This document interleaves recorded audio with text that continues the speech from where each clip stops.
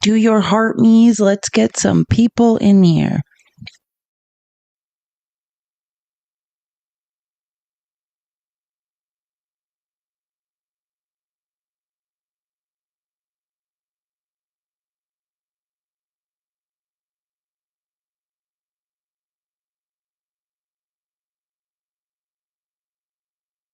You have so many amazing things to talk about today.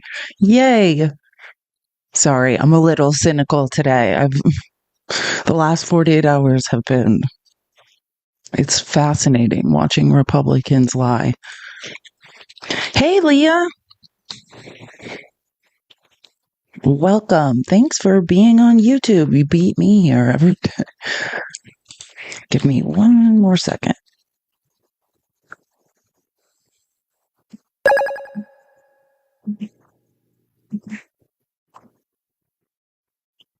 My typing teacher will be so disappointed in what's happened to me.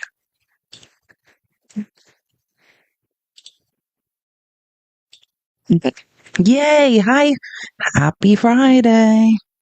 I know, Friday Junior. I was just gonna say it's not Friday, but it feels like Friday. I think just because of what has happened the last 48 hours, the lack of sleep, and just the general like realizing like this is reality. This is happening. That, you know, I think it just feels like Friday. Maybe it's because I feel like giving up. I don't know. I want to. God, it's so funny because I was like, oh, I always check my emails just to see like what news updates there were, and then just the news updates just since last time I looked, it's like plane crashes in San Diego, setting homes ablaze. Trump administration blocks Harvard from enrolling international students. Did you? What? I'm sorry. Laugh so you don't cry. This is going to be a laugh so you don't cry day. I just want to.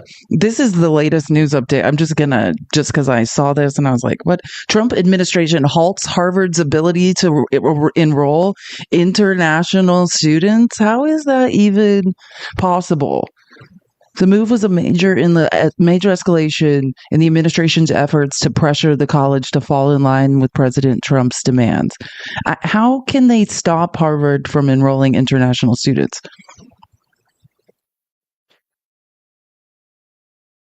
The latest. Let's see. This doesn't even have that many details. I'm writing to inform you of effective immediately. Harvard's University Student and Exchange Visitor Program certification is revoked. This is a letter from Christine Noem, Homeland Security Secretary. Of course it is. About 6,800 international students attended Harvard this year, or roughly 27% of the student body. That was up from 19.7% in 2010. Yeah, they're calling it unlawful. We are fully committed. Yeah, that sounds crazy. Again, if you're just joining, I was just reading a recent breaking news update that Trump is basically had Kristi Noem stop Harvard from being able to have international students. That's a new one. And then someone brought up the Supreme Court, which I was going to talk about. There was a Supreme Court decision that came out today, and I'll just touch on it briefly because I don't really want to distract from the fact that Republicans have just robbed us all blind. But yeah, it was a 4-4 decision because Coney Barrett recused herself because she's a Catholic. What do you know? Alito would never recuse himself. He's a religious zealot who would never recuse himself from making a religious decision. But Amy Coney Barrett recused herself because she couldn't rule, basically impartially because she is Catholic. So it's a 4-4 decision, which basically means that it's blocked for religious charter schools in Oklahoma to get fund. Let's see. I want to read the actual wording of it because I'm about to say something wrong. I feel like an evenly divided Supreme Court rejected because a 4-4 split. It's a no on Thursday to allow Oklahoma to use government money because I'm not sure if it's federal. No, I think it's state money to run the nation's first religious charter school, which would teach a curriculum infused by Catholic doctrine. In a tie, the court split 4-4 because Amy Coney Barrett recused herself. The deadlock means that an earlier ruling ruling by the Oklahoma Supreme Court will be allowed to stand. The state court blocked a proposal for the Oklahoma school, St. Isidore of Seville Catholic Virtual School, which was operated by the Archdiocese of Oklahoma City and the Diocese of Tulsa, and aimed to incorporate Catholic teachings into every aspect of its activities. Because there was no majority in the case, the court's decision sets no nationwide precedent on the larger question of whether the First Amendment permits states to sponsor and finance religious charter schools. So at least Amy Coney Barrett did something reasonable, because the real religious zealot is Alito. And do you think he would recuse himself? Of course not. Of course he wouldn't. He won't recuse himself from anything, ever. We can't get Clarence Thomas to recuse himself when it's his wife who's committing crimes. And so kudos to Amy Coney Barrett for turning out to, I guess, do a couple things correct. MAGA virtually went to school. Okay, keep tapping the screen. We're going to get started. Sorry, I just got my phone buzzed 3 times. So I'm just checking to make sure it's not an emergency. The winter-like conditions near Florida villages. 2 people transported out by officials. What? Winter-like conditions in Florida? It's, right now, it's going to be 103 or something in Arizona today. It is so hot. And I guess in Florida, there's winter-like conditions. It's climate crisis. And there's no FEMA money or planning for hurricane season. What could possibly go wrong? Everything's going to be great. Like November here. I have a beautiful 54 today. Gosh, enjoy it. I'm so jelly. So jelly. It is so hot. I was out at 6 a.m. It was already 90. So, okay. Let's get this party started. So I just want to clarify, I was up all night. I was watching the debates happen, which continued in the Rules Committee pretty much all night. And then there was, debates on the House floor pretty much all night long. And then they finally probably voted, I don't know, around 5 a.m. or 5 a.m. my time, maybe. Time is seeming really weird right now because I'm always trying to remind myself, no, it's 3 hours later there. I'm trying to think, probably somewhere around there, right? They passed the bill. Congratulations. Sorry, I've never seen that update. I don't know. TikTok Studio is trying to tell me something. Give me 1 second. Oh, TikTok Studio changes every day. Sorry, they're making me update my goals now. I can't see the screen until I update my goal. That's new. Now, hold on. It's telling me I have to do 1 more goal until I can get back and see the chat and stuff. Okay. I just need to update this gift goal and hopefully I'll be able to see you guys again. I feel weird. Okay. There we go. Got it. You know that paper is more sophisticated now than I still miss that likes counter. I don't know why they got rid of that. I'm still annoyed about that. That was a great idea. Yeehaw! Thank you for the hat. Love it. Keep tapping the screen. Where are we at? We're at 15K. Tap the screen. Let's get to 50K. Again, we're going to be focusing on, because I just find so many things right now going on are just distractions from what's actually happening. In regard to us all being robbed. So I want to continue kind of where we left off yesterday from these debates. And then just also I tried to pepper in different economics and tax experts talking about this bill and things like that, so we can all learn as much as possible. But again, I want to just start in the Rules Committee because I wish I had better news, but basically the same thing that happened the first night basically happened again last night. We spent 20 hours debating this big, beautiful bill. And in one of the final hours before the bill comes out of the Rules Committee to go to the floor for the vote, they just hand another, they call it the manager's amendment, which is just pages and pages and pages of the backdoor deals that Republicans demanded so that they would agree to vote for this bill. And literally, after 20 plus hours of debates in the Rules Committee, they're like, oh, here here's a stack of pages of backdoor deals that were made, and you guys don't have time to even review them before this comes out of the rules committee. Yeah, it's crazy. So I just want to set the precedent of like, that's what's basically going on. Because I tried to watch what was happening in the rules committee all night. Yeah, and you'll see it. I mean, they basically just started handing them stacks more of papers with more amendments and more kickbacks for rich people, and credits. It's a lot cheaper to be an assassin today. No tax on silencers. That's great news. It's if you're an assassin, tax breaks for you. All right, let's get. Oh, it's so. I was like, why is this so small? Here we go. Okay, again, so this is the rules committee, and then we'll move to like the debates on the floor of everyone screaming. But this is last night late when they're in the rules committee and they're yelling at each other, and right before the manager's amendment gets brought in. Oopsies, hold on, it's muted. There we go. I can't stand Virginia Fox. By the way, this is the first Marjorie Taylor Greene. Like, Marsha Blackburn is like Marjorie Taylor Greene in 10, 15 years. Marsha Blackburn, she's a Tennessee senator. This is like Marjorie Taylor Greene in like 30 years. Like Virginia Fox, if you don't know who she is, she's like the chair of the rules committee. She is a monster. So, like, this is who Marjorie Taylor Greene will be in like 30 years. She is awful. Sorry, I've had to listen to her all night be awful. Madam Chair and Mr. Ranking Member and members of the committee, I want to start off by saying just say, I love this woman. What's her name? I think it's Bynum, Representative Bynum. Wait, just prepare yourself, because Virginia Fox she basically was like, this bill is trash. I love this woman. Madam Chair and Mr. Ranking Member and members of the committee, I want to start off by saying just how laughable it is to be calling this bill beautiful. And I'd like to replace that word with trash. It's a trash bill, and here's why. It's a bill that threatens $300 billion in cuts to food assistance. It's a bill that puts health care further and further out of reach for nearly 14 million people. It's a bill that will make it so that families have to choose between putting food on the table or filling a prescription. It's a bill that does nothing to lower costs or address the housing crisis. Madam Chair, I came here today to try and make this trash bill just a little bit better, to try and protect my constituents from its harmful cuts.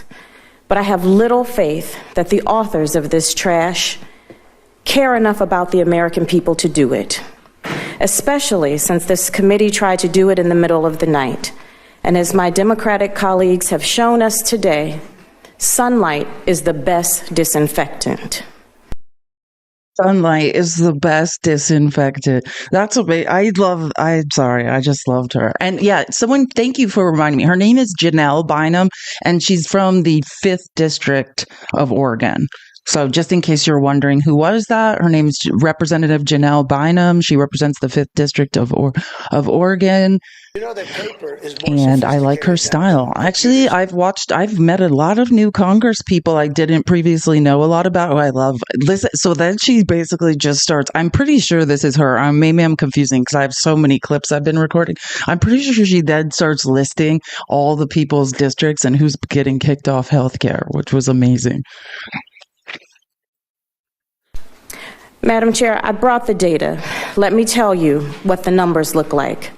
In your district, 201,000 people will lose health care because of this bill.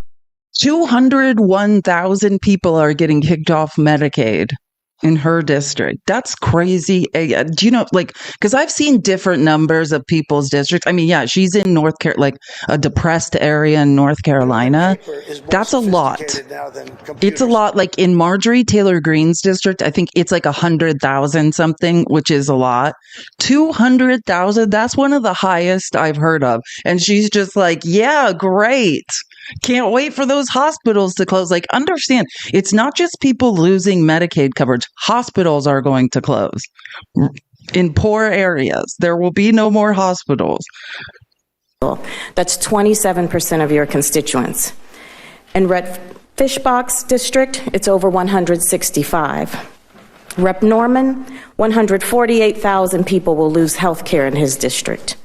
Rep. Roy, 56,000 people use SNAP to feed their families. And in Rep. Houchin, it's 54,000. Is more sophisticated than Over 83,000 kids get health care through Medicaid in Rep. Langworthy's district. And Rep. Scott is 124,000 kids. In Rep. Jacks, it's 88,000 kids. And in Rep. Griffiths, it's nearly 107,000. I know where my priorities are. It's with my constituents. And I'll be voting against this trash bill because I stand with America's children and America's families. Madam Chair, I respectfully urge you to do the same and get your colleagues focused on serving the American people. I yield back. By the way, I haven't had time to do all the analysis because, again, I've gotten minimal sleep because I've been watching these debates for 48 hours and trying to clip them as much as I can. But I also one of the things that was discovered, I do love how Republicans are doing this in the dead of night to hide the truth, because what they're trying to do is push this through while the Democrats are trying to stall and offer new amendments and debate this, because they're trying to push it to the vote so that the Congressional Budget Office, the nonpartisan Congressional Budget Office, doesn't have time to do the accounting analysis of the changes to the bill. So so the Democrats won't have all the math. I mean, we have enough math to know we're all being robbed, but all the changes that had just come out. And right before, and I'll show you this later, but one of the more disturbing things that I discovered in the last 15 hours was, again, ironically, around 2 or 3 in the morning, when Brendan Doyle, by the way, I think he represents like the 9th district of Pennsylvania. I really like Brendan Doyle. That's what I've learned in the last 48 hours. I like Brendan Doyle a lot. But he got confirmation from the Congressional Budget Office. Guess what? The 14 million people, I think technically it's 13.7 million when I was reading the CBO analysis. These 13.7 million people that are getting kicked off Medicaid, the Congressional Budget Office confirmed that those calculations, 0 of those people are undocumented immigrants. So if you hear any weirdos saying that the people who are going to be, this is about Medicaid, like when we're talking about 14 million people being kicked off Medicaid and they start saying, it's undocumented immigrants, no. We're not talking about undocumented immigrants. And because I was like, I need to find, because that's that's newer calculations that the CBO was doing in the middle of the night. And he kind of rushed out to confirm it on the House floor. So even in my because then I'm like, well, I want to know, even though I don't know if that analysis has been released, I started looking at different think tanks who are analyzing this bill. And it's fascinating because you don't qualify for federal Medicaid funds, period, when you're undocumented. There are state programs, though. Outside of, it has nothing to do with our tax dollars and Medicaid. Separately, there are like 13 states that allow with state funds, not federal, has nothing to do with the federal government. And there's some sort of like healthcare programs for undocumented people, which you'd say, why do you do that? Because we know mathematically it lowers the amount that taxpayers end up paying. When there are some sort of insurance programs, even for undocumented people, then taxpayers end up paying less in a state. It's the same thing. Like we have that problem in Arizona. And what we realized was, if we let undocumented immigrants get licenses and have pathways to insurance, it actually saves us all money. Because what happens is when you get in a car accident with undocumented people who aren't insured, then you're effed. So it's the same concept. You're actually, because that's what people in America don't understand. When you're saying, I don't want to pay for people, whoever shows up to the emergency room, we're paying for them. Just understand that. Like, I don't know what people in America don't understand. What do you think happens when people show up to the emergency room without insurance? We still pay for it. If people don't have Medicaid, you're still paying for it. And now we're paying for emergent health care. right? So emergency. So people are showing up really sick, which is more expensive than, say, preventative healthcare, where you're helping people get the screenings they need and the medication they need, and it's much cheaper. So, either way you slice this, it doesn't make any sense. But I do just want to confirm that it was confirmed last night, in the middle of the night, that when they talk about these 13.7 to 14 million people who will be kicked off Medicaid, these are 100% not undocumented immigrants. These are American citizens. So just be clear that those calculations have nothing to do with undocumented immigrants. Oh, and I don't know if anyone even wants to see this. Jimmy Kimmel did a little piece on the big, beautiful bill that I thought was funny, but God, I thought this was funny hours ago. I don't know if it's so funny now. This big, beautiful bill literally takes from the poor and gives to the rich, brazenly. Republicans like the Robin part, just not the hood. And Trump, the tariff of Nottingham, he probably doesn't even know what is in this bill. Because if he did, he would know he's slashing cancer research even more than he already has, which is by 31%. And the guy who puts McNibbles in his body and shellacks his own skin while he's out playing 48 holes of golf every weekend is the last person who should be cutting cancer research. It also will cut Medicaid. It will cut tax credits for climate-friendly energy sources. It jacks up taxes on universities. It eliminates a tax on gun silencers. It opens public land for drilling, mining, logging, and makes deep cuts to SNAP and food stamps for hungry people. And then these people go to church on Sunday and they say amen. It's really amazing. I just want to I wanted to say something because I think someone was saying this yesterday, and I want to give my interpretation. And I'm gonna ask my accountant later, so hopefully I'll get some clarification tomorrow. But I'm just saying this. I'm not going to play anyone's video and accuse them of being wrong, because I'm starting to realize people get sensitive when I do that. But I've seen a lot of videos being made about the no tax on tips bill, and people are saying, or the no tax on tips portion of this, like a bill went through the Senate, which is essentially the same language as in the reconciliation bill. And I've now seen at least 4 separate videos, so that's why I'm saying this, where leftists are making videos essentially saying, look, if you read the text of this bill, it says cash tips only. This is only for cash. And I just want to say that I'm not saying you're wrong. I understand the word cash is in that bill, but there is fine print that defines what a cash tip is. So if someone tips you, from their debit card, that is still a cash tip, right? Like, in my reading of the bill and the fine print, if you think that you have to be handed cash in order for the no tax on tips bill to work, that's not what it's saying. And exactly, who's reporting their cash tips anyways? But which it wouldn't matter. But I just want to say, when it says cash tips, there is a technical definition of cash tips, which is not just physical cash. I keep seeing people making these videos saying, and let me just read to you, because I did take a screenshot of some of the fine print. Let me just see if I can find it, because I didn't put it in the presentation, but I did just screenshot it when I was reading, because I was like, this is not true. Because exactly, why would you report your cash tips? I mean, I'm just saying, this is what my friends in the service industry, I don't think people are reporting their cash tips anyway. Let me see if I can just find this language really quick, because it was helpful to read the actual definition of what this bill means by cash tip. I went way too far back. Hold on, I'm gotta be somewhere near this.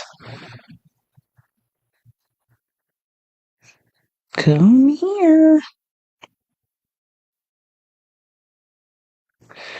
I should probably just Google. I know it's somewhere right here, though. Where are you? I never delete any. Oh, here it is. I found it. Okay. I just want to say this. So,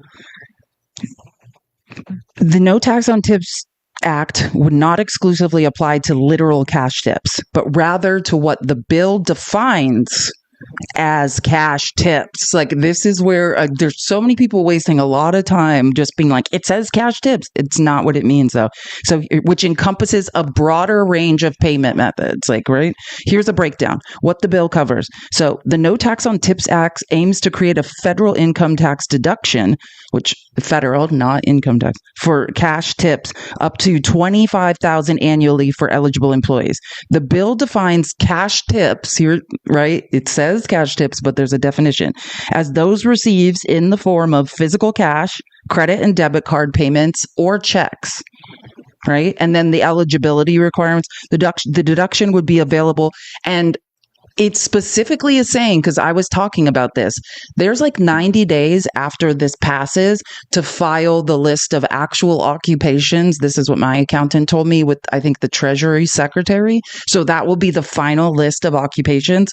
But the way it's written right now in this No Tax on Tips bill and in the reconciliation bill, it won't be like me as a creator and like gifts or or tips and stuff. That's what it's looking like right now. The way it's written in the reconciliation bill basically says where occupations where tipping is customary, such as servers, bartenders, hairstylists, nail techs, so I don't know, but again, there will be a final list of occupations covered that will be filed with the Treasury Secretary, and that will and there's like 90 days to file it, and that will ultimately be what accountants work off of. The deduction would only be available to individuals earning less than $160,000 annually, with this limit being adjusted for inflation. Important clarifications. Yeah, this is what I was saying. It's not a payroll tax break, which I think is the other thing I keep hearing people get confused on. It's solely income tax. So the bill focuses solely on income tax deductions. Employees would still be responsible for paying Social Security and Medicare taxes on their tips. So do you understand what I'm saying? You get a tax deduction on your tips, but you still have to pay Social Security and Medicare taxes, your portion of that as well, which I keep hearing people get wrong. The federal income tax deduction, the bill proposes a deduction from federal income taxes only, not a reduction in state or local taxes as well. So those are the things I keep, God, if I see one more left, just be like, it says cash only.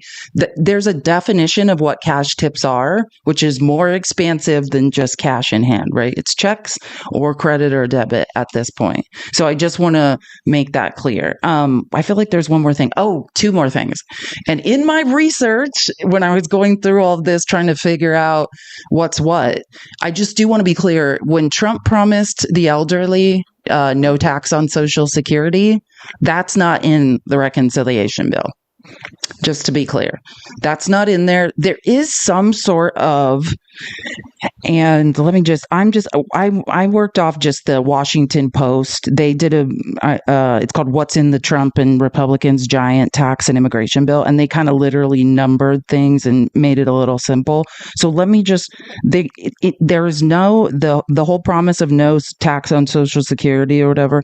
That's no Social Security taxes. That's not in there, but I want to read what is here. And here we go. Let's see. A bonus deduction for seniors. Trump promised last year to end taxes on Social Security benefits. The bill doesn't include that provision, but it would add an extra $4,000 to the standard deduction for people over 65 years old. The policy would be in place for 4 years. And I just want to tell you, this is how you know, MAGA, that Trump doesn't give up about you. Right? This is 2017 TCJA effing us all over again, just like triple what he did in the TCJA. All the tax cuts for the rich, for corporations, they're in perpetuity. He did the same thing again. 4 years and they all sunset. If you are, and like, that's how you get fooled. I want to be really clear. Right now, I keep seeing, I live in a swing state. I live in Arizona. I keep seeing all these commercials. If Democrats are trying to raise your taxes. No, Donald Trump is responsible for the TCJA. That was his. He's the one that set your tax cuts to expire. You know whose tax cuts don't expire? Corporations. They're in perpetuity. The reason your tax cuts could expire is because Donald Trump made it that way. on purpose. If you want to be mad at somebody, be mad at Donald Trump. Democrats did not set the last budget we suffered under that put us into more. Trump drove us into more debt than any president in U.S. history, and I think blew out the deficit the third most. More sophisticated now than computers. That was Trump the first time. The reason your tax cuts are about to expire, that's Donald Trump now. No, I'm not wrong. I'm not wrong. I can do math successfully, but you are admitting you're wrong by disagreeing with me. This is math. This isn't like, I feel like you're wrong. Arrests are coming. Keep deflecting. What the F is going on? Okay, I need to just be clear about something. When I debate with other people, I enjoy idiots making idiotic comments. I find it entertaining and sad. I laugh at you inside. This is not that time. This is not asinine people saying dumb things time. So sorry, KMGWR. I did have to block you for stupidity. This is where learned people gather whose brains are working. You don't have to be a genius, but you just have to have a basic understand of addition, subtraction, maybe some multiplication, things of that nature. And you have to have a willingness to read. And that's this group of people here that are gathered together here. So if you are not one of those people, like when I'm debating, do say embarrassing, stupid things in the comments because it gives me life. I love laughing at you. This is not that time. This is for people whose brains are working. We're trapped in a life raft that's sinking with a bunch of people whose brains don't work and can't figure out who's robbing them. And this is where we all gather to think about what to do about the fact you guys can't think. That's what we're doing here. So you can listen quietly or you get blocked. And again, even if I block you, you can still, like when I'm in someone else's live debating, you can still comment then and I'll still be able to see it. So it's not like you have to stop harassing me. You just have to be quiet during these lives. This is not that. Okay. Yeah. So the bonus deduction for seniors. So again, the no tax on Social Security, which I actually am glad that's just a lie Trump told during his, I'm glad they didn't do it. That would have blown out the deficit even more, quite honestly. And the most disturbing stuff is how much is going to defense again. Just in this bill, right? We already passed the NDAA. We do that every December, the National Defense Authorization Act, where we gave what is almost $1 trillion, couple $100 billion, less than $1 trillion to the military. This bill gives $150 billion more to the military for the Defense Department, spread over a number of priorities. $34 billion for the munition and defense supply chain. What the F was the $1 trillion we gave you in December? And $20 billion for missile defense and space capabilities. So I guess that's the first $20 billion towards the low end of the projections of Trump's dumbass Golden Dome, which is just a money grab of defense contracts for billionaires, which will be $500 billion. Oh, wait, I want to stay on task. There's two things I wanted to just make sure I got to. Okay. Oh, yes. The no tax on overtime. I just want to read this paragraph as well. And I talked about this when I went through a comprehensive on Monday. If you go again, all the replays of this, if you're interested in going through an actual comprehensive statistical analysis of the no tax on overtime, we did that on Monday. All of the People's Receipts episodes post to YouTube, which same name, A Girl Has No Name, just like my Cash App and Venmo. Subscribe on YouTube. So if you ever want to look through that, what we learned from the comprehensive statistical analysis, that was essentially most of that math was done by the Yale Budget Lab, is that actually the only people this is really going to apply to are highly skilled workers that have a lot of independence and can rework their schedule to benefit from this. So, not MAGA, not you MAGA, not people without college degrees. But the worst part of it is because of how human behavior works, right? Like one of the statistical analysis we looked at is like, if human behavior didn't change, if people don't operate differently to exploit this loophole, here's the numbers. But because people will, right? People will now enter this job market and try to structure their hours differently. The really sad part is that it will lower wages because they're going to flood these markets with competition, and regular wages are expected to go down. So if you cannot rework your schedule to offset the lower regular wages with the overtime hours, you're kind of effed. This is the problem with populist math. It's just, it doesn't really benefit people. So I just want to read the paragraph though from this Washington Post article. This is from the reconciliation bill. Another of Trump's campaign promises, this provision would exempt overtime wages from taxes through a new deduction. Again, it's just a deduction. So the legislation wouldn't allow deduction of overtime wages from tips or for highly compensated employees, and requires filers to use a social security number claiming the deduction. And that's pretty much something that's across the reconciliation bill. I got through like 100 pages last night. Like, let me give an example, like for the child tax credit or whatever they're calling it.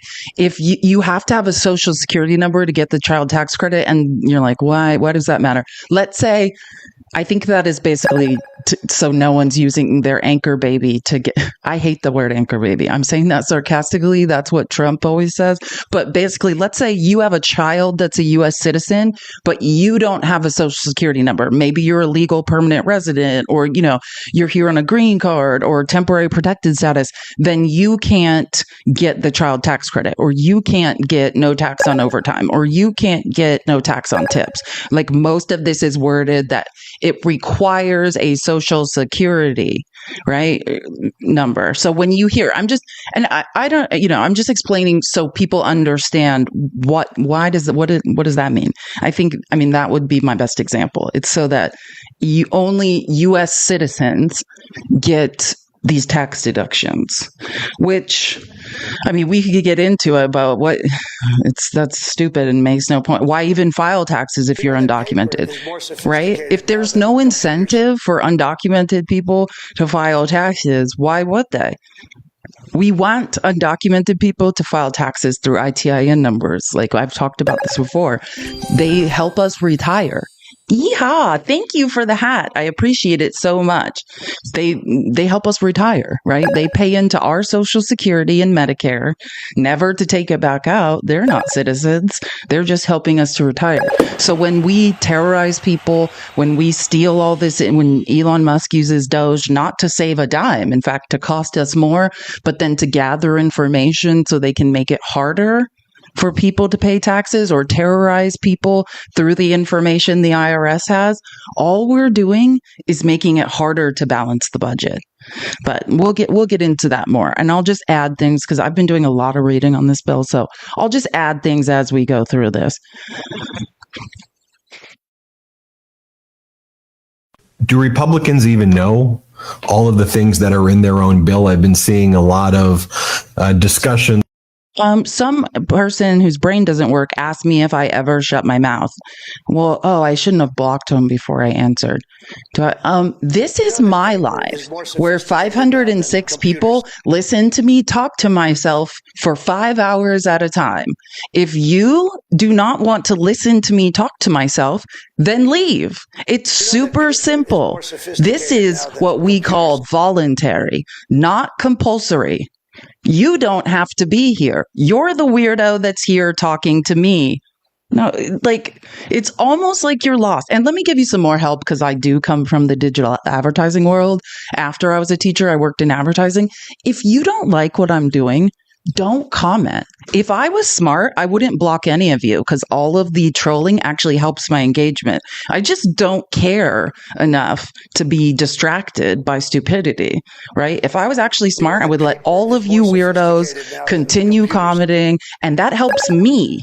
You using your little arthritic fingers to type at me helps my engagement. It makes me be found more on the internet. It tells the algorithm I'm successful. So it's you will never catch me hanging out in a MAGA live. You will never catch me commenting. You will never catch me saying anything. Why? Because I understand how digital advertising works, how algorithms work. Don't engage. That's how you starve someone of engagement when you don't like them. You're doing nothing except helping me. I'm just giving you some friendly advice, Maggie, because you do everything the opposite of how you need to be effective. If you don't like what I'm doing, if you don't want me to be successful, then don't comment. That I know you can't bear to not type things, but that's just some friendly advice. Where they seem to even be surprised. Oh, wait a minute. We're doing the tanning bed tax relief while taking out the hospital beds. Whoa, you could. And then the Democrats were prepared. We said, yep, here it is. Page 901, line 3. And they'd be like, oh, we'll have to get back to you. And we'd like, get back to you? We're about to vote on this thing. What do you mean get back to us? Right. It's incredible. This is a bill that's more than 1,000 pages long. We've been combing every single aspect of this bill. They're trying to jam it down the throats of the American people in the dead of night, but we're not going to let them get away with it. We're going to expose each and every toxic aspect of this bill.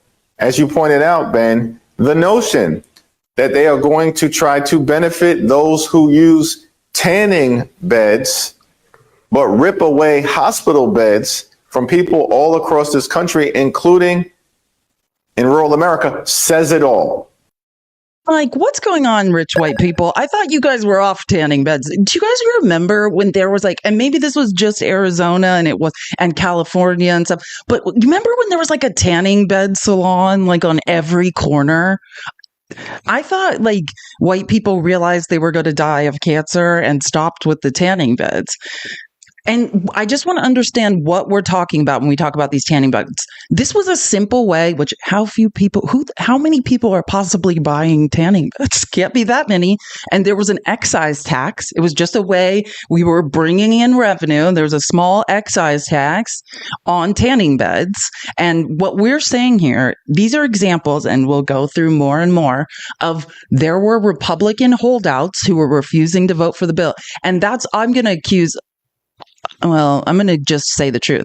These aren't deficit hawks. These aren't real fiscal conservatives. These are people that are throwing a tantrum for a bribe. And one of their little bribes was no tax on tanning beds. That was a simple way we could bring in revenue. And I thought nobody was really tanning anymore, but that's what someone asked for. I'll vote to put Americans in debt and our children and our children's children, as long as that you take away the tax on the tanning bed I've always wanted in my home. Like, hospitals are going to close. 13.7 million American citizens will be losing Medicaid, not undocumented people. But don't worry, if you were really saving up for that in-home tanning bed, all good. I know it probably was Trump, but it's sad that I did research on this. I actually don't think Trump tans, though. I do think he paints himself orange. All the research I've read is that Trump is painting himself orange. Like, I don't think he's like laying in tanning beds. So that's why I was like, I thought you guys were all spray tanning now. I wanted to go to a tanning bed, and I was like, oh, tanning beds are gone? I remember 5 years ago, and I was like, oh, there's no such thing as a tanning bed? I was trying to get a base going. Yeah, Trump does his own makeup. I think it's pretty obvious that Trump is doing his because it's so horrific. But do just remember, every time MAGA, you open your mouth and want to say, it's weird when men wear makeup, then I want to remind you that every Republican congressman has a full face of makeup on. Some have better makeup artists than others and clearly aren't doing it themselves. And then there's Donald Trump, who has a full face of makeup on. Bushmaster, I thought I blocked you. I can see. I'm not even mad. I actually am happy. It's nice to see you, Bushmaster. Just don't be too annoying, please. I don't want to block you. I thought I already did block you. I don't even know I could see your comments, but it is nice to see you. One of my oldest trolls. Okay, now this is where you're going to really hate Virginia Fox. So you heard Janelle Bynum, Representative Janelle Bynum, basically say over 200,000 people just in Virginia Fox's district in North Carolina are losing Medicaid.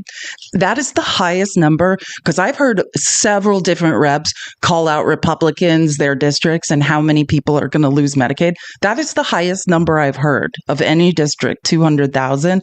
It's like 100,000 something in Marjorie Taylor Greene. So here's Virginia Fox. This is how little this lady cares. Again, if you're like, who's Virginia Fox? This is Marjorie Taylor Greene in 20 years.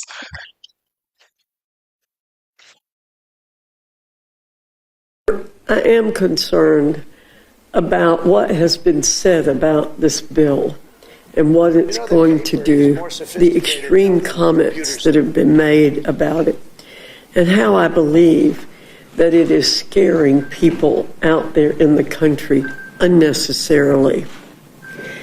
The words I've heard, particularly today, are cut, rip, gut, kill, cruel, stealing food, losing coverage, jam through, biggest transfer of wealth from vulnerable to wealthy people, irresponsible.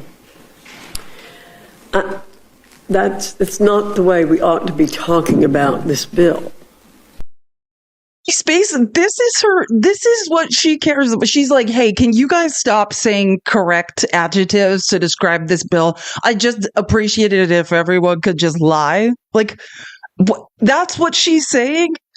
200,000 people are losing health insurance in your district. And your response is like, hey, could you guys stop telling people the truth? It's making things hard for me. Like, you know who things are going to be hard for? The people who are losing health insurance. You know who things are really going to be. And I want to say this again. All of these lives repost. Yesterday's live is already posted on YouTube. And I went through the actual data and the letter from the nonpartisan Congressional Budget Office. This is not just Medicaid cuts. On top of 13.7 million to 14 million, just somewhere in that range, losing Medicaid, U.S. citizens losing Medicaid, we will be cutting $535 billion from Medicare. Trump lied. And I just want to give a brief, there's a 3-page letter confirming this from the Nonpartisan Congressional Budget Act. There's a 2010 bill, if you're interested in doing some further research, called the Pay-As-You-Go bill or Pay-As-You-Go Act. And basically what that says is that if any president blew out the deficit, spent wildly and was driving us into debt, which would hurt our, credit rating. Oh, wait, that already happened last Friday. That automatically, if a president was so irresponsible and blew out the debt to the tune of 2.3 trillion, 2.3, basically it would trigger automatic cuts. One of the categories that they're going to cut from is Medicare. Thank God this bill has a 4% cap year over year on how much they can cut from Medicare, but 4% is $45 billion. So if you do the math, $45 billion a year for the entirety of this budget is $535 billion will be cut from Medicare. That's our money that we paid in to have health insurance when we're too old to work. And they're going to steal $45 billion year over year. Unless something is done, right? You know that paper is more sophisticated now than computers. Okay, so now here's where they start being like, what the F are you all doing? Why do you keep bringing in changes to the, like last minute? We've been debating for 20 hours because they made all these backdoor deals. Yeah, so again, we spent 20 hours debating this bill, and many of the 500 amendments submitted to it as well. We began at 1 a.m. We have been fully transparent about our views. Over 100 Democrats testified before this committee, expressing our profound opposition to this bill and our deep disappointment in the process. On the other hand, Republicans went off and debated with themselves in some secret back room. Now we're back here in the dead of night, and they want the only amendment to move forward. They want the only amendment to move forward to be the one that they wrote in secret. It's a 40-page manager's amendment. I have no idea what the implications are of the changes that are being made. We're not going to get a CBO score on the changes before we vote. When they say CBO score, what that means is there's the nonpartisan, so again, it has nothing to do with political, Congressional Budget Office. And those are, statistical analysts, people that can do math, so that Congress people can essentially ask questions and be like, okay, here's this bill. Can you give me calculations? How many people will lose healthcare in my district? How many people are losing SNAP assistance? Like that, you can basically ask for statistical analysis from the nonpartisan Congressional Budget Office. And they're saying, you guys purposely waited until this bill is about to go to the floor, then did all these backdoor weird ass deals. Now you gave us 40 more pages. We won't have time to get this to the Congressional Budget Office to have them give us a score. That's what the Congressional Budget Office does. It essentially gives scores on how this bill will work, what percentile of people will be hurt by it, et cetera, et cetera. And he's like, yeah, that's very convenient. And that's why Brendan Doyle runs in like right before they voted. And he's like, I got confirmation from the Congressional Budget Office last minute that the 13.7 to 14 million people who will be kicked off Medicaid are U.S. citizens. They're not undocumented, because they were trying to just get any answers they could on the last 40 pages before they voted. And again, the manager's amendment isn't some boring compilation of technical fixes. It makes huge changes to key portions of the bill. And how in the world are members supposed to understand what they're about to vote on? I mean, are you going to explain every provision of this? Our old colleague, Mr. Massey, understands it. I mean, Mr. Neguse quoted him earlier. He said, shouldn't we take more than a few hours to read a bill this big and this consequential, end quote. Congressman Massey's right. We have had only minutes to review this amendment before voting on it, without even a comparative print. We don't even have a comparative print to show what is changing. And this is what I want to say. So I want everyone to close their eyes. Mag, I know some of you are in here. Thank you for being quiet. Bushmasters, be nice to people. Prove that you can behave and you can stay in class. Otherwise, I'm going to have to push your desk outside. Okay. I want everyone to think back. What was the problem when we passed the Inflation Reduction Act? What did you hear Republicans screaming about the last time we had the majority in the House? All we heard in the 116th Congress, I think, was they keep trying to jam these huge bills down our throat. We should vote on each bill separately. We need weeks to read these bills. You guys just handed us a 1,000-page bill, and now we're going to vote on it in 3 days. How could we ever vote on it? This is crazy. Paper is more sophisticated now than computers. This is why I have zero respect for conservatives. Every single thing you say you care about, Donald Trump has thrown back in your face and done the opposite. Every single thing. Oh, I'm a deficit hawk. We can't widen the deficit. This is the largest widening of the deficit in a bill in U.S. history. Oh, well, I'm so worried about the debt. We can't go into debt. This bill is the single largest debt driver of a U.S. bill in history. This one right here. Oh, we have to vote on everything individually. These omnibus, remember the omnibus, they're jamming all of this together. We don't have time to read it. Now you're all saying, look at this big, beautiful bill. I thought big, beautiful bills were wrong. Everything you stand for, you bend over backwards and go back on for Donald Trump. You guys are hypocrites. He's made you guys liars and hypocrites. Now, your choice is to say, I recognize that all of the values I claim to have, the Republican Party is now running antithetical to. And you have to stop supporting Donald Trump. If you're a fiscal conservative, Donald Trump is your worst enemy. Period. If you care about the deficit, if you care about our financial future, if you care about our credit rating, I'm scared to even tell you guys, because you guys know I'm obsessed with the markets. I love to watch them. I mean, what happened as a result of this bill passing? I hope if you're a homeowner or ever wanted to be one, mortgage rates are above 7% now, right? We tried to sell off a bunch of our debt yesterday. It went very badly for the United States. That paper is Very, more very sophisticated badly, now than which we'll get to. Everything you said you cared about, MAGA, the opposite is happening. I thought you wanted to drain the swamp. Trump has spent $200 billion more in the first 100 days of his presidency than Joe Biden did. You're spending more. Billionaires are hanging out on K Street with the lobbyists, getting richer and richer. Everything you had said you stood for, the opposite is happening. And you guys are fine with it. You are being robbed. Whether you admit it or not, you're still being robbed.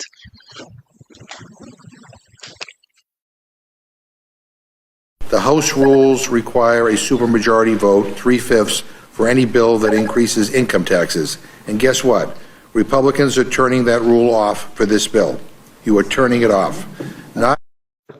I want to be really clear because this is another one of the crazy things that's happening. I just need everyone to understand. For the first time in history, MAGA, and all you libertarians and sovereign citizens out there, you're right. I admit it. You guys are right. We are being taxed without representation. The only way we can be taxed legally in the U.S. is if the people we vote for in Congress vote for us to raise taxes. Tariffs?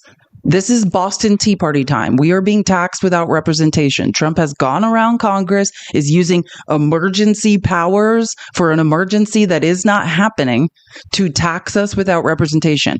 What he just said is super important, and another thing that happened last night. Basically, in order to tax the American people, even in Congress, you need a 3/5 vote. They are going around that, and they are basically saying that they can raise taxes now without a 3/5 vote anytime they want. And why, now you got to think, why would they be doing that? Taxes must be raised in this bill. That's what they're saying. But there's over 1,000 pages. They're literally saying, hey, the normal 3/5 approval of Congress to tax people, we're going to get around that. We should be very scared. Where are the MAGA fake libertarians who don't want to pay taxes? It's finally time. Finally, the stuff you guys are yelling makes sense. Rules require a supermajority vote, 3/5, for any bill that increases income taxes. And guess what? Republicans are turning that rule off for this bill. You are turning it off. Not as part of a standard waiver of all points of order, but specifically and intentionally. And why do they have to do that? Because they know that this bill will increase taxes on those families who are struggling the most to put food on the table. And they want to rig the rules so they can pass it with a party line vote anyway, despite the House rule against it. The House rule are going around the 3/5 vote threshold to raise income taxes. This is everything you all, MAGA, you said you were against. This is it. You guys are fine with it. Strange.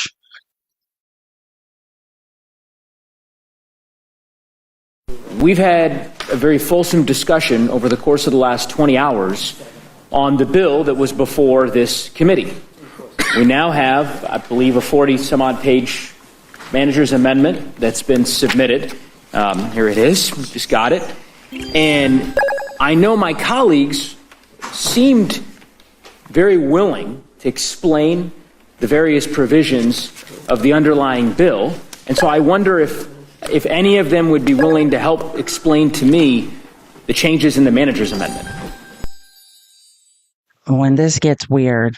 Oh, wait. And I cut in some different interviews of information that's helpful. And Brendan Doyle, so we're staying on the line of logic, and we're going to go through everything. But I just wanted to pepper in some interesting information of interviews that were happening at the same time. I tried to go as much in chronological order as I could, so you could kind of experience the shit show as it happened.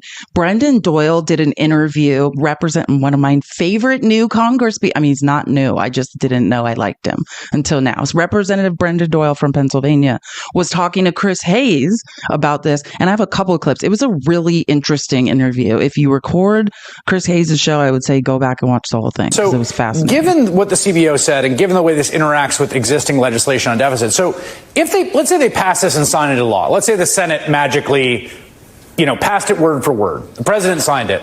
If nothing changes, like those Medicare cuts start next year, am I getting that right? Right. Yeah, this is so unimaginable and frankly so unpopular. It's hard to believe what I'm saying is not made up. So I want to underscore this. Everything I'm saying right now has been verified by the nonpartisan Congressional Budget Office. This bill, before you even include the Medicare cuts, just the cuts alone to Medicaid and the Affordable Care Act would result in 14 million Americans losing their health care. That represents the greatest loss of health care in American history. You didn't even have 14 million Americans lose their health care during the Great Depression. And that's before the Medicare cuts that we were able to figure out and reveal last night. The greatest healthcare cut, including the Great Depression. That's where we're at. Okay, so this is, and it does get, things are getting a bit strange here. So, oh my God, and now I forgot the acronym, and I wanted to remember it so I could tell you. But this is, let me just give you, this is one example of something weird that was in this manager's amendment. And not even like, oh, we're being robbed. Just, this is the malignant narcissism of Donald Trump. And by the way, man, I don't want to break your hearts about Cory Booker, but tomorrow I might have to. Cory Booker is voting for this ridiculous crypto law. Cory Booker keeps suing. Cory Booker is the only Democrat that confirmed Charles Kushner to be the ambassador of France. Cory Booker continues. I talked about how Cory Booker had huge stock positions in Meta and then voted for the TikTok ban.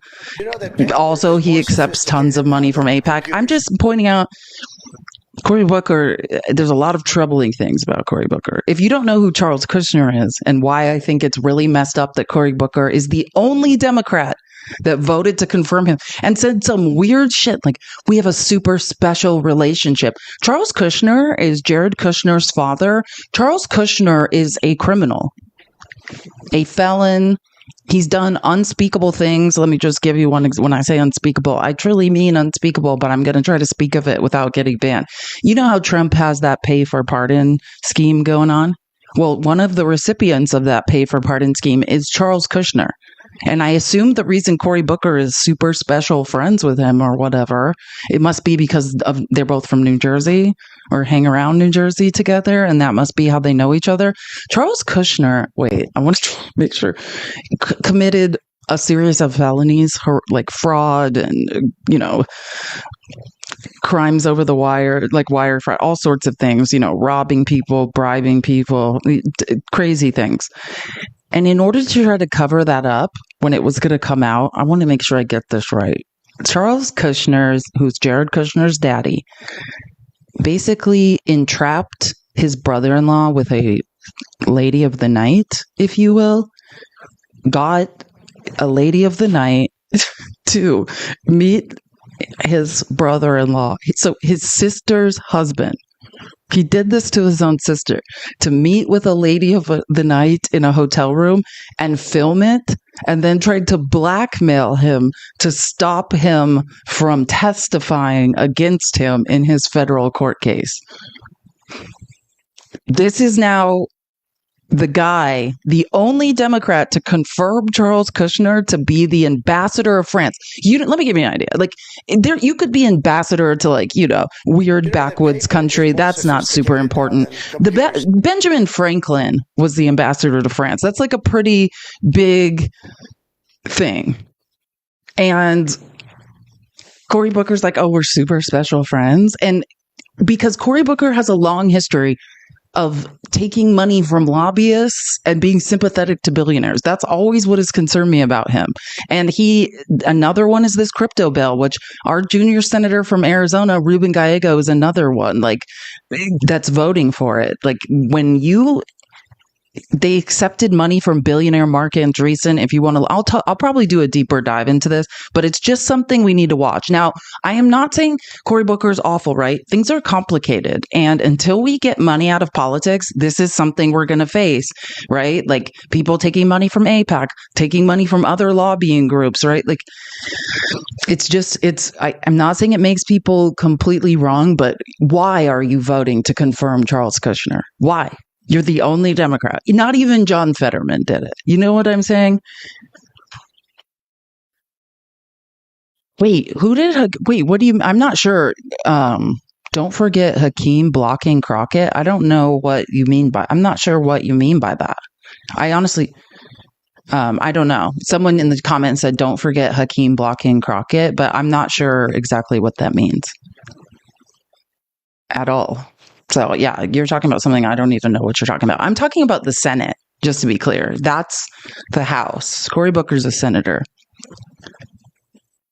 She was trying to be head of a community. Oh, let me just, what I think you guys are talking about.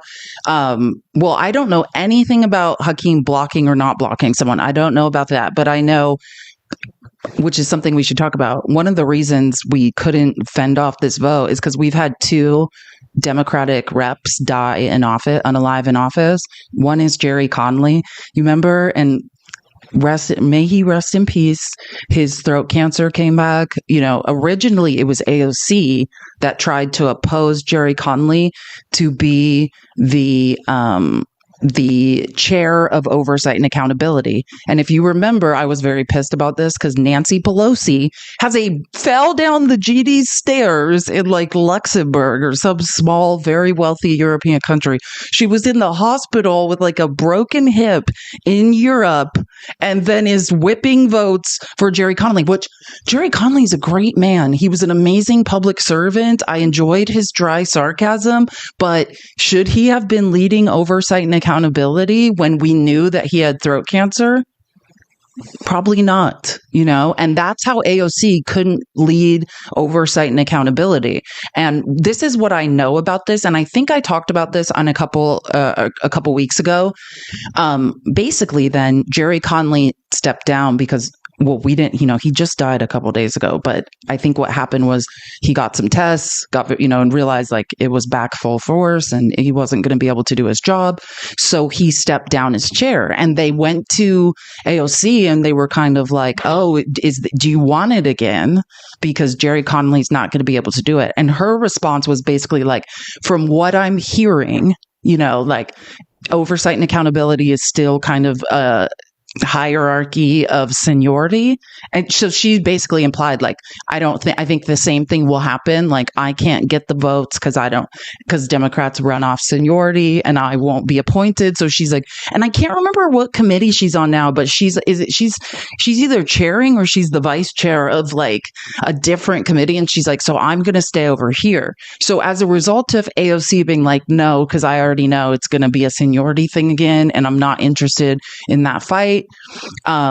Jasmine Crockett then has said, I want to be the chair of oversight, which I think would be absolutely effing amazing. But again, it really depends on, I haven't heard anything since then of, Jerry Conley just unalived a couple of days ago. So I haven't heard anything like maybe they were waiting or, I don't think they've determined who it's going to be. But what AOC is saying, right, is that the way this functions is seniority, right? And so that's why AOC's like, I'm not coming back to put my hat in and that's why you don't see her. She's not on the oversight committee anymore because she's like, I already know the votes, the math isn't mathing.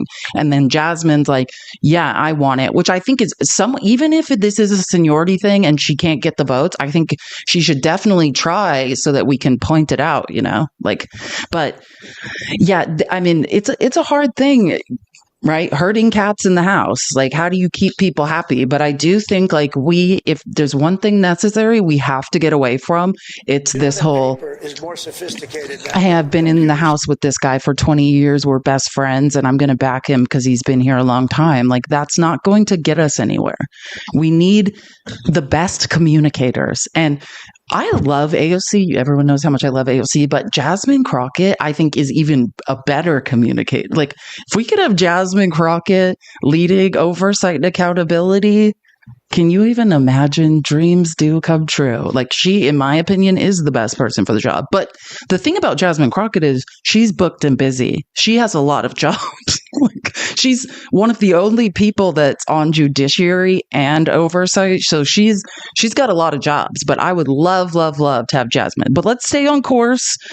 And oh God, this is going to sicken you. So just understand, this was the reason I started Cory Booker, and we went off on a little tangent, was because talking about Cory Booker was because this idea that Trump is now taking credit for, and I don't think Cory Booker like spontaneously came up with this on his own, but as far as I know, this was Cory Booker's idea. I'm pretty sure he introduced legislation in the Senate and for baby bonds, like basically saying, how can we incentivize people to give birth to kids? We could do like baby bonds, essentially create like little trust accounts for babies. So then by the time they're 30, they'll have something. Cory Booker was the person recently I heard talking about this. Now, apparently MAGA is acting like they came up with the idea, and they were going to call it like MAGA accounts, which was basically, I can't even remember what the acronym stood for, but it was like growing something. And now, but Trump apparently demanded in the final hour they change it to his name. This is sickening. Well, what does it mean to strike MAGA and insert Trump? I mean, what's that about in the manager's amendment? I can answer that question, Madam Chair. Yeah, I mean, this is why you don't, hand something like this to people and then rush into a markup. But anyways, if people could explain some of this stuff, that would be helpful. Who was it that said they could explain the... Mr. Griffith. Sure. If the chairwoman wants me to. I'm happy to yield a moment from my time. I'm happy to recognize you, Mr. Griffith. Yeah, so... It was my time, but I don't... All of that language was in the original bill, and they were creating this new trust that you would, for a child born in, I think, 4 or 5 year period. I don't remember now if it was a 4 year period or a 5 year period. You could set up a trust. There was all kinds of rules about the qualifications of the trustee. There had to be a bank, et cetera, et cetera. And the name of the trust originally was going to be the MAGA trust that you set up for the child, and the government was going to put in, I believe, if I remember correctly, it was $1,000 for each child where the family set. Found it. So when they were going to call them the MAGA Trust, it was, wait, hold on, I forgot again. It stood for Money Account for Growth and Advancement, which annoying, but at least it meant something. This up, and they were going to call them MAGA trusts. And why the name? The wisdom was to change that to the Trump trusts. Oh, hell no. You're going to name... You hear someone say, oh, hell no, in the background. So it's just like, oh, hell no. The Trump trusts. Oh, hell no. You're going to name the council. Why? So the Cory Booker idea, this was Cory Booker's idea. It's his baby bonds. Now, he was willing to call it baby, but Trump didn't call it Can we do this one person at a time, please? Sorry, I just find this absolutely ridiculous. Oh, sorry, we don't need this. That's less interesting. Sorry, I'm just trying to make sure. Let's see if you're describing text. Yeah, okay. There is a better explanation, and that is because we are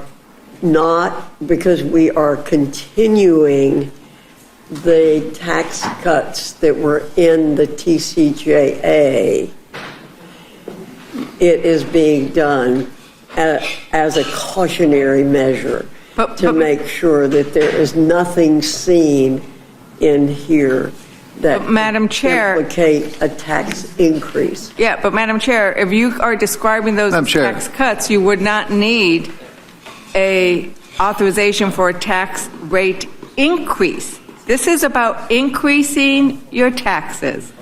So you are authorizing the increase of taxes without the required vote in the rules. I think there is a better.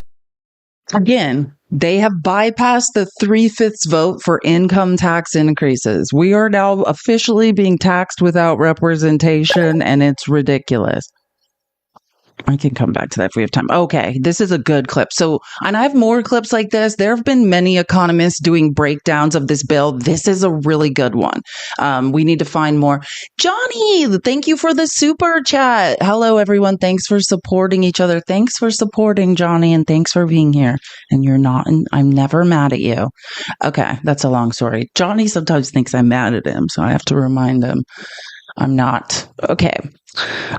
This is a great summary of, and it's, well, I'll just let him speak and then we can talk about it if anyone has questions. If you're in the top 20% of Americans, you're going to get roughly a 3.7% increase in your after-tax income, really all from these tax cuts. But if you go all the way to the bottom and everything in between essentially leads you to the bottom, if you're in the bottom 20%, you actually lose $800. Why do you lose $800? You get a very small tax cut, and you get a very large cut in Medicaid and these other benefits that we were just talking about that affects the 20% disproportionately. So this is a highly regressive bill that essentially favors the wealthy, doesn't do much for the middle class, and hurts the poor. And then if you want to see this in stark comparison, if we simply eliminated the tax cuts for people making over $500,000 a year, which is roughly what President Biden was proposing, it would save $1.1 trillion. That happens to be just slightly more than the Medicaid cuts and the food stamps, or SNAP cuts, if you will, put together. So if we simply eliminated these tax cuts, we could eliminate these budget cuts on these poor people and end up, from a budget point of view, in the same place. Again, which was basically, and this is how I know MAGA could never read. Joe Biden was never going, if you ever read Joe Biden's budget, which I did because I can read and do basic math. You don't have to be a math genius. You don't have to be an economist. It was super simple. There were pictures that could have helped you, MAGA. And Joe Biden was never going to raise taxes on you in his budget, which again, when I say he wasn't going to raise taxes, I mean the TCJA cuts for middle class, even upper middle class, he was going to extend those. Everything was going to be fine. The only thing was people making over 500,000 were not going to get a tax cut. And that's what he's showing. How disturbing is that? That's all the Medicaid and SNAP cuts. And if we just had taxed people accordingly, right, not given deeper cuts on top of the ones they already got,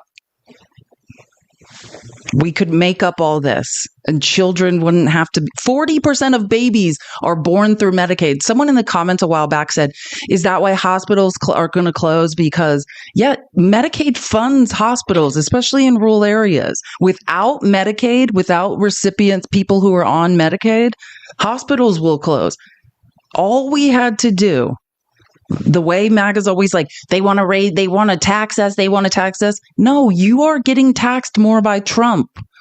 And I like this analysis because it's factoring in the cost of the Medicaid and SNAP cuts. But on top of this, on top of what you just heard, what you have to understand, MAGA, is then there's the tariff analysis. And that's why I like to use like the Center of for Budget Policy, or what, I can't remember, the analysis I've been using every single day, because that's what we need to factor in, the triple threat, right?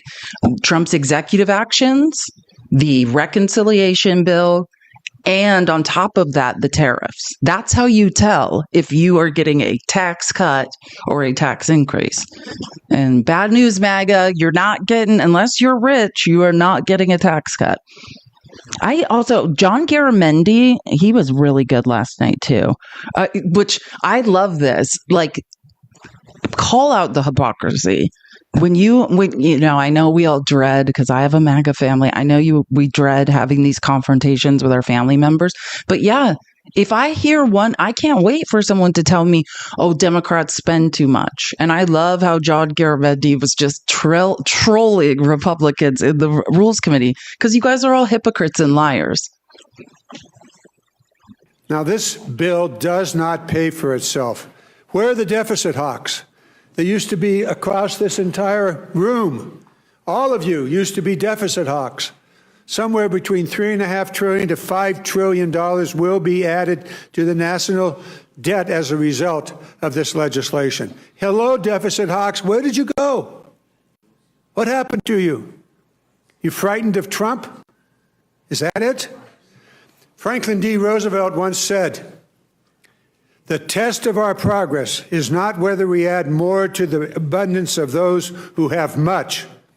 It is whether we provide enough for those who have too little."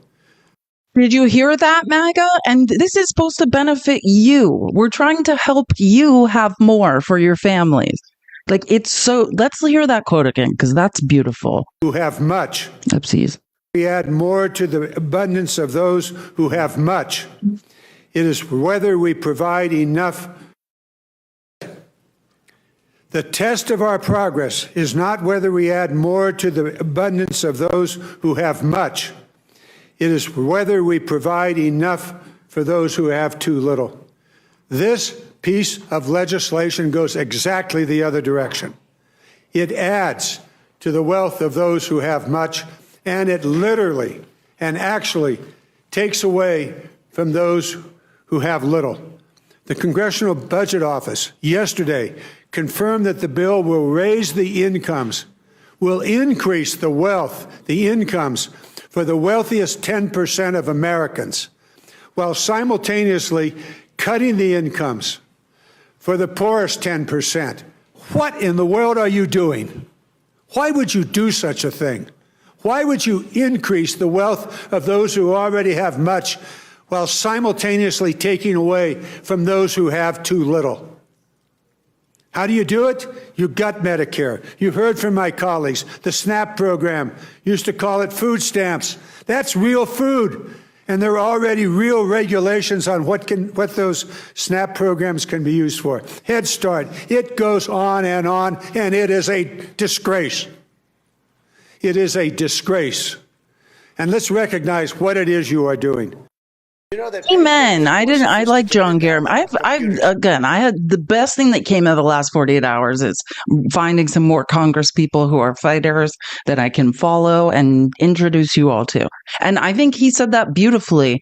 And that's what we want to remember. When you hear Head Start, you're like, well, who the F cares about Head Start? I was talking about this a lot yesterday.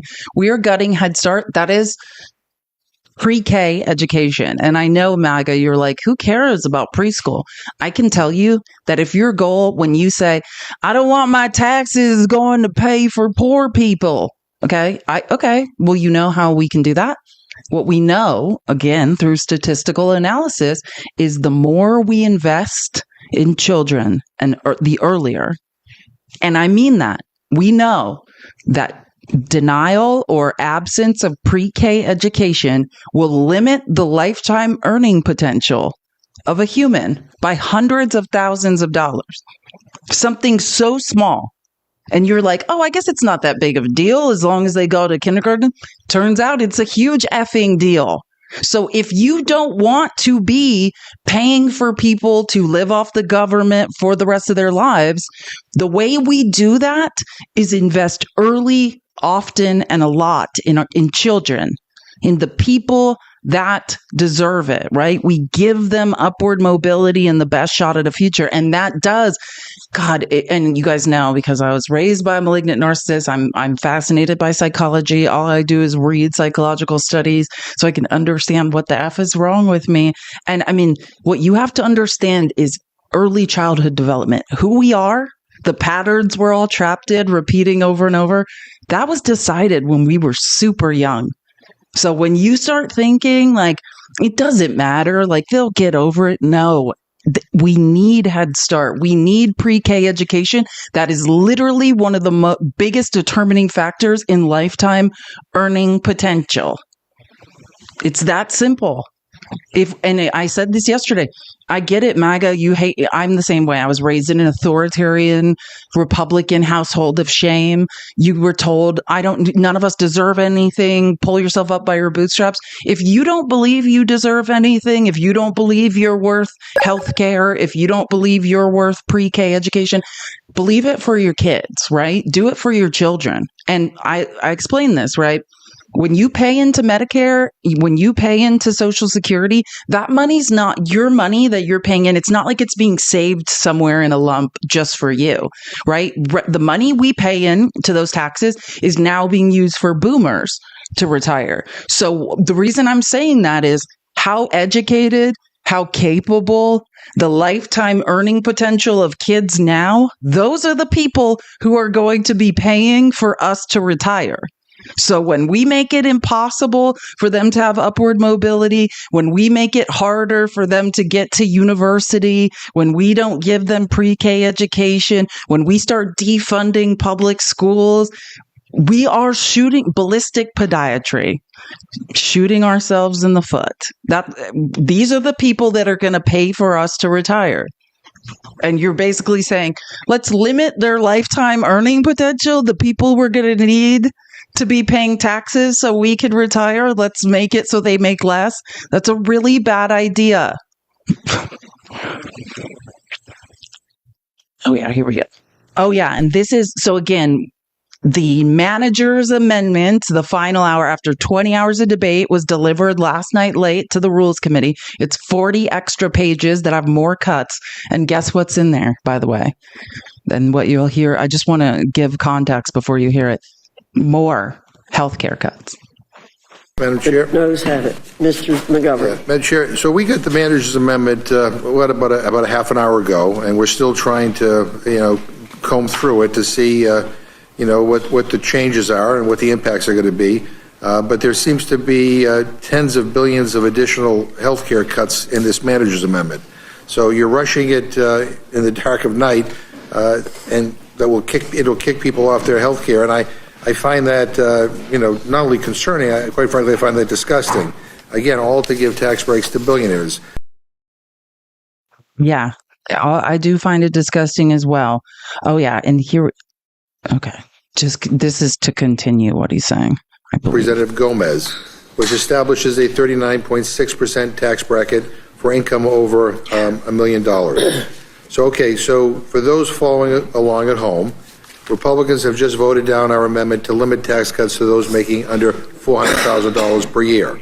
And they blocked another amendment to ensure people making over $10 million a year won't get a tax cut.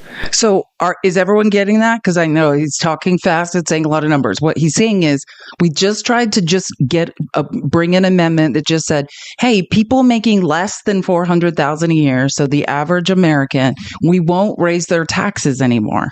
They voted that down. Then they tried to pass an amendment that just said, wait, I'm sorry. I want to make sure I get the numbers right. It's about people making $10 million a year. To ensure people making over $10 million a year won't get a tax cut. Yes. So then they try to say, okay, let's just agree. If you make $10 million a year, you don't get a tax cut. Let's see how far they'll take this. This amendment would block Republicans from giving another tax cut to Americans making over $1 billion per year. And spoiler alert, they voted them all down. They voted them all down. And then Virginia Fox, Margarine in 20 years, Margarine Taylor Greene's future self, had the nerve to say this to Jim McGovern, which, mind you, keep in mind, I've probably gotten 4 hours of sleep in the last 2 days because I've been watching this all. I feel like we should all bear witness to it. That's why I'm doing this. Jim McGovern has been to sleep I don't know if he slept at all. He's been up. He did this all night, Wednesday to Thursday, and all last night. And then Virginia Fox, who has not been there the whole time, right? Only 2 Republicans are required to be sitting in this room. Ralph Norman was sleeping the first night. Like, these people are robbing us all, and they don't give a And Virginia Fox, or Marjorie, the ghost of Marjorie Taylor Greene's future, then has the nerve to say this. The discussion. But I will point out, Mr. McGovern, this is the only you're the only one who's pushing for a tax increase in billionaires, this piece of legislation. Yeah. We will be voting no. You will be voting yes on a tax increase. So I think Trump in favor of giving billionaires a tax cut. I don't know. Understand what they're doing, and you're going to hear this more and more, and it's going to infuriate you, because all we want to do is tax people that have more, right? A progressive tax system, because regressive tax systems do what is happening now. They take, what is it? I think the bottom 10% are going to lose 6% of their wealth. And that's, I don't even know if that's with tariffs factored in, actually. Like, I've heard the Congressional Budget Office has delivered some very disturbing information. And the way Republicans are trying to say this cleverly, and I told you about if you live in a swing state, they're running these commercials. Democrats are trying to raise your taxes. No, we are not. What we're saying is insanely wealthy people, if you make $10 million a year, if you make $1 billion a year, you don't need to have tax cuts. You should not be getting more so you can get your third yacht. It is not that hard to understand. That's what progressive tax systems are. The richer you get, the more you are taxed. We know, right? At first, trickle-down economics sounded really good, obviously, because look, we've been doing it for 50 years or however long it's been, since 1980, 45 years? Now we have the data, right? We know now. It's not like it's going to work, it's trickling down. We have 45 years of data that shows everything has trickled up. From 1980 to 2022, 50 trillion trickled to the top of the economy. The money is not trickling back down. We know that trickle-down economics is a lie. So when we continue to vote for this tax structure, now conservatives are just laughing at you, MAGA, being like, puzzle piece, give me 1 second so I can see again. Okay, got it. You are a mark being robbed by the rich. We have the data now to know there's no such thing as trickle-down economics. Nothing's trickling down. We're seeing stock buybacks as long as capital gains, as long as it's cheaper to keep money at the top of the economy and it's taxed at a lower rate than income, the money's going to stay up here. Period. And we know that now. So this is just rich people now just playing in our faces. Just being like, that's how uneducated MAGA is. They can't figure out who's stealing from them. There's no excuse now, MAGA. And I said this yesterday. I just want to say this. If you can't do it for yourself, if you're not brave enough, if you don't have the self-esteem, if you think you don't deserve a living wage, if you think you don't deserve to go to the doctor when you're sick, do it for your children. Your children deserve it. In the rest of the world, the developed world, we have the #1 GDP. We operate like a third world country. You can go to the doctor. You can be the farthest of the farthest right fascist or the leftist of the farthest left socialist. You can go to the doctor when you're sick without selling your life force to a corporation. No, none of us should be living like this. Oh, yeah. Oh, is this what I'm... Oh, so again, okay, I like to call these commercial breaks. Like I said, I wanted to try to fit in these really interesting facts and interviews. This is why I love Brendan Doyle. So Brendan Doyle goes on Chris Hayes' show, does this interview, and basically says, like, I know for a fact that Trump is threatening, cursing, like he's saying this is how Trump is pulling Republicans over the line. Like, this is what Trump is doing behind the scenes. And I found this, I mean, not in any way surprising. I've heard this before. Chip Roy talked about it before, that Trump just gets on a cell phone and would have like Marjorie Taylor Greene, like hold it up to someone's ear and he would just start like threatening them. So it's not surprising, but it's interesting to hear. Yeah, exactly. It's Queen's mob boss. It looks like we were testing how far we can go, whether we're going to push up against that limiting condition. Now, Republicans basically say they have, my feeling here is the strategy is the too big to fail strategy, right? You got one bill, you've got the president's whole agenda, rises or falls on it. will you, are you really going to submarine Donald Trump and they're going to try to push it to the floor? What's your understanding of where we are in this process? This is the entirety of the Republican agenda, not just for this year, not just for this term in Congress, but this term of Donald Trump's presidency. Yeah. Because what else do they have other than fight woke? They really have no other agenda than this. So I think the pressure on them to pass this will be enormous. I have seen time and time again House Republican members saying they're in no at the outset, and then suddenly they get a tap on the shoulder. They're dragged out of the House floor and back into the Republican members' cloakroom, and they're handed a cell phone, and it's Donald Trump literally yelling at them and cursing at them.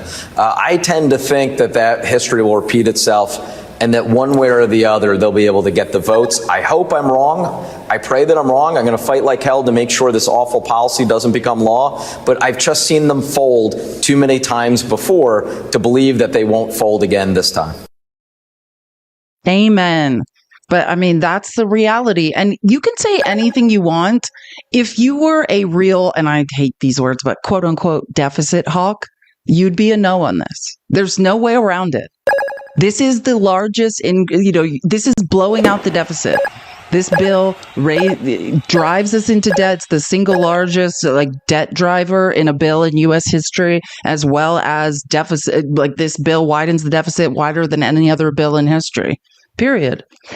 If you say that you give and you're a fiscal conservative, you would have voted no. There is no other excuse. Remember, I played that clip yesterday. Thank you so much of Representative Rich McCormick being like, well, I just don't have a better option. Yeah, the option is to be honest and vote no. Do what Thomas Massey's done. Thomas Massey's raised a lot of money. It's so weird because I don't like so many things about Thomas Massey, but I will say this. He's the only logically consistent Republican. He's the only person in the House that I could say that man is a Republican who, when he says he's a fiscal conservative, he means it. He's talking the talk and walking the walk. And MAGA, if I can just give you some advice that I know you won't take.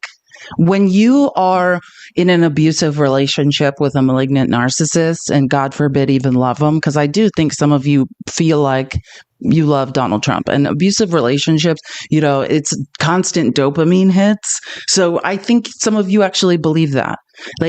Do not listen to the words that narcissists say, right? Are the words someone says who they are? No. You just watch them. Watch what they do. Trump says a lot of things. He has never delivered on any of them. And one of the most concerning things that I thought would taper off over time, but when I debate, I keep having it happen. It's like you take Donald Trump's words as Bible. Well, Trump said this. Trump said we have $5 trillion coming in from his trip to the Middle East. That is a lie. That is a lie. Trump said all these tariffs are bringing in trillions of dollars. That is a lie. I would say trust math. Math doesn't lie. Math calculations, projections, statistical models don't lie. Donald Trump lies all the time. I know you want this to work. I know you want what he says to be true. It's just not. You need to just don't listen. Watch. Right? Map it. Or if you want to listen to him so much, why don't you start writing down his promises? And then also keep a journal of his promises. And then the day they come true, not he says they came true, but mathematically, when Trump says not one thing Trump has said has happened yet. Prices are skyrocketing. The economy is crashing. Our credit rating has been lowered. The interest rates are up. The 10-year yield is up. I mean, the bond market, the people that buy our debt, I mean, they have zero confidence in the United States of America. Trump said day one he could end the Russia-Ukraine war. He said something. Well, first, J.D. Vance said an honest thing. I think he was on Air Force Two, or maybe he was on Air Force One. I don't know if he was on the same plane as Trump, but he basically said out loud, I don't think Trump knows how to get out of this at this point. I think that's the most honest thing I've ever heard JD Vance say. I don't think Trump knows. And I heard Trump say a couple days ago, oh, basically saying it's impossible to end this war. Yeah. Now you're getting it. Now you understand how hard foreign policy is and negotiations are. It's super hard. Now you see that it's not as easy. Oh, you thought Putin was your friend? No, you're Putin's mark. You can't get Putin. You haven't gotten Putin to do one thing. He had that alleged call with Putin on Monday. Do you know what came of that call when Trump said everything was fixed? Nothing. Absolutely nothing. Putin agreed to hypothetically negotiate. Putin was supposed to be in Turkey, negotiated, and didn't show up. Oh, someone saying what I'm saying, fake news, go watch someone real. Are you talking about me or Trump? I could be misinterpreting that, so I'm going to let it go. But maybe if you're talking about me, then just fact check me. What did I say that wasn't real? Yeah, so he must have been on Air Force Two. Someone said legally they can't travel. Yeah, that makes a lot of sense. That makes sense. It's stupid. So he must have been on air. He was on a plane doing an interview. That's why I'm saying that. I played this one. Okay, yeah, let's move on. They're getting closer. Oh, yeah. Now, this is another woman. I'm going to say her name wrong. So wait, Teresa Leger Fernandez. I really like her. I was very impressed by her work in the Rules Committee. And so they're getting closer and closer to their dream of a national AB ban. Late tonight, Republicans changed their budget bill again, this time to stop ACA, affordable. So people who are getting their insurance through the ACA exchange, ACA insurance plans from covering AB care. That means higher costs and fewer options for nearly 1 in 7 Americans. So now we're talking about just people getting insurance and paying for it individually. ACA cannot cover AB care. And I know it's become very clear to me that men have no idea what an AB is, but DNCs are ABs. When women become septic and have an infection in their uterus, the treatment is an AB, even if there's no living baby. And because of what you're doing, this is why sepsis rates and sepsis unalivings are rising, why the maternal mortality rate is rising, specifically in states with these medieval AB bans in the maternal health deserts. This is what you are doing. My first amendment, page 14 of your manager's amendment, because this would result in at least 300,000 people losing health care coverage. And more importantly, this is the Republicans' attempt to have a national abortion ban. This is their attempt to have a national abortion ban because it would eliminate abortion coverage for marketplace plans or prohibit cost-sharing reduction for plans that maintain abortion coverage. So what you're basically doing is saying if anybody is getting their health coverage through the marketplace, you are putting a disincentive on there so they will not be able to provide abortion. It's a very sneaky amendment in the manager's amendment, but I think we all need to call it out, and so that's why it's the first amendment I am bringing, because that is in effect what it does. And this is extraordinary in what it would do. And I shared my own personal story, which, given the kind of health care I was undergoing, could have resulted in what might have been considered an abortion.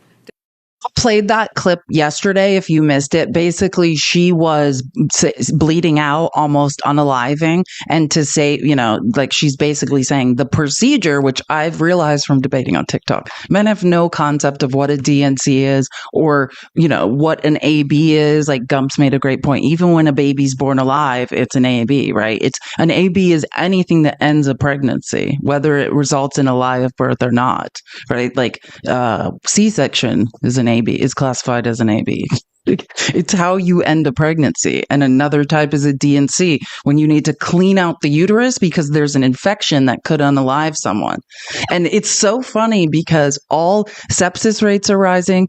That's basically, an infection in the blood. And what's happening is women are so damaged by these infections in their uterus and by sepsis, they're losing organs, they're losing their whole uterus, they're losing kidneys, and won't be able to have another child. So in Republicans' men's efforts to control women's bodies, to try to force us to have their children, you're actually doing the opposite.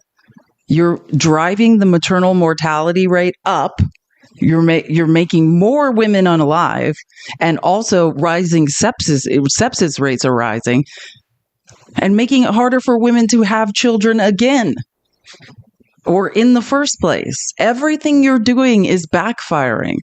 Why would anyone, and I said this yesterday, the answer is no, and I've talked about this many times. I haven't had sex in years. At first that was a personal decision because I wanted to make sure, I was in therapy and there's no reason to have sex with men if you're a woman. Why? What's the upside? Someone tell me, what is it? I accidentally get pregnant. And I mean this truly, especially if you're in a maternal health desert. In Texas, it's an hour and a half drive in rural Texas right now on average I'm not saying to give birth. I'm saying to see a gynecologist. If you get pregnant, there's no guarantee you're going to survive it alive. That if you get an infection in your uterus, they will do the D&C, which is an AB, you need to survive, right? I always look up the case of Nevaeh Crane, 18-year-old, blonde-haired, blue-eyed, Trump-voting, MAGA Texas girl who wanted her child, was so excited to have a child, voted for Trump. She had an infection in her uterus and needed a D&C. That's where they suck everything out of the uterus, the infection, everything. And because even though the pregnancy was not viable, but the baby still had a heartbeat, they wouldn't do the D&C to save her life. She went to 3 Texas hospitals and ended up no longer with us. And here's the best part, because I was thinking about this a couple of weeks ago. I was debating with Pickles, and this guy kept being like, well, then that's medical malpractice, sue the hospital. Well, you know what? MAGA Trump's or Nevaeh Crane's parents are MAGA Trump loving people. Yeah, they tried. I wish I could remember the name of the weirdo that said that to me. Yeah, they tried to sue. Guess what happened? No lawyers in Texas will take the case. Do you know why? Because you can't win. Well, first of all, you could just face retribution from Trump, but because you can't win. Like they don't know what the law is. There's no case. Lawyers said, I cannot, they didn't violate the law. There's nothing we could do. So there is no reason. There's no upside. I mean, women, I'm not saying no men are good at sex. I mean, just let's say for every 10 men out there who want to have sex with you, maybe like 0.5 of the 10 are even remotely good at it. Maybe. You know what I'm saying? And then on top of that, you're going to have some man tell you, well, you shouldn't have opened your legs and now you're pregnant and it's your fault.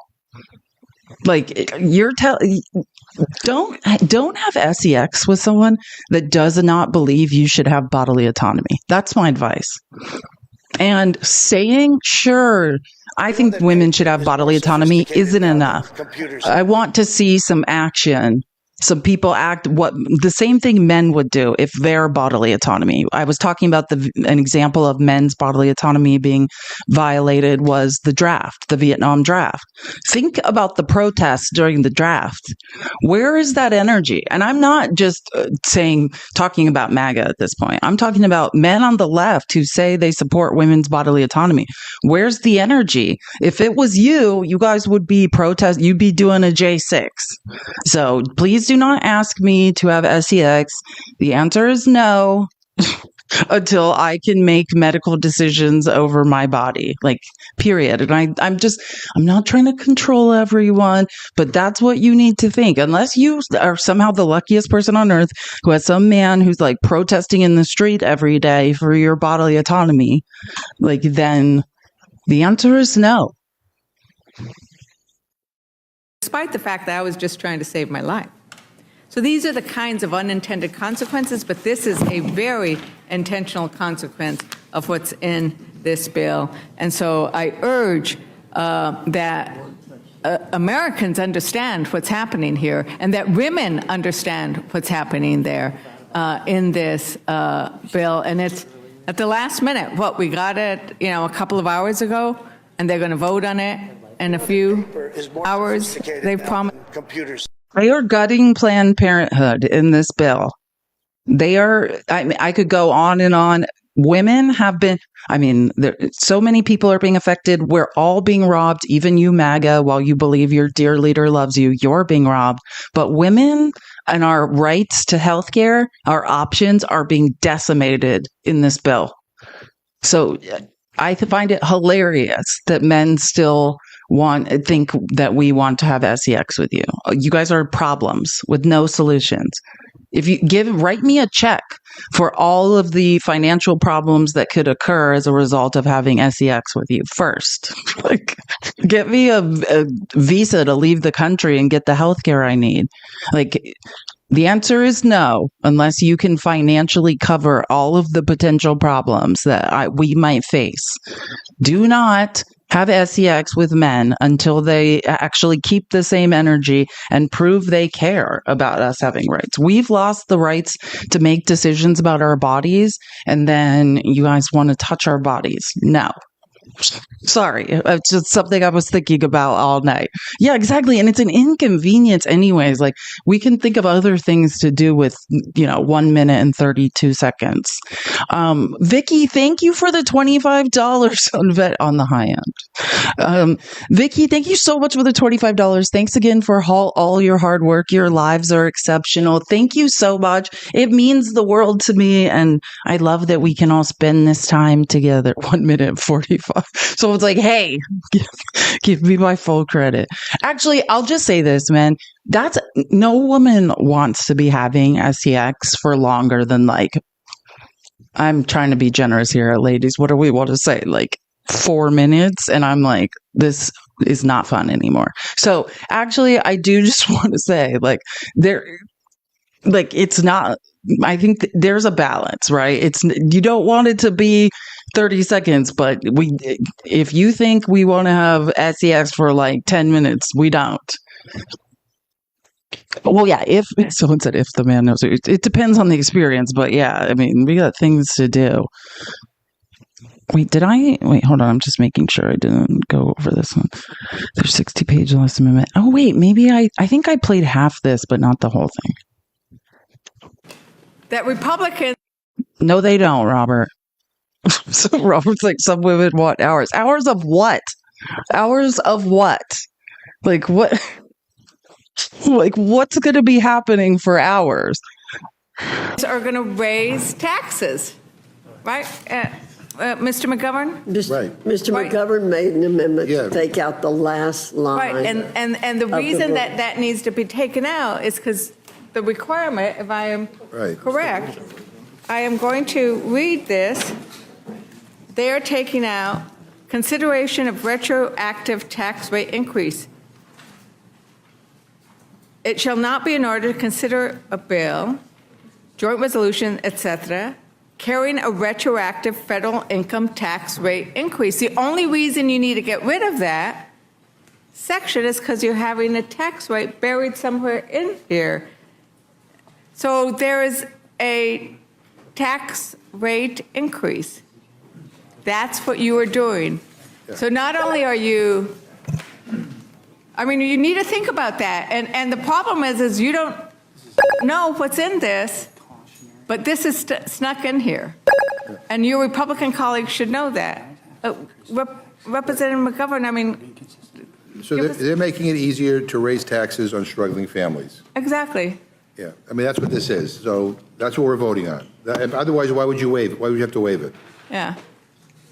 I believe the explanation is that it's very precautionary because of the name of the trust. Oh, it's precautionary. Because of the name of the trust. The trust is a tax increase? So clearly, there's some kind of tax increase in this bill. We're talking about two different things, right? No. You're talking about the MAGA Trump thing. I'm going back to that. We have a pending. Virginia doesn't even know what subject we're on. She's just like, excuse me, I've been sleeping for 5 hours and I have no idea what's going on. What are you talking about, ladies? No, that's what we're talking about. Why do we have that line in there? Well, you have to approve a tax increase. You're approving a tax increase because you're increasing somebody's taxes for the Trump baby bonds. I mean, this is getting even more confusing. Okay. I mean, if we learn one thing, I mean, there's so many things and this goes on, but that is what's most important is why the F are you guys going around the 3/5 vote to raise income taxes, federal income taxes? So somewhere there is some tax raise in this bill that's so concerning that they're like, we need to legally get around the 3/5 vote. Wait, oh. I did it twice. Sorry. Tap the screen. We're almost. Oh, we made it to 300K. Thank you, Madam Chair. Just with respect to the ranking member's amendment, and certainly something I support. But again, just to clarify, and we had this discussion previously, the ranking member proposed an amendment that would have deleted the exemption to the 3/5 rule that you all defeated. So if you what he's saying is, if you guys are saying there's no tax increase, income tax increase in this bill, and we're making a big deal of this, that you guys are bypassing because you need a 3/5 vote in Congress to raise income taxes on the American people. And Joe Neguse is saying, if you're saying, you're trying to tell us that's not happening in this bill, and he's saying, well, Jim McGovern brought an amendment to say that, to say, oh, you're not going to be raising income taxes any further, and let's just clarify that in an amendment. They voted it down. So he's saying, if in fact now you guys are lying, we tried to confirm what you're saying. We tried to pass an amendment that basically confirmed we're not going to raise taxes on the federal income taxes on the American people by bypassing the 3/5 vote needed by Congress, and they voted it down. Did not intend to increase income taxes, then you would not have needed to include a waiver of that rule. The House rules are very clear that any income tax increase requires 3/5 support of the full House. So if you want to increase income taxes, you have to get 3/5 of the House to support it. You all decided that you did not want that rule to apply to this bill. And the only reason why you would do so is because you know that your bill does in fact increase income taxes. Otherwise, I love Joe Neguse. The way his brain works is actually very similar to mine. Like, so logical, except for he could stay calm. Like, I would have been screaming and throwing like balled up paper at someone. But he did say that beautifully. Oopsies. unprecedented. I don't know that Mr. Norman has ever voted to waive the income tax 3/5 vote requirement in this House. I mean, I don't, and I certainly know Mr. Roy has not done that, which I suspect is why he's not here right now, because he didn't. Understand, Chip Roy wasn't there because he's embarrassed of this bill. I noticed that too. When we're going to get to the floor debate soon, when they really start yelling at each other on the floor right before they voted, and they had what's her name? Her name's like Houchin or Hushin. I believe she's from Indiana. They had some random rep, like basically on the floor defending the bill. You could tell, like, she barely knew what to say. And do you know why? Because they know that this is blowing out the deficit. Chip Roy doesn't want to show his face and defend this bill.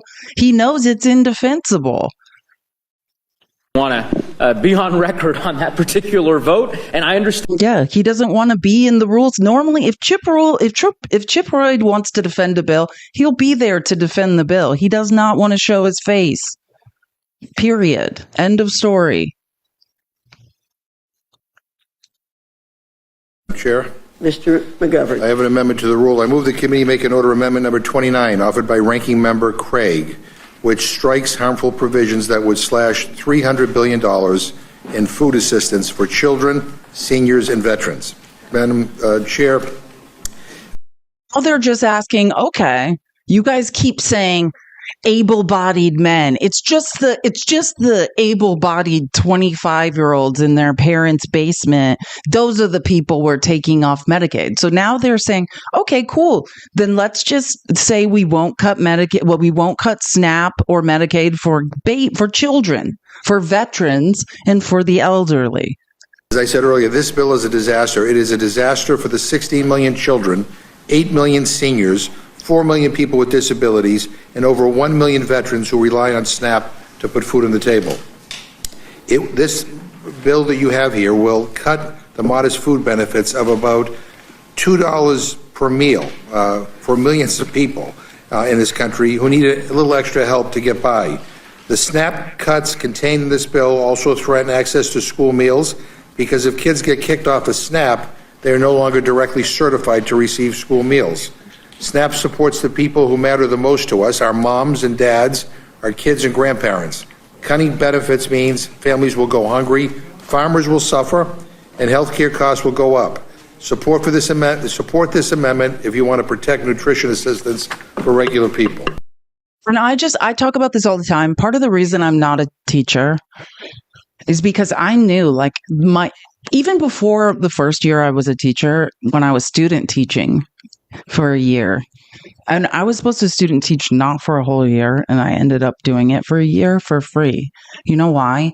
Because I realized kids have no food. The reason when I was student teaching, I was supposed to be in a classroom with another teacher. There were 4 languages being spoken. There were 50 children in a first grade classroom.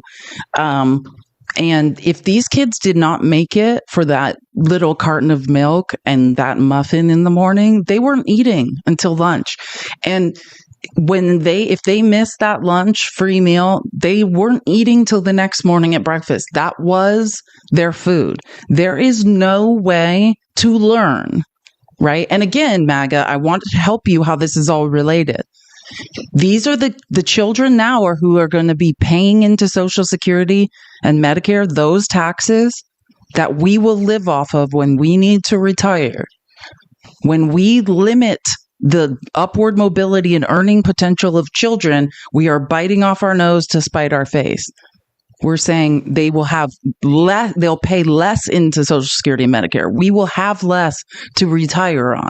It makes no sense to take food away from kids whose brains are developing and they're trying to learn. And these are the very kids who are going to be supporting us as we retire with their taxes. Why? Think. Please, MAGA, think. Just encouraging you to use your brain. Like, none of this makes any sense. Oh, and someone said something that I wanted to acknowledge, and now I just need to. No, someone said my wife's a teacher. We spend so much money on our kids. Oh, yeah. Like, I can't even tell you. I had a kid who wore soccer cleats every day, and he didn't have shoes. And I would just spend my lunches sobbing in the car. Please, those lazy, unemployed 7-year-olds sitting around watching cartoons. They need to get to work. Amen. They need to get to work. And we're going to get into this because this is your chance. 19-year-old MAGA men. I don't know if I should call you men. Some of you seem a lot like children to me. But all the 19 to 25-year-old red pill bros who like to come and harass me while I'm debating and say things that don't make logical sense or comment on my boobs. This is for you. You just got robbed. Not only did you get robbed, but now you're being dragged through the mud, right? And I'll give you examples of that in a minute, but you're being dragged through the mud. They're saying all these lazy 19-year-old single boys who live in their parents' basement. You don't live in your parents' basement. Do you know why you're living in your parents' basement? because it's literally impossible to own a home for Gen Z. There is no upward mobility. Mortgage rates are rising even as of yesterday. They're at 7%. It's impossible to save the money to put a down payment on the home. Housing costs have risen exponentially because we let corporations now hold houses as assets. So the housing market is so messed up.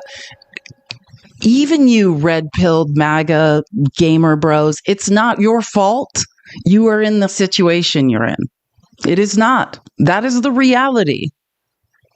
And when I have to listen to these people tell lies like, oh, Gen Z, they just don't want to do anything. You have taken all of the wealth, transferred it to the top of the economy, and made it impossible for Gen Z to be financially successful. Made it literally impossible to live in your own home. That was the American dream, which I just want to say, I think there's many problems with that as well. Like, if you aren't necessarily like an American or you've lived outside of this country, like, my dad's Black and indigenous Mexican, like, 4 generations live in other countries in the same house. It actually annoys me that, like, if you don't have your own place, like, something's wrong with you in America. That is not how the rest of the world operates. But to then say that Gen Z's loss of upward mobility has to do with them being lazy, no, it does not. Mathematically, it doesn't. You've taken all of their chance. You've created corporate monopolies. You've made it impossible for small businesses to be created and compete in markets. You've made housing costs exorbitant. You have, which the only people I ever heard speaking about it was Kamala Harris, the sandwich generation. Now we have people who are not only responsible for their children, but they're responsible to help their boomer parents retire because no one can afford anything. So I have about effing had it. We don't pay living wages. Walmart, right? If you were here on Monday's show, I took us through a statistical analysis of Walmart. And then, sadly, when I was debating with Chris on Tuesday, a gentleman who I didn't like the points he was making, but he was quite nice, this white MAGA Trump supporter, he works at Walmart. I'm explaining to him $5,000 a year for each Walmart employee. Did you know that? $5,000 a year on average is what we spend in our tax dollars per Walmart employee for their Medicaid and SNAP assistance, because we don't pay a living wage. Stop blaming Gen Z for having no options and no upward mobility. It is not their fault. We really need to move on from that lie. This long-standing federal policy should be overturned in the middle of the night, and I'd urge a yes vote on my amendment. Yes, and I'll yield to Mr. McGovern. Mr. Scott. It's actually not a silencer; it's a suppressor. It doesn't. Suppress. I'm sorry. It is still my time. If we look at your managers, I hate this. What's his name? Representative Scott. He's awful. And the bill does say silencer, by the way, so I don't know.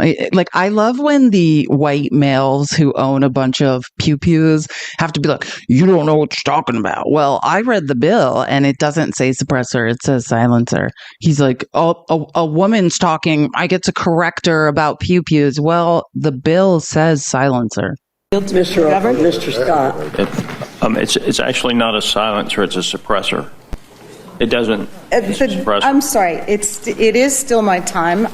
If we look at your manager's amendment, it says that the section is amended by striking any silencer. The whole National Firearms then I apologize. Act, I don't want to argue with you. And you can look up the National Firearms Act. I'm sorry. It's still my time, and I'm yielding to Mr. McGovern. I would just say I support. Oh, never mind. Then I thought you would engage in a debate, but that's okay. I'm opposed to it. I had yielded to him first. Of course you are. But I mean, the white gentleman who has 800 pew-pews wanted to embarrass a woman, but actually just proved that he hasn't read the bill. It says silencer over and over and over. So take it up with whoever wrote it. Oh, and here he goes again. This man annoyed me all night long. I think his name is Representative Scott. I'm pretty sure. I can't remember, but God, I never knew who he was. And he's so annoying.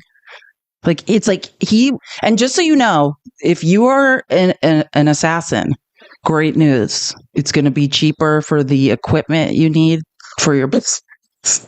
Right? We are literally robbing poor people. And then this is the kicker too. And I suspect I figured out, I think it might be, this is my theory. This is unproven. I think it might be Andrew Clyde. Isn't Andrew Clyde, is Andrew Clyde from Tennessee or from Georgia? Which one? He's awful.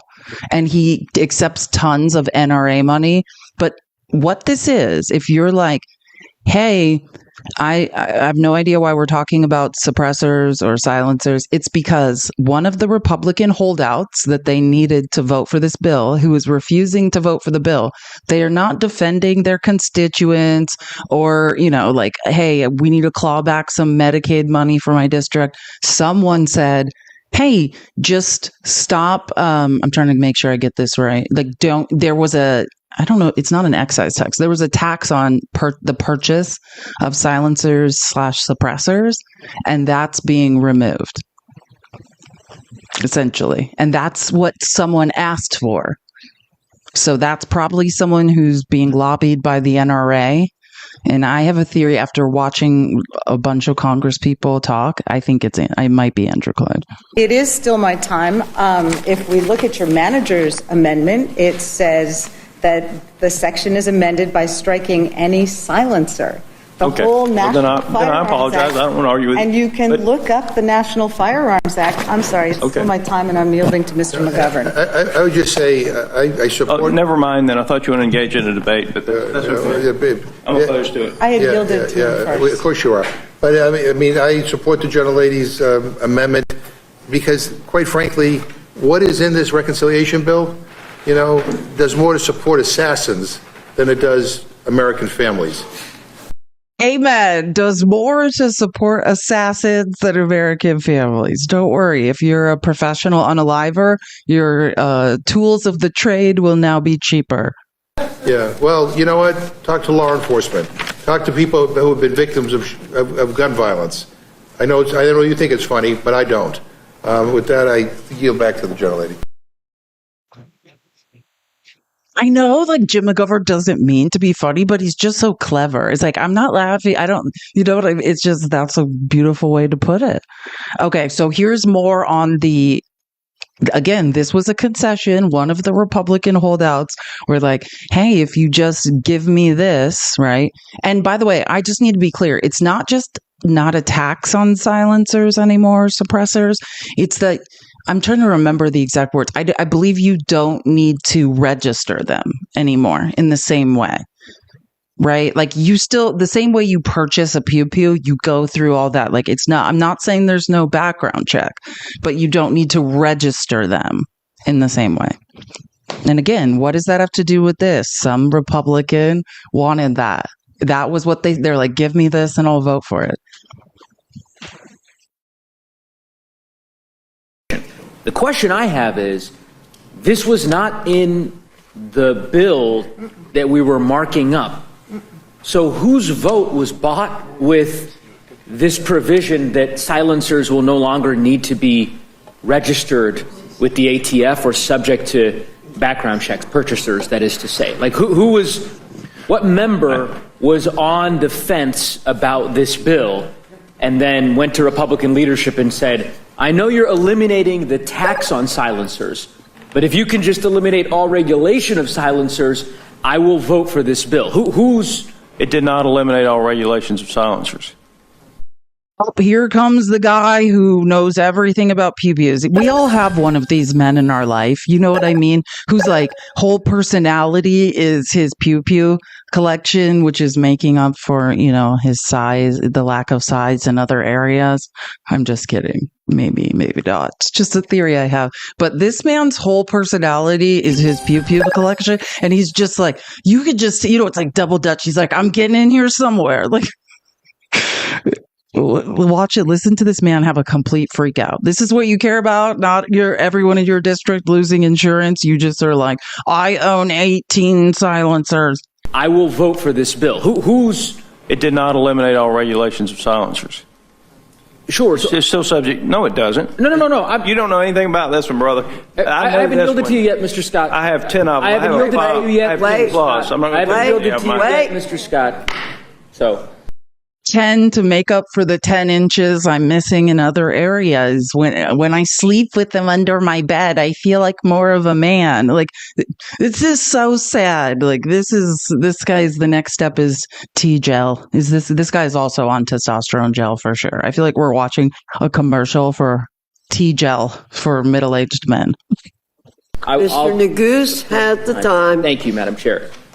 This provision very clearly states that you no longer have to register silencers with the ATF. Is that wrong? Is that incorrect? That does not mean that you will not go through a background check. It will be sold the same way a rifle is. That's not the question I asked, Mr. Scott. I asked. Don't yell at me. I gave you an answer. You don't like it. It's over with. It's like, don't yell at me. You asked me a question and I just completely changed the subject and said something that had nothing to do with what we were talking about. And then when you pointed that out to me, I started feeling insecure. So now I'm becoming even more hysterical. This provision very clearly states.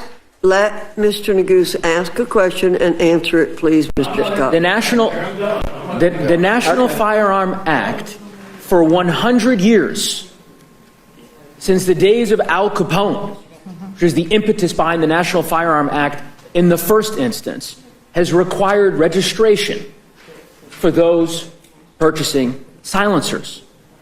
That was the case up until 45 minutes ago, when Republicans negotiated the elimination of that registration requirement. Fairly straightforward. I don't really know who in the Republican caucus was adamant that this provision was the key to unlocking their support. And I don't believe anyone here, excuse me for interrupting, but I don't think anybody here knows that either. Mr. Neguse. Thanks, Virginia, for, as usual, doing nothing. Again, this is kind of like interesting things that I think are important to know. Like, I love Mike Levin. He's a great rep. And he was pointing out, so the Army Corps of Engineers, or did I say that? Army Engineering Corps, the people that Trump made go waste billions of gallons of water in California so Trump could act like he was doing something, that they're going to need in the summer and won't be there. The Army Corps of Engineers. Mike Levin was pointing out that Trump is basically using the Army Corps of Engineers and only using them to help people in red states, which I find this is just more partisan BS of how Donald Trump behaves. But I think this is a good point and something to keep an eye on, because this is the same. Well, I was going to say this is exactly what he's doing with FEMA. We're denying California the money they need to rebuild after those horrific fires. But actually, even FEMA, watching Josh Hawley change is fascinating to me. Josh Hawley is a Yale-educated lawyer. I believe he went to Yale. He's a senator of Missouri. He replaced, oh my gosh, what was her name? I loved her. Claire. What was the former senator of Missouri? She's on MSNBC now. Her name's Claire. I don't know, but I absolutely love her. Someone in this chat knows who I'm talking about. Blonde woman, Claire McCaskill. Yes, thank you. I do. I never have to remember anything when I have you guys. He replaced Claire McCaskill. And part of the way he did that, because Josh Hawley comes from money, he's Ivy League educated, he started being all yeehaw MAGA and doing all these weird he did that speech on J6 and pretending he's all MAGA. And Josh Hawley is starting to march to a different tune. Like last week, he was like, we should not be touching Medicaid at all. Why would he say that? Well, because he comes from a state that is highly dependent on Medicaid and it's going to devastate his state, and he's worried about losing his seat. And this is another example as well as FEMA. I told you that Josh Hawley, instead of questioning Kristi Noem about all the relevant things, he basically used his time when she was under oath in the Senate on Monday to beg her for FEMA assistance for Missouri. Kentucky, no FEMA assistance. I mean, you guys, we're coming up on hurricane season in primarily red states. Good luck to you all. But I think this is fascinating because this is how it is. When I saw, you guys know, I did some work for I wasn't paid. I just want to be clear. You can't pay me to talk about politics. Well, you all can tip me, but I mean, I don't want to work for political parties. But I did some work for the Kamala Harris campaign for free. I mean, I just did work as an influencer. And I took, I saw Tim Walz speak live, and this is what Tim Walz always talked about was Trump and what he did in his first term, the Hunger Games, always called it, right? Like if you're from a blue state, Trump denies you any sort of federal aid that you're entitled to. When blue states on average pay more in federal taxes to supplement red states whose budgets are effed, and Trump denies them when they need something. This is not going to end well. What if blue states decide not to pay their surplus in taxes to support red states who can't balance their own budget? You think blue states spend and spend and spend? They also, on average, are generating more revenue. They're making up for the red states who are very much in the red. But this is what Trump's doing. I find your testimony to be completely unbelievable. I was shocked when I saw the Corps released its fiscal 25 work plan last week, which zeroed out funding for critical construction projects in California. Simply does not make sense that the most populous state in the country $0 for construction work. And this isn't limited to California. In total, the so-called blue states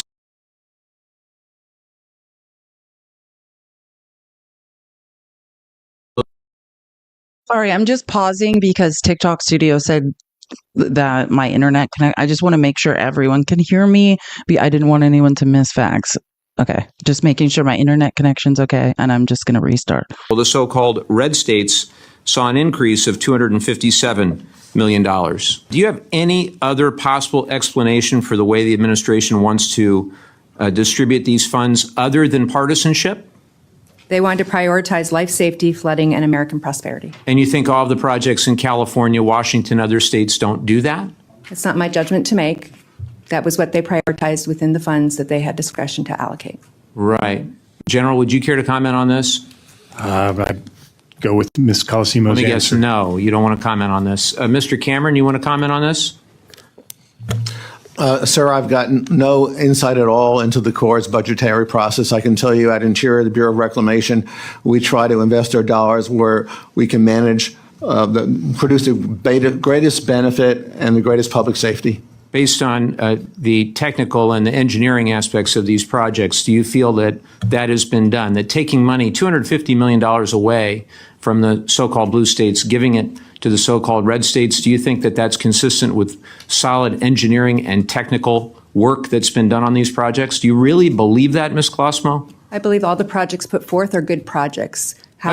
He has no idea what she's talking about. I just want to be clear. If you are in the Discord, which join the Discord if you're not, high 10 of 10 recommend, but I did just send an article because I want to. So again, Army Corps of Engineers official, that's the weird clueless woman you're hearing speak right now, denies politicization of construction funds amid Democratic outcry. Now, you can think Joe Biden is senile, even though he successfully lowered the deficit instead of blowing it out. You can think he mismanaged our budget. I could mathematically take that debate and win. He did not. He recovered the best from the pandemic and the G7. But here's what we're talking about. I just want to be clear. So for the Army Corps of Engineers and the construction projects they take on, right? 2/3 of the Army Corps construction funding for civil works under Trump now is going to red states under the plans. And I just want to be clear, if we're talking about fairness, when Joe Biden was president, and I know you feel like things weren't fair, but they were, marking a notable change from former President Joe Biden's budget request and appropriations bills drafted by both the House and the Senate, which had split the funds roughly 50-50. So, which would be fair because, I mean, Joe Biden was probably the fairest man to the point of literally so annoying, right? It was 50-50. Joe Biden did this fairly. right? Even though, understand, this is federal money, and blue states, on average, pay more in federal taxes than red states. The surplus of money that states like California, Massachusetts, New York, are paying, that goes to supplement the budgets that aren't balanced in red states, to places like Mississippi, Alabama, etc. And now you're saying this money that they give in willingly, that they don't get back, they can't get access to, construction projects after floods and devastation. That's crazy. That's absolutely crazy. That's not what I asked.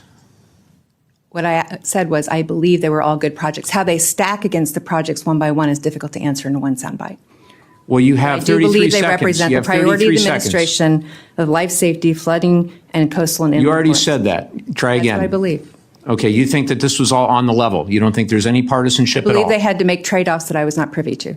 Right, and those trade-offs were of a partisan nature, weren't they? I don't believe they were partisan, but that's their decision. You to don't make. believe they were partisan. So what's the explanation if it's not partisanship? It's the priorities they placed that were different than priorities than other projects. You would have to ask them directly. I'm out of time, but I find your testimony to be completely unbelievable. I as well do. And that's not the point. Okay. So again, don't worry, because I'll have this clip ready. So, and unfortunately, we should elect someone not as fair and as kind as Joe Biden, because he was way too fair. So whenever Democrats are in power again, let's put 100% of the Army Corps of Civil Engineers. Every project will be exclusively, not even, I live in Arizona, which that's not really, Trump won Arizona. So maybe we're considered a red state in his mind. I don't know. But let's give it all to just blue states with blue governors who have surplus budgets. And don't say, MAGA, that's unfair, because as we just heard, it's not. Joe Biden split this 50-50, which I do think is fair. Right? Because obviously there's needs everywhere, especially as climate crisis increases. There's always going to be needs for the Army Corps of Civil Engineers to do all sorts of things. But it should be fair, in my opinion. And you could make the argument, if blue states are paying more on average into federal income taxes, maybe they deserve more. I'm not even making that. And Joe Biden did it 50-50. But just saying, MAGA, I love, and mark my words, if that ever happened, can you imagine how much they would say they're being discriminated against? Okay, this is for you. I saw some MAGAs in the chat. I saw a couple of comments. This is for you now. This is my defense of 19 to 30-year-old single gaming men. Like, I'm here defending you, okay? Because I just want to call out, this is the BS lies that, they are Republican conservatives are using to demonize Gen Z and act like Gen Z is doing nothing. This drives me crazy. This was made, and I've recommended many times, you don't have to be on X to follow More Perfect Union. You can follow them on YouTube or Blue Sky or TikTok, but they make they're making amazing content, and I'm going to start showing more and more of it. But again, these are the lies about Medicaid cuts. If they would just get a job, they could keep their Medicaid. Returning work requirements. So, for example, you don't have able-bodied young men on a program that's designed for single mothers and the elderly and disabled. You save a lot of money, and remember, they brought an amendment that said, then you approve of the elderly, single mothers, and children on Medicaid. Well, will you agree to not take the elderly, single mothers, and children off Medicaid? The answer was no. They voted it down. So these are just talking points. And MAGA men, they're demonizing you. It is not your fault you don't own a house. It's not your fault. None of this is your fault, but they are using this line of logic to make you look incapable and lazy. Money, and you return the dignity of work to young men who need to be out working instead of playing video games all day. The able-bodied person I'm talking about is the 25-year-old who's sitting on his couch playing Xbox. And you think there's just a ton of those? That I feel like should. If somebody's able-bodied and they can go get a job and they're living in their mom's basement playing video games, I'm sorry, you got to go get a job. This program was designed for the truly needy, the disabled people. Most of them are what's called the expansion population. So again, they are able-bodied, healthy people. They are not traditional Medicaid, which is there for the disabled, the elderly, pregnant women, children. And again, most Americans believe, look, we need that safety net, but you don't have it for an able-bodied young person, living in their parents' basement who just decides they don't want to work. The person we're taking it away from is the able-bodied adult with no children who refuses to work. And we're not talking about people who are disabled. We're talking about able-bodied recipients of Medicaid. That folks who are sitting around, if you're 33 years old and you're living in your parents' basement, perhaps you should, if you're receiving Medicaid benefits, if you're down there playing video games, maybe you should try and go out and get a job if the federal government is going to help pay for some of your health care. That's not an unreasonable thing. Yeah, the taxpayers, that's right. That's what Medicaid is for, not for 29-year-old males sitting on their couches playing video games. We're going to find those guys and we're going to send them back to work. That's what everybody supports. That's what the Republicans are for. And by the way, we find dignity in our work. That's going to be good for everybody. And meanwhile, 19 to 30-year-old MAGA, but you keep voting for these people that are demonizing and lying about you. It's absolutely absurd. But again, I do find it forever interesting that they won't agree. Ooh, blowing bubbles. Let's try a different GIF. Sorry, TikTok's making me redo the GIF goal so I can see you guys again. So I'm just choosing a different GIF. But I do think it's hilarious that all you gamers that vote for MAGA while they tell lies about you in order to steal, again, from women, children, the elderly, disabled people. And I would posit, what is able-bodied? What the F does that mean? One of the most concerning things to me in American healthcare is this term able-bodied, or the complete denial of chronic illness, right? Or mental health. There are many times a lot of people's bodies work, but maybe their mind doesn't. Do you understand what I'm saying? Or vice versa, right? There are unfortunate illnesses and autoimmune diseases that affect the body, but the mind works perfectly. I cannot the denial of chronic illness, the denial of hey, what about mental health? There's a lot of reasons that people couldn't hold consistent work or complete work hours in order to be on Medicaid or be on SNAP. And I absolutely cannot stand, and like I said, when something is wrong, I'll defend you. 19-year-old to 30-year-old MAGA men, it is nearly impossible to buy a house in this economy any longer. As long as we allow BlackRock to hold houses as assets, as long as they are now controlling most of the assets in the housing market and driving costs of living and rent rates up, there's nothing. Stop wondering why Gen Z doesn't have their own place. It is fiscally irresponsible. And I'm just saying this as somebody who can do math. If you have a basement to live in and to avoid the rising cost of rent, you are fiscally irresponsible to not be in that basement. If you have to because you have kids or, whatever the reason you want your own house or whatever, you could afford it, great. But actual fiscal responsibility at this point is to live in a basement.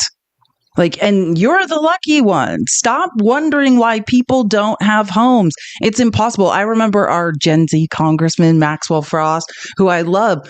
I remember he could not get approved to rent an apartment in DC. He was homeless when he got elected to Congress. He's 28 now. I think he has been in Congress probably since he's 25 or 26. I remember when he's I can't even qualify to get an apartment. I don't have the credit. We have made it impossible. What has Trump done to address housing?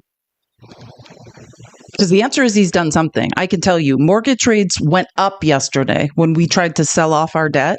Mortgage rates went up. He has made it harder and more expensive for Americans to be housed. We have an inventory problem. The only person that ever had a plan for that inventory problem was Joe Biden and Kamala Harris in their budget. Trump does not see the actual problems of the average person. Like, I will back you all day, MAGA man. That's why, I mean, I know you guys are watching me, but you should appreciate me. Don't watch me to troll me. I actually can mathematically defend you. It is not your fault you don't have your own apartment. And if you do, you're wasting all of your money.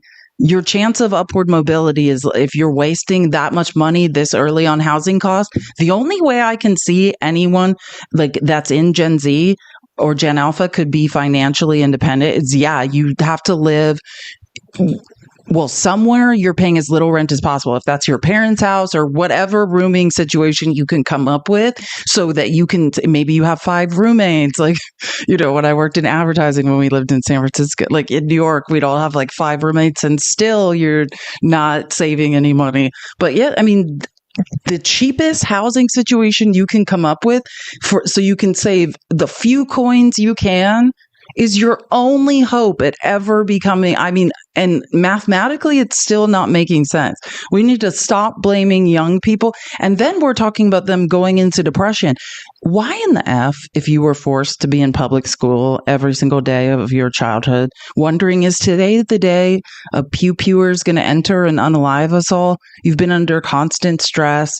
You have no financial future. The gap between all of us and the wealthy just keeps widening and widening and widening. And then we have to hear these same people that have caused that wealth gap, the wealth distribution, to be so impossible to overcome, then blaming young people for it as if they had any say in it. That is unacceptable.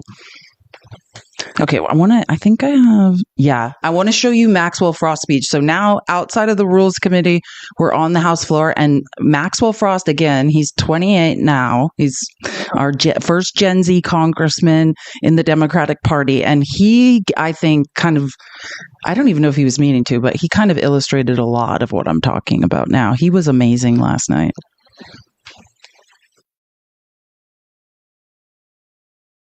Is recognized for 4 minutes. Thank you, Mr. Speaker. Mr. Speaker, this is a moment I'm never going to forget, because tonight hundreds of Republican members of Congress are wanting to line up to vote for the biggest transfer of wealth from the working poor and the working class to billionaires and mega corporations that we've seen in this country's history. This is a deep moment of betrayal, a complete absence of loyalty to the people that we represent, and an abandonment of the values of hard work and dignified life. Mr. Speaker, I'm 28 years old. My generation already expects that we'll never be able to afford a home, to get out of debt, to retire, to live comfortably.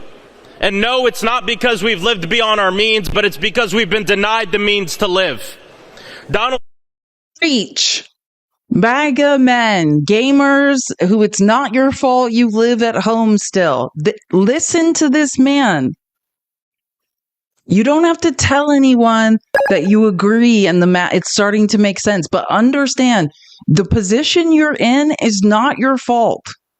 And you need to don't listen to random empty promises by rich billionaires who are actually robbing you. You need to listen to people talking and who have solutions, who understand you. And I think Maxwell Frost, of everyone, is speaking that language. He's living through it, right? I mean, he's trying to live in Florida and also have a place in DC, which is fine. It's impossible for how much money he makes. And no, it's not because we've lived beyond our means, but it's because we've been denied the means to live. Donald Trump and congressional Republicans are making it worse, gutting Medicaid and food assistance to give tax cuts to billionaires and special interest.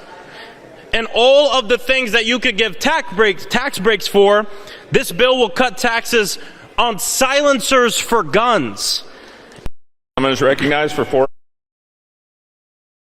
Amen. Hold on. There's more parts to this. I just have it in parts. Oh, wait. Do I need to find this? Sorry. Hold on. Let me find this clip. I'm not going to make you watch me find it.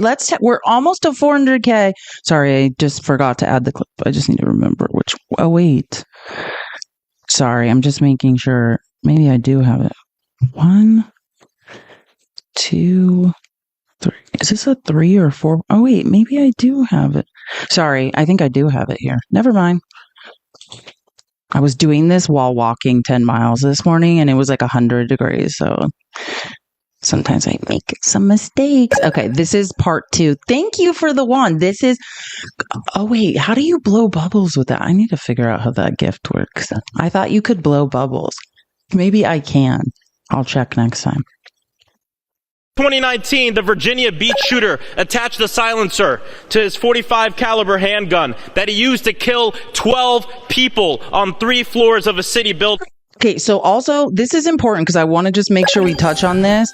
So Maxwell Frost, one of his main platforms, like he's associate, him and Jared Moskowitz, another Florida representative from Florida, school pew-pewings are very personal to him. It's kind of what one of the things his platform is actually built on. So now he's talking about the silencer thing and how that, can affect school unalivings. 2019, the Virginia Beach shooter attached a silencer to his .45 caliber handgun that he used to kill 12 people on 3 floors of a city building. Survivors of the attack said they weren't even aware a mass shooting was going on because of the silencer. My question is, why did this get added to the bill just a couple hours ago? Which congressional Republican just couldn't stand to vote for the horrible bill until it promised even more death to people? And I will yield to hear a name. Mr. Speaker. I'll yield just to hear a name. Oh, this gets crazy. And by the way, I remember Maxwell Frost's first speech on the House floor. Look how far Maxwell Frost has come. Imagine when he's 38. Who's this guy gonna be? Maxwell Frost is amazing. I remember the first speech he gave and he was reading it. Now watching him go, man, Maxwell Frost is a force. Name. Mr. Speaker. I'll yield just to hear a name. The gentleman will state his... Maxwell Frost is yelling someone admit, was it you? Basically, he's saying they know some Republicans said, fine, I won't vote for this bill unless you make it so you don't have to register silencers / suppressors. And Maxwell Frost is I'll yield to anyone who will tell me who it was. And I'll show you pretty soon why I think it might be Andrew Clyde. The gentleman will state his point of order. Mr. Speaker, this is supposed to be a challenge because the rule says that we've waived earmarks, but the gentleman is not talking about earmarks. He's talking about process that he doesn't like. He's talking about parts of the bill he doesn't like, but he has not mentioned any specific earmark. Even the gentleman who spoke before him, the gentleman from Massachusetts, only talked in general terms about things that were general policy, not earmarks. So I submit, Mr. Speaker, Mr. Speaker, that the gentleman is not in order in giving remarks that are not pertinent. The gentleman has not stated a point of order. I'm sorry? I reclaim my time. What are you doing up here, whiner? You're saying that someone else is wasting time, so you're up here to cry and waste time. Also, Republicans are embarrassing every minute of every day, and even more so in the middle of the night. What are... Speaker, I also be in order. Mr. Speaker, that the gentleman is not in order in giving remarks that are not pertinent. The gentleman has not stated a point of order. I'm sorry? I reclaim my time. I will yield just to hear the name of the Republican that couldn't vote for this bill. Be in order. Now than computers. Hold on, one more. Or 2 more, maybe. Republicans would have us believe that the person most likely to steal from you is a person in a hoodie, a black person in a hoodie, or an immigrant with tattoos. And this is to the gentleman's time has expired. Gentlemen. Can we all tap the screen? I just got a violation that I don't even know what it was for, but I'm in trouble because of playing content, recorded content from Congress. I mean, we're not allowed to discuss politics? Whatever. Can we all just tap the screen? Let's get to 450K as fast as possible. We do all love TikTok shop. Let's just remember that and talk about it constantly in the comments. I Do not know why I'm always in trouble, but whatever. I didn't even tell you guys about that's my second violation this live. I just get them and ignore them, but that one I don't even know what it said. I've never seen it before, but we're in trouble. Basically, we might be limited from, this live might be demonetized soon. And I'm not even in trouble. If I'm not in trouble on YouTube has really strict copyright law and like other types of rules. So it's ridiculous. Oh, sorry, I forgot to read some super stickers. So I'll do that really quick. Steph, thank you for the super sticker. Super chat. I'm so appreciative of your time and energy educating us. Give Mr. Mittens a head pat for us. That's my cat. He's really sick. He's having a hard day. Thanks, Steph. And Johnny said, I was a school teacher too. Johnny Longtrail on YouTube was a PE teacher. That's awesome, Johnny. I was a Division I athlete. I thought about being a PE teacher. I probably would have been a great one. Or I would have been fired for like making people take physical education too seriously. That's awesome. Okay, cool. Let's just keep tapping the screen on TikTok and reminding TikTok we love TikTok shop. Share the live. Hopefully nothing happens, but we'll just cross that bridge. Sometimes I've gotten like 6 violations in one live and nothing ever came of it. And then sometimes I'm just randomly banned. So we'll see how it goes. Recognized for an additional. I'm just going to start this over again so we can remember. Republicans would have us believe that the person. Yeah, and I just want to say, I don't care if I get banned for this, because this is the best moment of this speech. Maxwell Frost is amazing, and he's about to drop some serious knowledge. Republicans would have us believe that the person most likely to steal from you is a person in a hoodie, a black person in a hoodie, or an immigrant with tattoos, and this is to distract. Gentleman's time has expired. The gentleman's recognized for an additional minute. This is to distract from the fact that at least here tonight, the people stealing from Americans are not folks with tattoos and hoodies. It's people wearing suits and ties and congressional pins sitting in this Capitol right now. Not in some random alley wrapped in darkness, but in the United States Congress, wrapped in the flag. It is disgusting, and we will never forget this. I yield back. I effing love Maxwell preach. And this is the way society, and listen up, especially younger, single gaming MAGA men who are being demonized and lied about by these old conservatives who basically our tax dollars are supporting them, and they're going to have health care for life. That is the truth of it. Donald Trump is creating an oligarchical society where, and hear me out, the reason I'm upset with Cory Booker is because he's the only Democrat that voted to confirm Jared Kushner's daddy, who is a multiple-time felon, to be the ambassador of France. Jared Kushner's daddy got a pardon because he had the money. Do you want to live in a society where if you're rich, you're never a criminal, right? You can pay for a pardon. If you're a corporation who's unaliving people with toxic chemicals or pollutions, you can just pay. If you have the millions and millions of dollars to pay, that case can go away, right? Do you want to live in a society where the only crime is being poor? As long as you have money, you'll never be a criminal. The rich can do anything they want. Corporations can steal from us, pollute, and unalive us. Rich people can steal from us and laugh at us while doing it. And we're the criminals? Statistically, understand, I am safer as a woman if I move to a neighborhood of undocumented immigrants. They are less likely to commit crimes. Same thing. This is the reality. Corporations are committing crimes. Billionaires are committing crimes, and they're paying for pardons. They're paying for the DOJ to drop cases. It is wrong. I don't want to live in a society where because I'm poor and can't afford to pay someone to make a case go away, then I'm a criminal. But as long as you are a rich white male or a rich white male running a corporation, you're not a criminal. Why did Cory vote for him? Yeah, I know.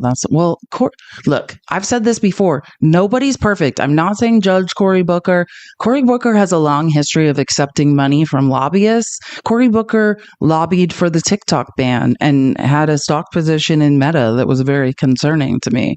But Cory Booker's not the only person who's doing things like that. I could name a bunch of people in Congress who are doing things like that would probably break your heart. I want to ask Jared Moskowitz the same question. Why are you profiting off the TikTok ban? And let's say that's annoying as a leftist to me, but one of the more annoying things is the money grab around mass deportation. Because MAGA, whether you feel like it or not, you're just not mathematically correct.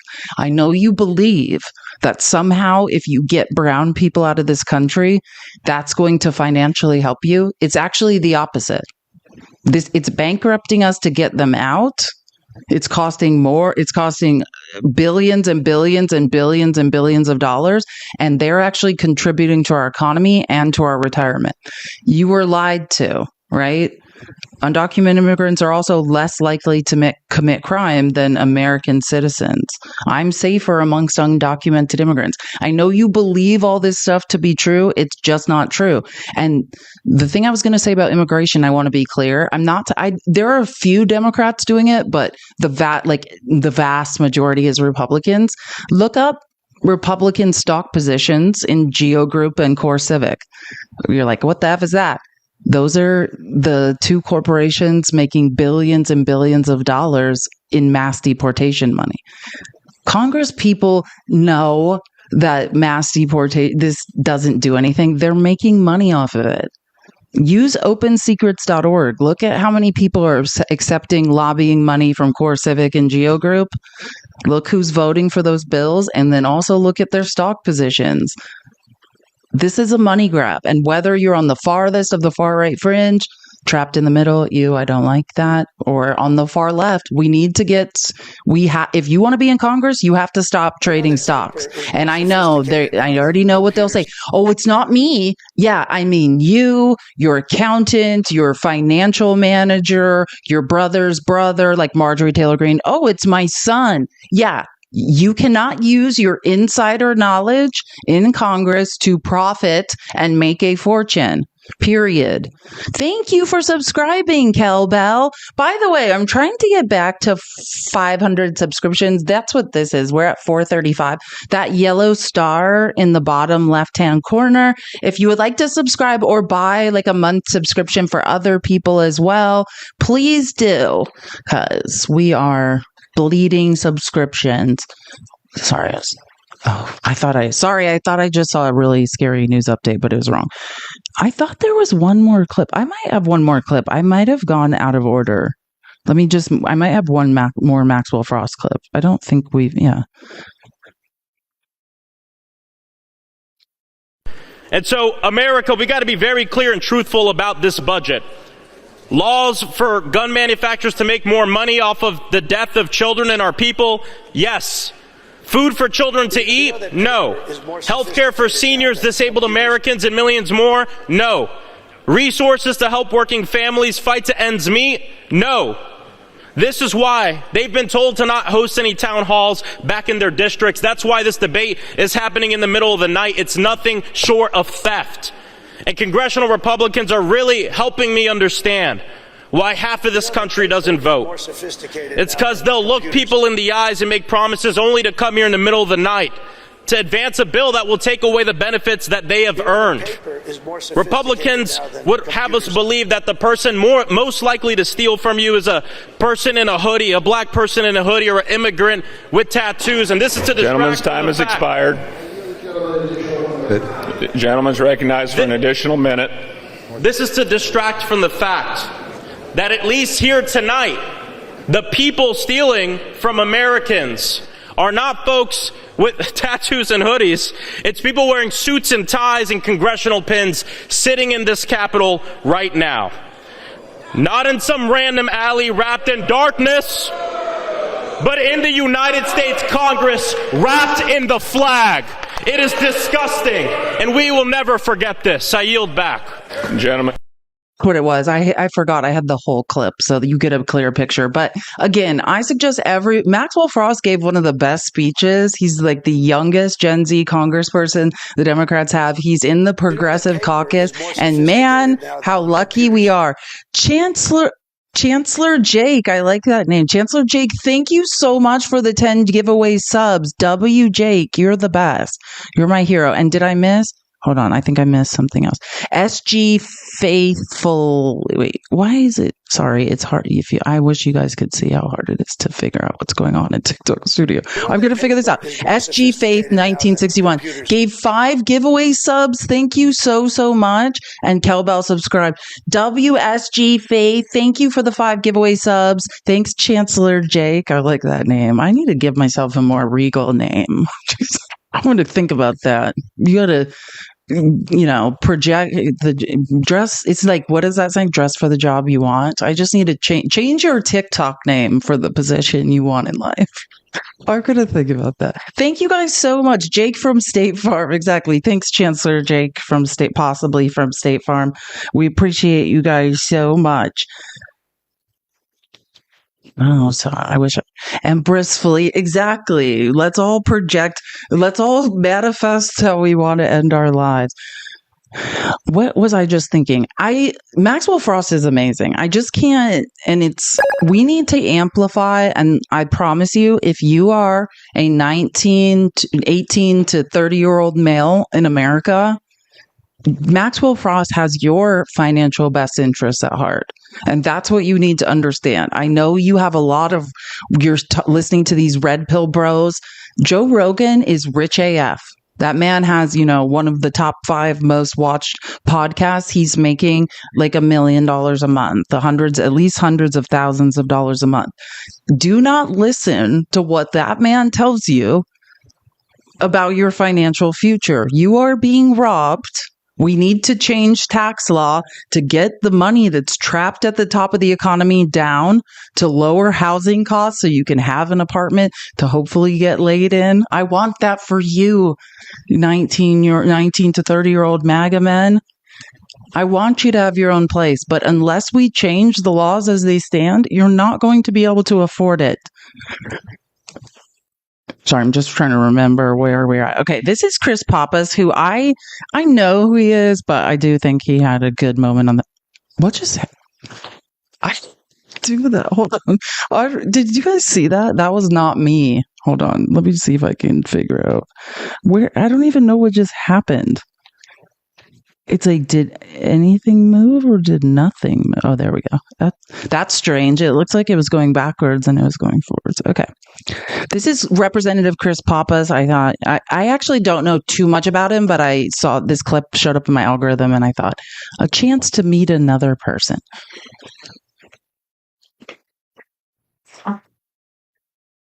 What is happening? I rise tonight because health care is on the line, and so is the well-being and the dignity of the people I serve in New Hampshire.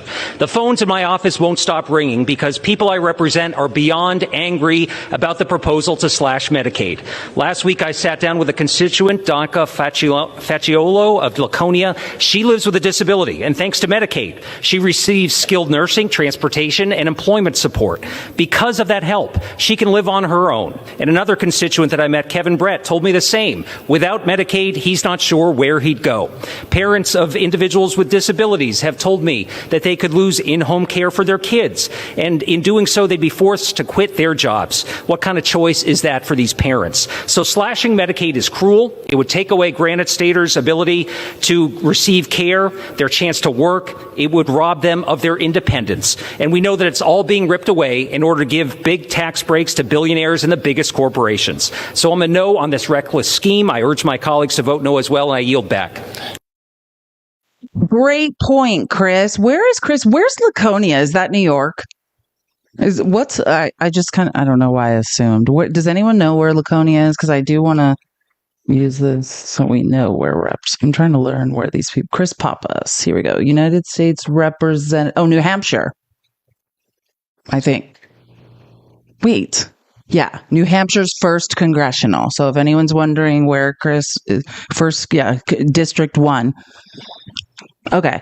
Again, here's another clip that I think is really good. This was just a clip of Catherine Clark, who I said she's the whips are the third ranking member, I believe, right? Third ranking. She's the Democratic whip in the House.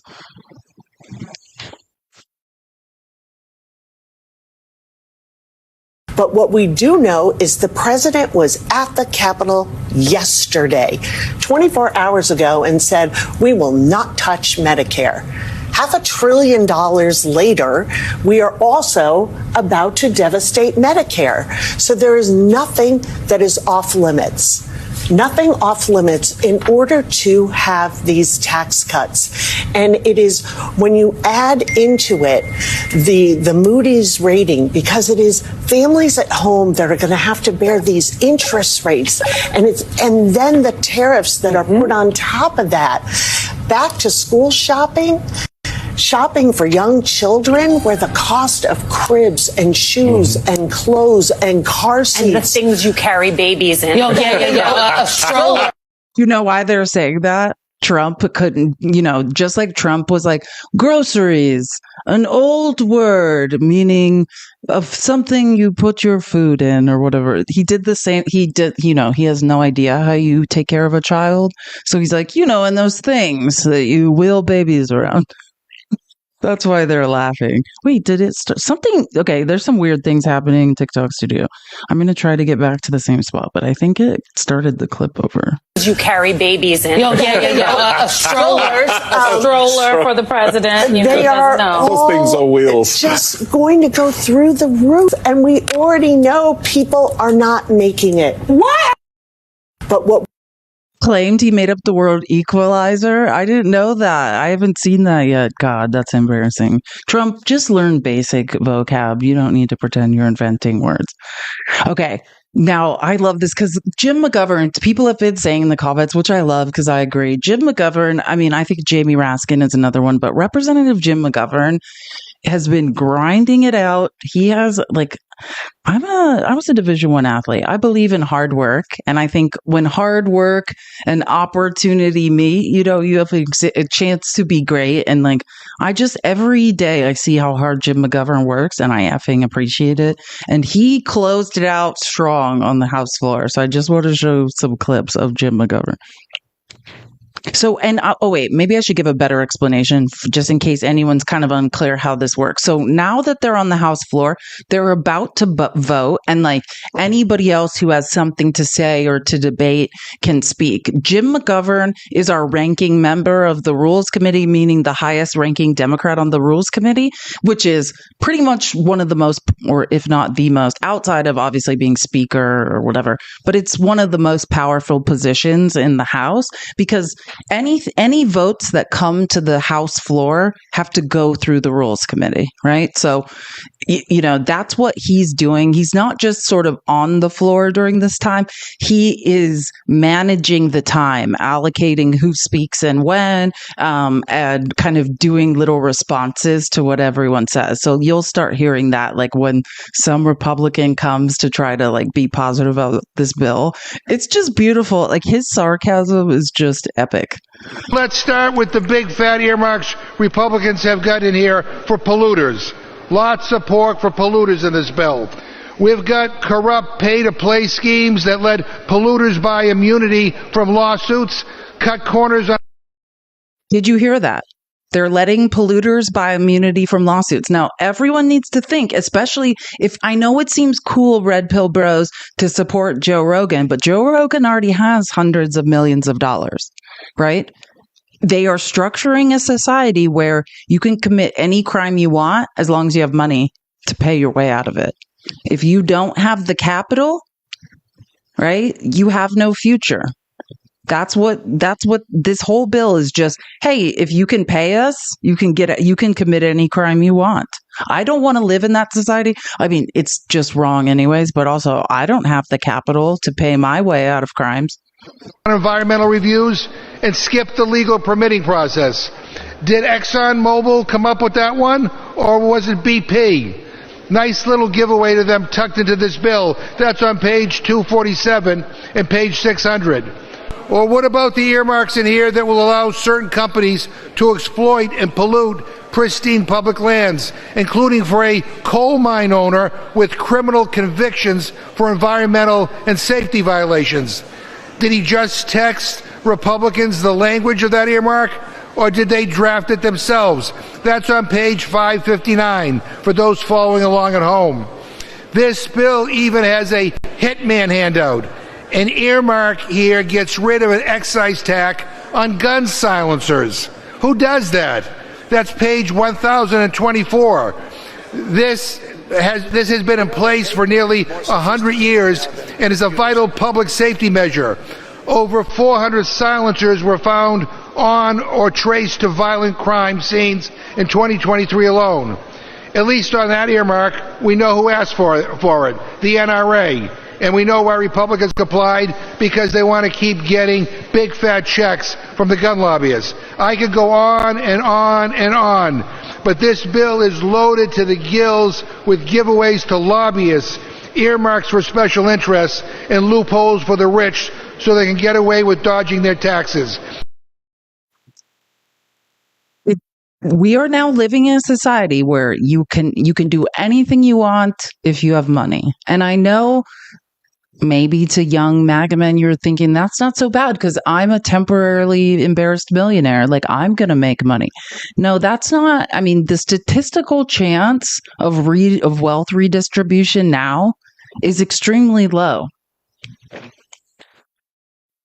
Like those are the facts. I mean, it's not been great, but as we transfer more and more wealth to the top and they change laws and make it impossible for it to recirculate, yeah, I know you think that's going to be the case, but you wouldn't be. And again, I'm not saying this in a negative way. I live in a house with my dad, and that works for both of us, right? Because he needs help and so do I, and it just works best for both of us. And I don't like living alone as a woman either.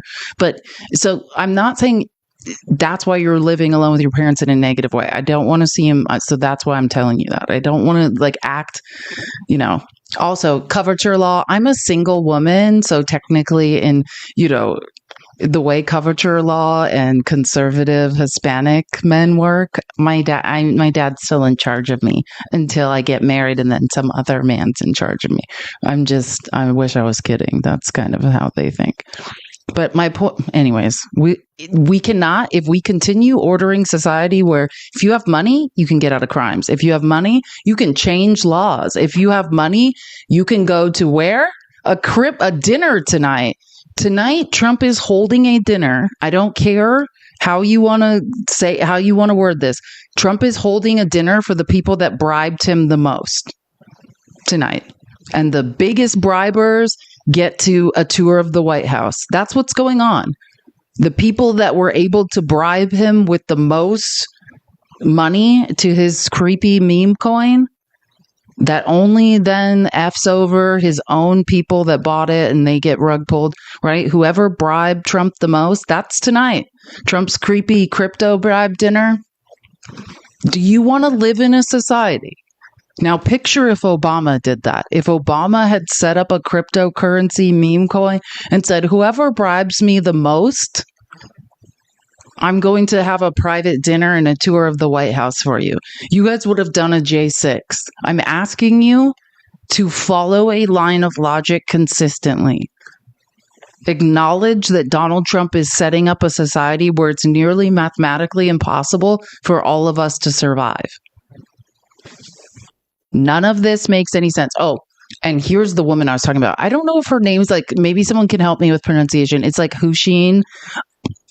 I think she's from Indiana, right? No one wanted to show their face to be the person defending this bill on the floor during the final arguments. So this woman's there. I think she's from Indiana. This is what let me show you. This is what I mean by Jim McGovern's sarcastic comments.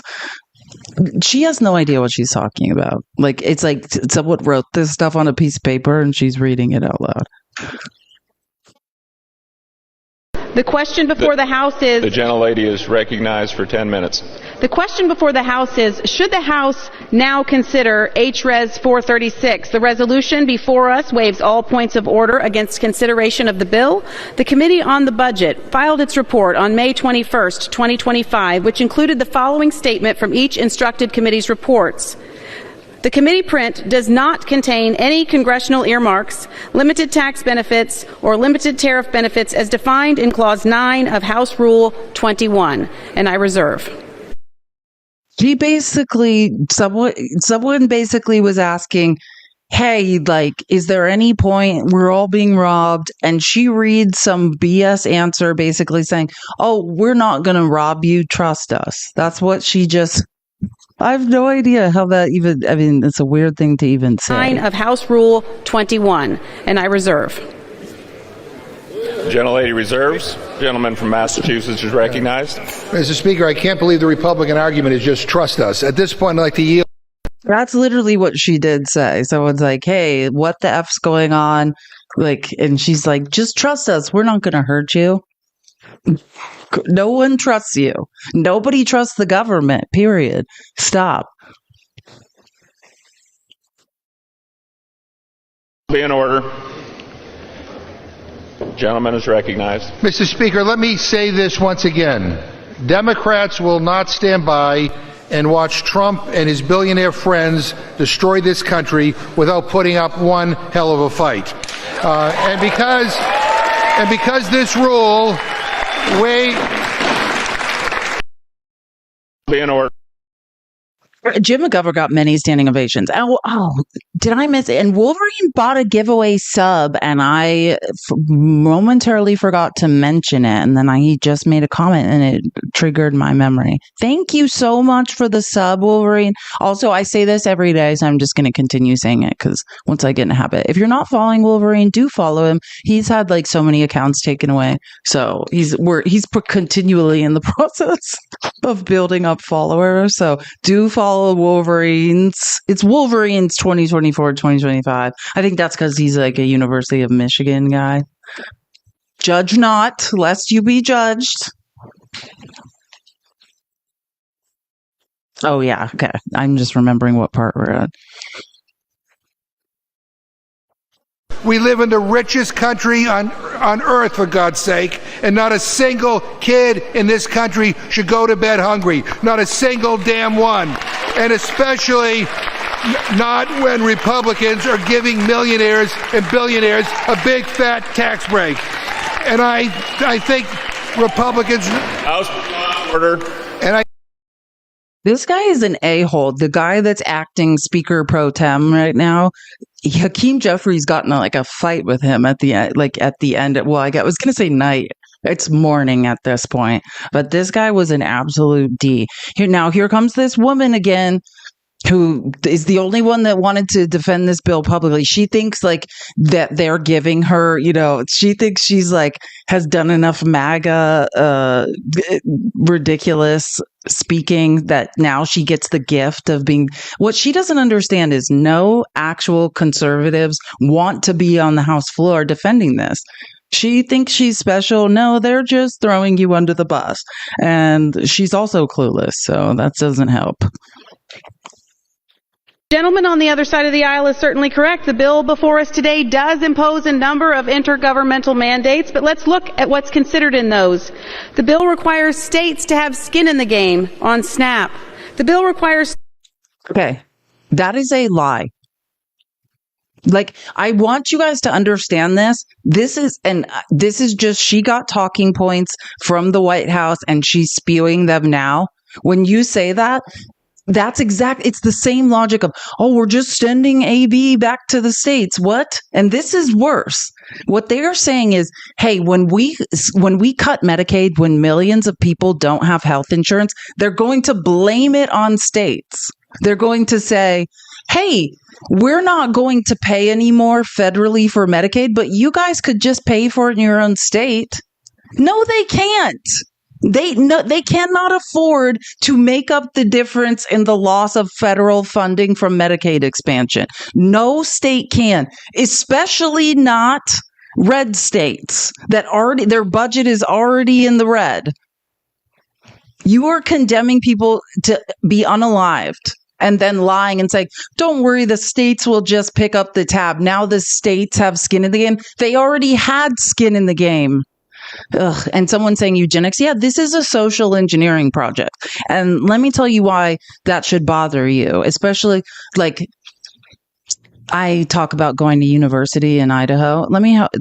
MAGA red pill young men remind, like 19 to 30-year-old men remind me of what they call in fundamentalist Mormonism, lost boys. Have you guys ever heard the term lost boys? That's what you are now, red pill. If you voted for Donald Trump and you're 19 to 25, you're what they call a lost boy. Let me explain to you what that is. In Mormon fundamentalism, like where people, and when I say Mormon fundamentalism, that's where polygamy is happening, like the Warren Jeffs cult in Colorado City, where older, richer men who have amassed more wealth and more power within that community are, the Lord tells the prophet to give them, wives, sometimes 50 wives, 60 wives. And you know who loses out on that? Well, women, obviously, who can't make choices about their body or who they marry, but the men they call the lost boys.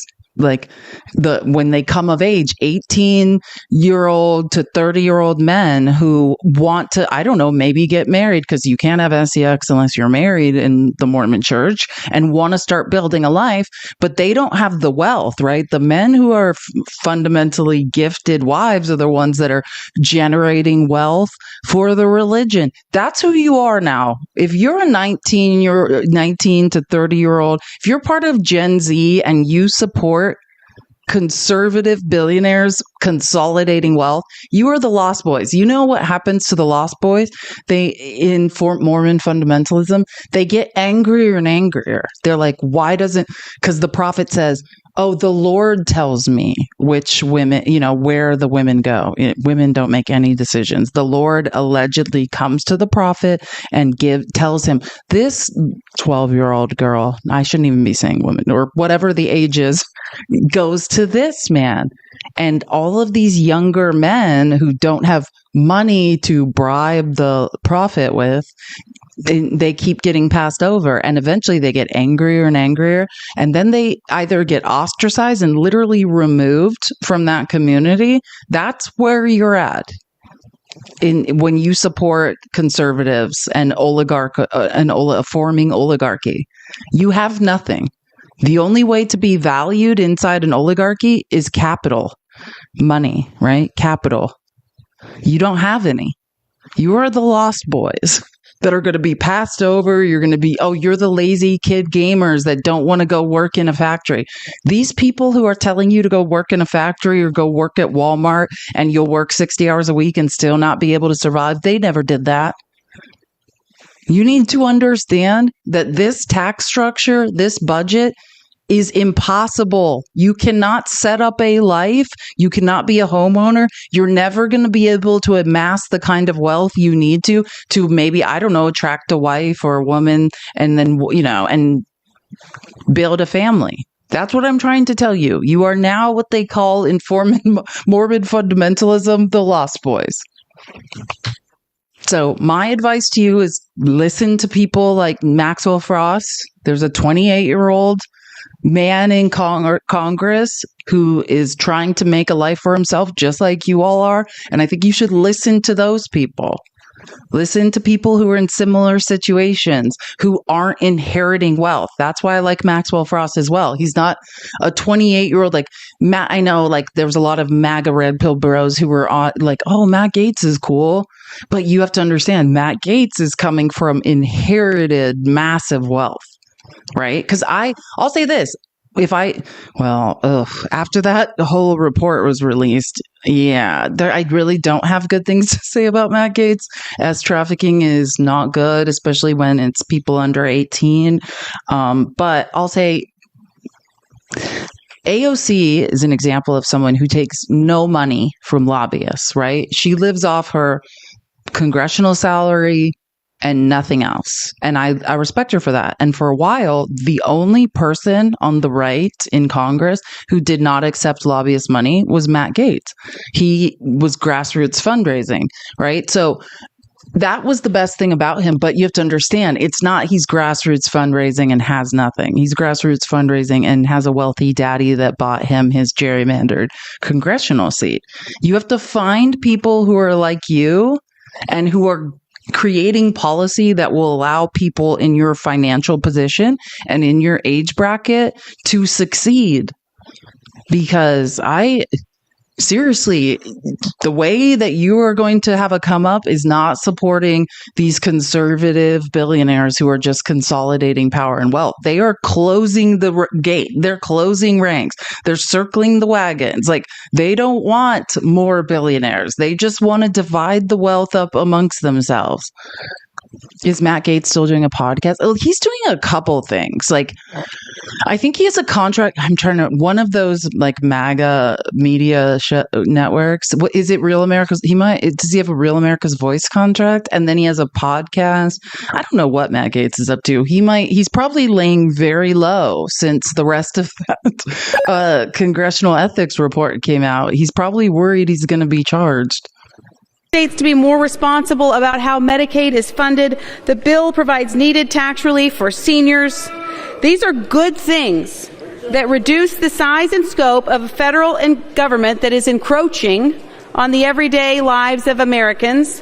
And it protects the American people from a Democrat Party that prioritizes illegal immigrants over vulnerable Americans. Hear this woman? She was given a list of talking points. You know what I'm saying? Of lies. Literally, and they're like, she's the only person that wants to show their face. They're like, go read these things. What are you talking about, lady?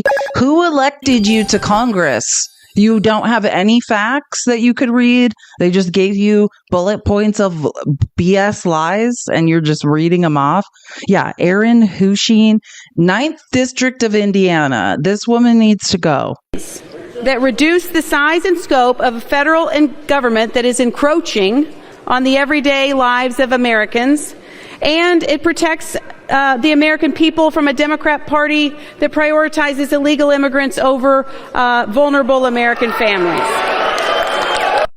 Just want to give some facts to refute the dumb lies she just said. So again, the first 100 days of Trump's office, he spent $200 billion more than Joe Biden did. If you're worried about the spending and the size of the federal government, then you should be very worried about what the F Trump's doing. He's on pace to spend $1 billion golfing. It's a very expensive habit to protect a president golfing. And you guys are sitting here talking about, like, she's saying that the federal government has spent more. $200 billion more in the first 100 days. You've grown the size of the alleged swamp. And then, again, I just want to be clear, we found out for sure when we say 13.7 million people, or low estimate, 13.7 million to 14 million people are being kicked off Medicaid. Those are American citizens. Those are not undocumented people.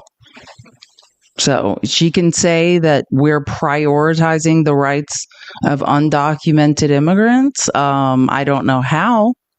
We're talking about American citizens being kicked off health insurance. And furthermore, I could make a mathematical argument that's 100% correct that would tell you why we all should, as a country, be super nice to undocumented immigrants. There's a very big mathematical argument for it. They are literally, I mean, if we remove that component from our economy, it will stop growing. So I don't know. Do you care about your financial future? That would be my argument for why we should stop shitting on undocumented immigrants. If you don't, I'm saying if you lack empathy.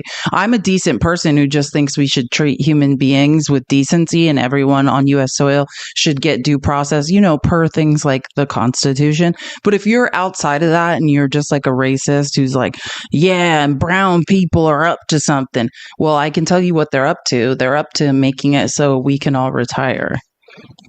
Party that prioritizes illegal immigrants over vulnerable American families.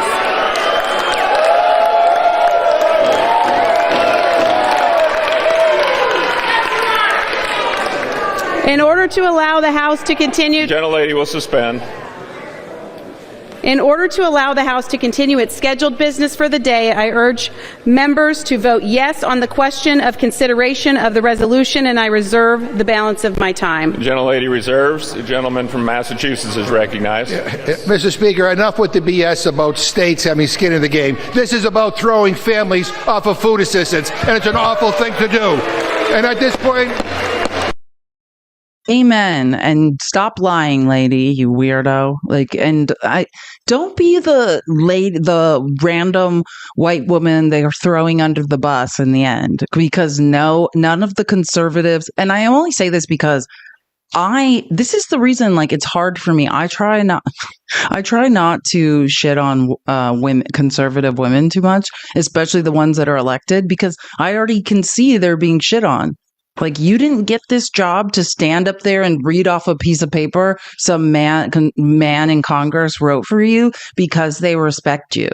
They don't want to say these lies. They know they're lies, and you were the mark that they're like, hey, does someone want to read this? Because whoever reads it is going to be later, this is going to be clipped, and then you're going to be called a liar. So can't be us. Do you want to read it? Literally, they threw you under the wheels of the bus, and you weren't smart enough to say, no, I'm not going to do it.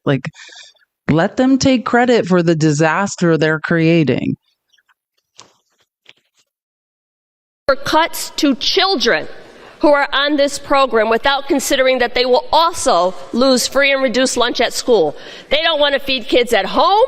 They don't want to feed kids at school. It is just cruel. Every provision in this program is cruel, and they know it. That's why none of them spoke on it in committee. That's why they were silent in budget. That's why they have nothing to say. That's why they have no response. That's why they don't hold town halls. That's why they don't answer questions. All they do is tweet, repeat, and hide in the back until they vote yes. Gentlelady's time has expired.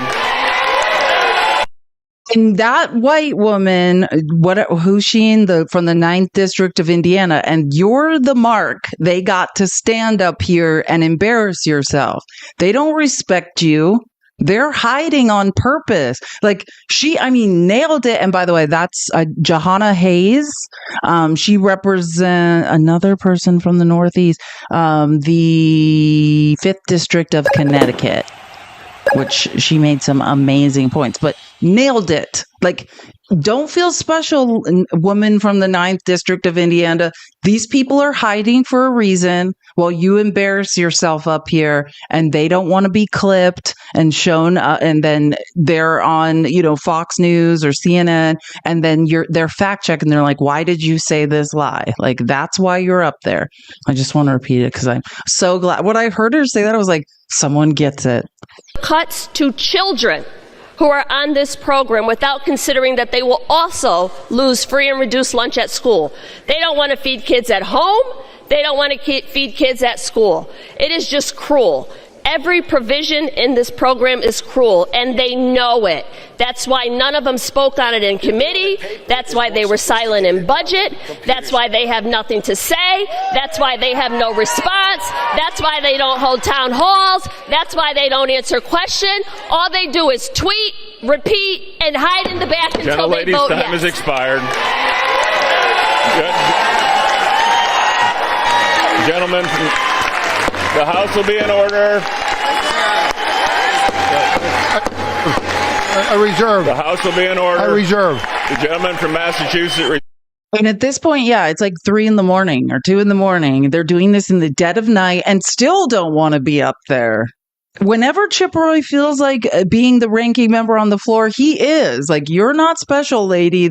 You are underneath the wheels of the bus, and it's driving over you, backing up, driving over you again.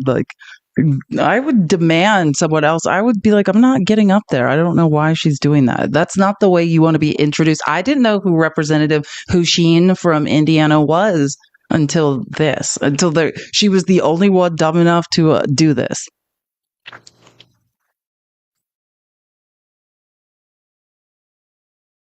Hunger is a political condition.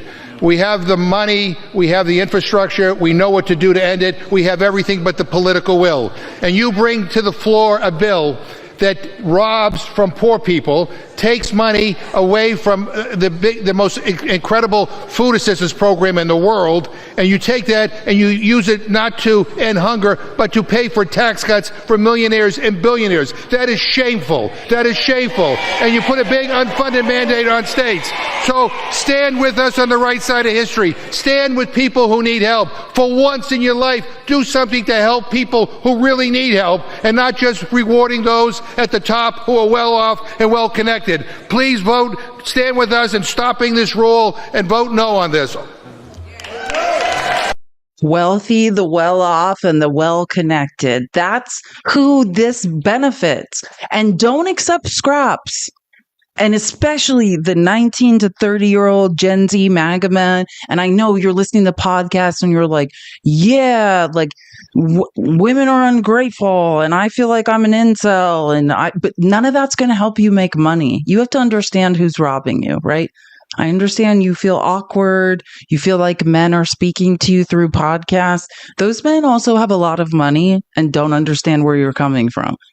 The wealthy, the well-off, and the well-connected are circling the wagons and making it impossible for any of us to have upward mobility.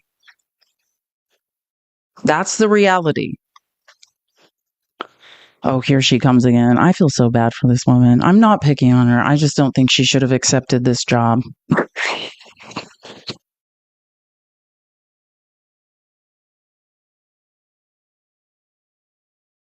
The gentleman on the other side of the aisle is certainly correct. The bill before us today does impose a number of intergovernmental mandates, but let's look at what's considered in those.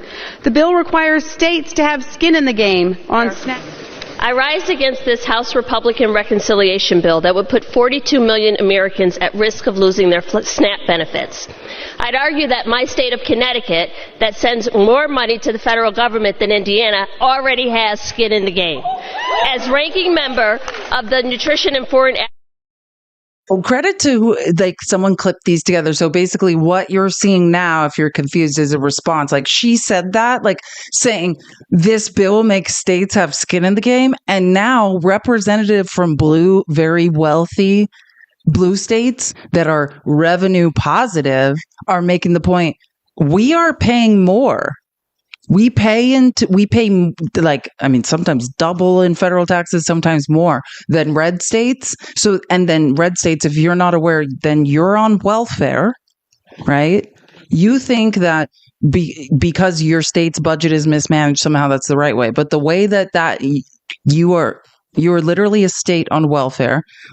On average, more blue states are revenue positive. Texas is, Florida is. I think those are the two big red ones. I'm trying to think. Someone can add more if there are more. Oil rich states often are revenue positive. But anyways, so most red states are in the red, right? They don't have revenue. So blue states like Connecticut pay more in federal taxes, and then that welfare is given to red states. So for her to then, this weirdo from Indiana, I'm sorry, how much is Indiana?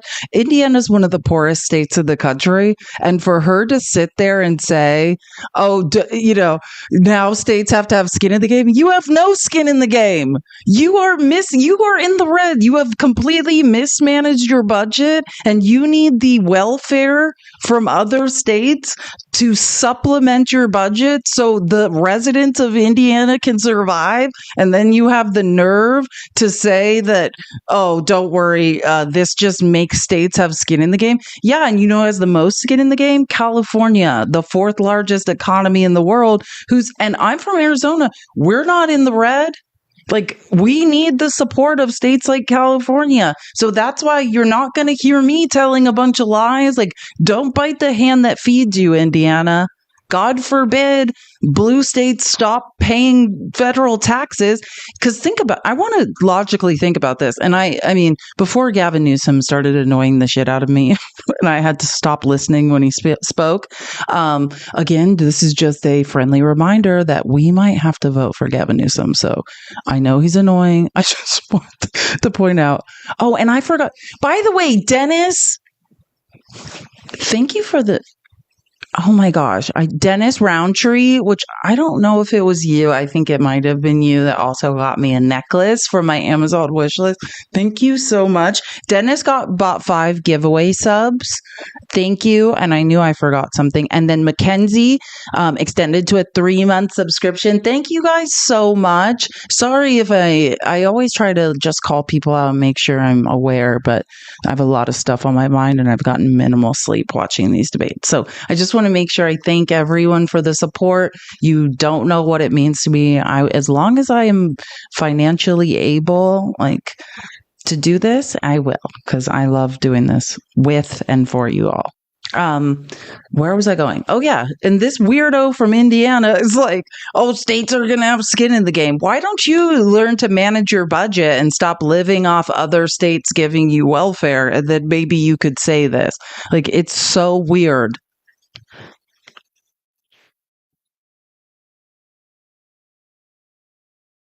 Our voices are loud. We're here to fight. And this bill is about whose side you are on. And Democrats choose to stand with our communities and our neighbors and our families and our people, and not the ultra-rich Republican mega donors and billionaires that write big fat campaign contributions to buy votes. This is a rotten, ugly, bad bill that will hurt the people I represent. It will hurt millions of people in this country. And the sad reality is, Mr. Speaker, Republicans just don't care. Democrats are united. And with strength in our mission, with unity in our purpose, we are here to vote hell no on this monstrosity of a bill. I reserve my time. Was just occurring to me. I think everyone in America, especially Democrats, but also independents, anybody that, okay, let me just put it this way. Anyone that can do math, because there's also registered Republicans that understand that Donald Trump's bad for the country and are voting, I hate saying blue, but you know what I'm saying, are voting the right way. This, you know what you're getting a taste of right now? Being a teacher. This is, now you guys are experiencing it. You feel insane, right?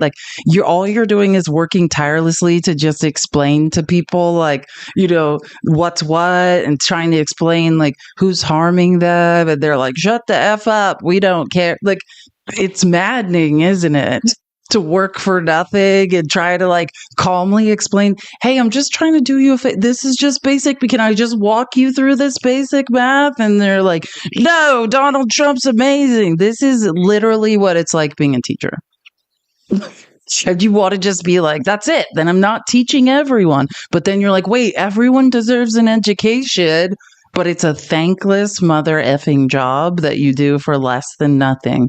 This is what it feels like. You're just feeling like, am I doing anything? Am I screaming into the void? Does it matter? Yeah, this is how teachers that's what I do feel like. We're all teachers now, making nothing together, trapped in this nightmare. This is what it feels like. Oh, and again, I've talked about Justin Wolfers. He is a teacher. I met him one time in real life, just saying. He's a economics professor. Oh my gosh, I'm going to get it wrong. I think at the University of Michigan. And that's a big deal to some people, like Wolverines. So hopefully, I'm pretty sure it's University of Michigan. I hope I didn't get it wrong. But anyways, listen to this clip because I think he nailed it. Real economists, not Trump who actually can't do math, but real economists understand how this bill is hurting people. Nicole, I want to highlight one really important part of the current budget discussion. So you're talking right now about this very important issue, which is how much we spend versus we tax. That's the budget deficit. There's also a Robin Hood aspect. How much do we take from who and what do we give to who? This is the anti-Robin Hood. This is, according to one of my favorite budget wonks, Bobby Kogan, he said this is the largest redistribution from poor to rich in American history. So if you're okay with those at the bottom end of the income distribution getting by with less because you think it's important that those at the very top end get tax cuts and therefore have more resources to get by, that's fine by you. But for those of us with a heart, honestly, it breaks our hearts a little bit. Facts. Real economists, people who can do real math and understand how congressional budgets work, know that you're being robbed. That's why I'm speaking. I'm going to continue speaking to you in a really nice voice. MAGA 19 to 30-year-olds, you will never, the come up is not coming. It's not coming. The hustle culture, what did we call it? But God, what was that? I'm trying to remember, like when I was part of that in like the tech industry when we all believed we'll just work ourselves to death and we'll make a lot, but none of it means anything. It's not true. The rich are getting richer. That's what I realized. And even though because I'm very intelligent, I was making it in capitalism. I was making six figures. I was doing all the things that so I was like, oh, well, look, I had nothing and now I have something. But they're the something, even if you get it, they're golden handcuffs, right? If you had nothing and then you start creating a life, yeah, making middle six figures, it feels really good, except for in order to live that lifestyle, you have to keep working yourself to death. You'll start realizing you're not even living at all. Trust me. And then you're living in cities you can't afford to pay the rent. Like, none of it makes sense. Oh, sorry. I'm just trying to remember. Oh, this is another great moment. Virginia Fox went and probably slept in her office, woke back up, and then here we go again. We're not to the budget resolution, one that passed both chambers and is binding on this body in the Senate. We're not interested in rhetorical jousting or succumbing to the status quo. We're interested in delivering real, tangible results to the American people. These results are achieving the full potential of our energy dominance, realizing a secured border, and establishing fiscal certainty for our great American future. I urge my colleagues to be part of delivering real, tangible results by voting yes on the rule and yes on the underlying legislation. And with that, Mr. Speaker, I yield back. Gentlelady yields back. Gentlelady from Indiana reserves. Gentleman from Massachusetts is recognized. Yeah. Let me just say to the distinguished chairwoman of the Rules Committee, you know what gives people fiscal certainty? Food in their refrigerators. Amen. Like, can you imagine being gaslit on this level? What? Yeah, I actually agree with her. There will be real tangible results. Eugenics, social engineering people out of existence, people being food insecure, people not surviving because they can't go to the doctor, life expectancy being lowered, less babies being born. Yeah, there's going to be real tangible results, creepy Virginia Fox. Again, that's the ghost of Marjorie Taylor Greene's future. Like, in 20 years, Marjorie Taylor Greene will be Virginia Fox.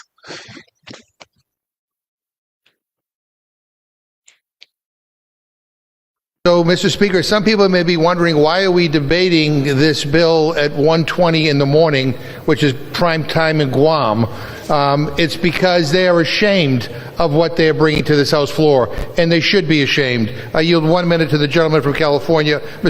Yes, they really should be ashamed. It's just weird that they're not. Oh, here's an example of them not being ashamed. I cannot stand Alfred. He drives me nuts. And yes, Mr. Speaker, this draws the clear line. No taxpayer dollars for sex change surgeries for anyone. I urge a yes vote on this big, beautiful bill. Gentleman yields back. Gentlelady from Indiana reserves. Gentleman from Massachusetts is recognized. Yeah, my friends are so proud of this bill that they're doing it at 1:25 a.m. in the morning. And the bottom line is, the reason why we don't like the bill is, we don't think billionaires deserve any more tax cuts, and we don't want to support a bill that screws regular people. But yelling random things. Yes, no pandas will also be getting sex change surgeries under this bill. yeah, something that was also not happening before will randomly continue not happening. Like, it's so embarrassing. And again, I encourage you, and I get it, red pill bros. You think like, yeah, let's point out trans people are weird, or I feel a little weird that trans women are super attractive. And my friends tell me it's weird and wrong that I'm kind of attracted to them. So I feel ashamed. And then it makes me lash out at them because they're attractive. I mean, that's the real thing that's going on in your head. But here's what truly doesn't matter. Any of this. Trans people are affecting no one's lives, right? If you get caught up in the let's demonize trans people, just so you know, I know you guys are super young, so you're probably too young to remember. We've been doing this for a long time. It wasn't always trans people. It was gay people before. It was gay marriage. But then because of the Supreme Court ruling on Obergefell, they had to move on. And it will be I fear who it will be next, but it won't always be trans people. This is just a distraction from the fact you are being robbed. People are saying you're lazy and sitting in your mother's basement. There's a reason nobody can afford a house or no one can afford to rent an apartment. And it's not because 19 to 30-year-old men are lazy and able-bodied. That's not what's going on in this country. Don't be distracted by demonizing random minority groups. Focus on who is robbing you and holding them accountable. And this is when you know it's the Twilight Zone. So at this point is 2 a.m, and we're now the Democrats are yielding time to Thomas Massie. If you're like, who the F is Thomas Massie? Just a reminder, Thomas Massie is the only Republican in the House who's consistently, or I would say is actually a real fiscal Republican, who has consistently pointed out that Trump is lying, is blowing out the deficit, has drove us into more debt than any other president in U.S. history. Trump is coming after him over and over and over. He's actually fundraising off Trump threatening to primary him. He's made thousands and thousands of dollars in the last 48 hours. I talked to you, and the personal thing, Thomas Massie's wife unalived of cancer a few years ago, and he just basically said, the best of me unalived when she did, nobody's going to bully me into being a liar or a pushover. If this is the last thing I do is tell the truth, then that's what I'm going to do. So yeah, the Republicans won't let Thomas Massie on the floor because he's not going to vote with them. So the Democrats yielded time so Thomas Massie could call Trump out.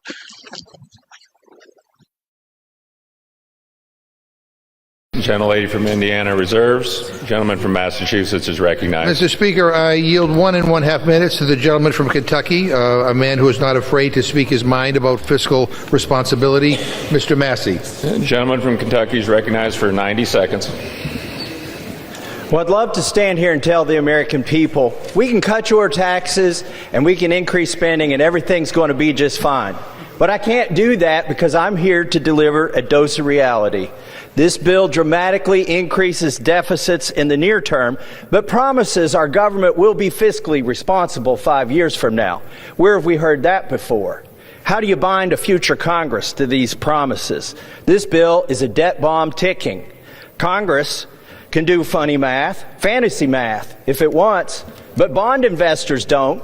And this week, they sent us a message. Moody's downgraded our credit rating, and the bond investors who buy our debt and finance our debt demanded higher interest rates on the 10-year note, the 20-year note, and the 30-year note. What does this mean? Very soon, the government will be paying $16,000 of interest alone per U.S. family. And what are we telling them? Instead of taking care of that problem, we're going to give you a $1,600 tax break. Under the taxing and spending levels in this bill, we're going to rack up, the authors say, $20 trillion of new debt over the next 10 years. I'm telling you, it's closer to $30 trillion of new debt in the next 10 years. Look, a Republican that can tell the truth. If you voted for Donald Trump, this is what you are voting for. Mr. Speaker, we're not rearranging deck chairs on the Titanic tonight. We're putting coal in the boiler and setting a course for the iceberg. If something is If something is beautiful, you don't do it after midnight. I oppose this bill. Gentleman's time has expired. Gentlelady. We're not rearranging deck chairs on the Titanic. Amen, Thomas. Preach. At least one person can tell the truth. This is probably one of my favorite moments of Jim McGovern last night. Like this guy, what's his God? Why can I not remember? Dan Muser, Representative Dan Muser, basically just gets up, tells a bunch of lies, and then Jim McGovern's like, "What? That was weird."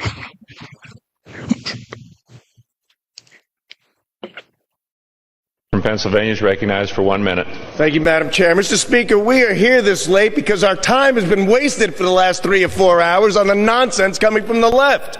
We were elected to improve our country, to work with President Trump, to improve our national security, strengthen our economy, bring fiscal sanity to an out-of-control budget, deliver accountability, and lead the world towards peace. And frankly, to bring common sense so people start trusting our government again. This big, beautiful bill is about caring about America. It's designed to strengthen our national security, fortify our now secure border, which was turned into a disaster by you all, responsibly grow our domestic energy supply, and create more opportunity for Americans. It also gives small businesses the type of tax environment and certainty they need and deserve. Not one where we're slammed by major tax increases, which would occur by voting no on this bill. Voting no on this bill will assure massive tax hikes and will continue the waste, abuse, and fraud that is just running rampant through our federal government. Mr. Speaker, this bill is just the beginning. It sets the stage for making America as great as it should be. I yield back. Gentlelady from Indiana reserves. Gentleman from Massachusetts is recognized. Yeah. Boy, that was weird. Mr. Speaker, I want to yield 1 minute to the gentleman. Was weird. That was super effing weird, and also a series of lies. But then it's like he would get his lies confused, like in the middle, and say, I think, the opposite of what he was even meaning. It's like he couldn't. It's like, I don't know. It's like he forgot the lies he was supposed to be telling, so then started being like, "This will guarantee tax hikes." It's like that's what we all suspect. Like, oh, I love it's so funny listening to these people. I saw someone say they sent me a Venmo, and I just I did get a Venmo, Sarah, from yesterday. I was just going through my Venmos yesterday to make sure I didn't miss any. I did get a Venmo from Sarah for $5 yesterday, and I can't remember if I announced it or not. And then Mark, which I remember announcing because I hadn't seen Mark in a while. And then today, the only Venmo I got is from Vicky for $25. So if I forgot anyone's Venmo, I only got 2 yesterday, and I think I announced all the ones on Monday. So I just wanted to make sure. I just saw someone say, "Oh, I sent her a Venmo." I always do try to make sure if someone does, I check.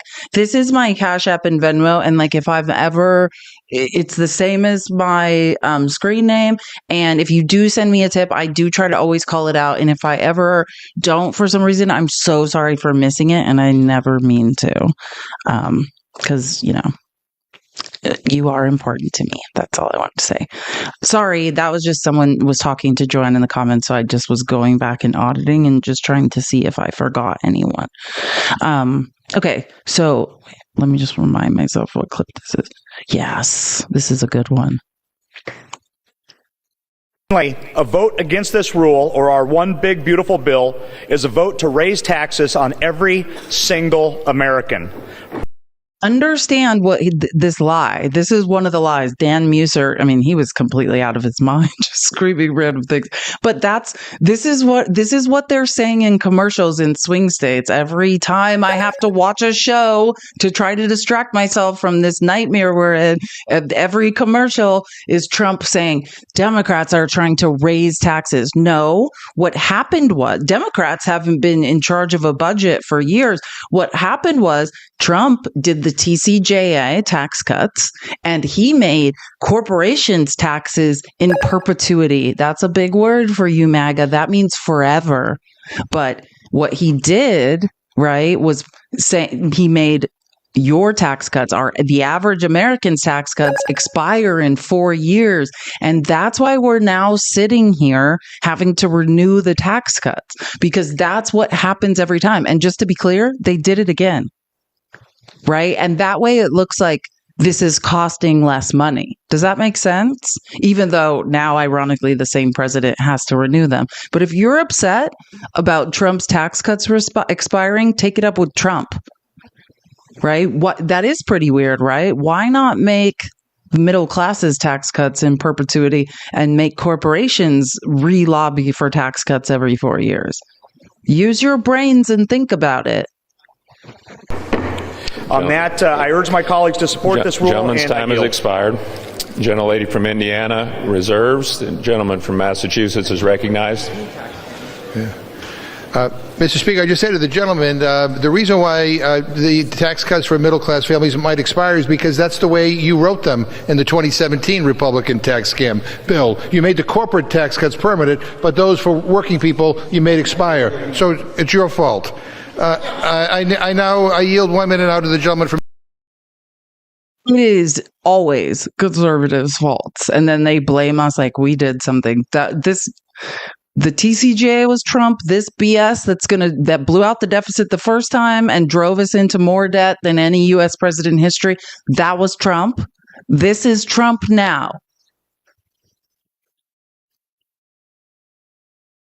Members reminded to direct their remarks to the chair. The gentleman's recognized. So if you run a company that's losing market share, you got three choices. You can go bankrupt, you can innovate, or you can come whining to Washington saying competition scares me. In this bill, the Republican Party is delivering that protection from competition to the fossil fuel sector. Some numbers.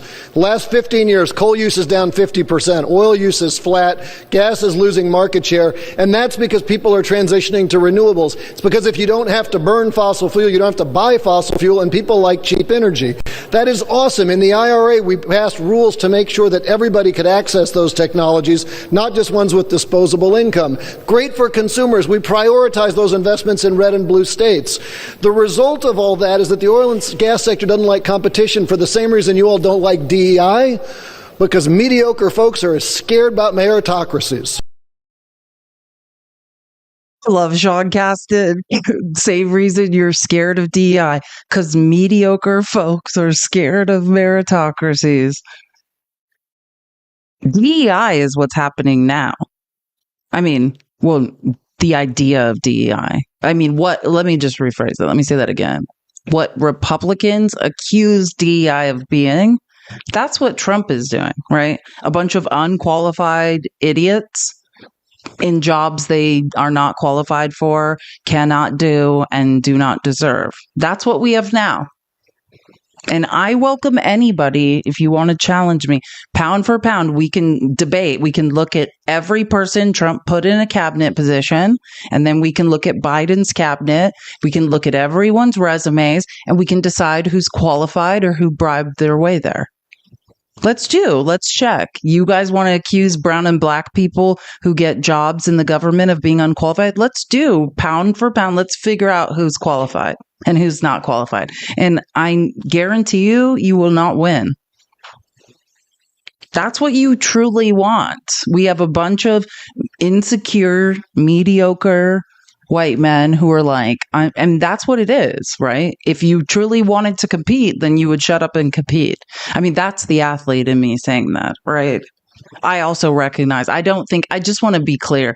There's layers to this. I think that you were, for some reason, convinced that like brown and black people were stealing from you and that competition was unhealthy. It's really not. They're not stealing from you. They don't have your money. Billionaires are stealing from you. So I do think it's complicated, but I think for whatever reason it is, you guys are scared to compete. Right? In a real meritocracy, you would just shut up and say the best person gets the job, right? And we're talking about a skewed meritocracy.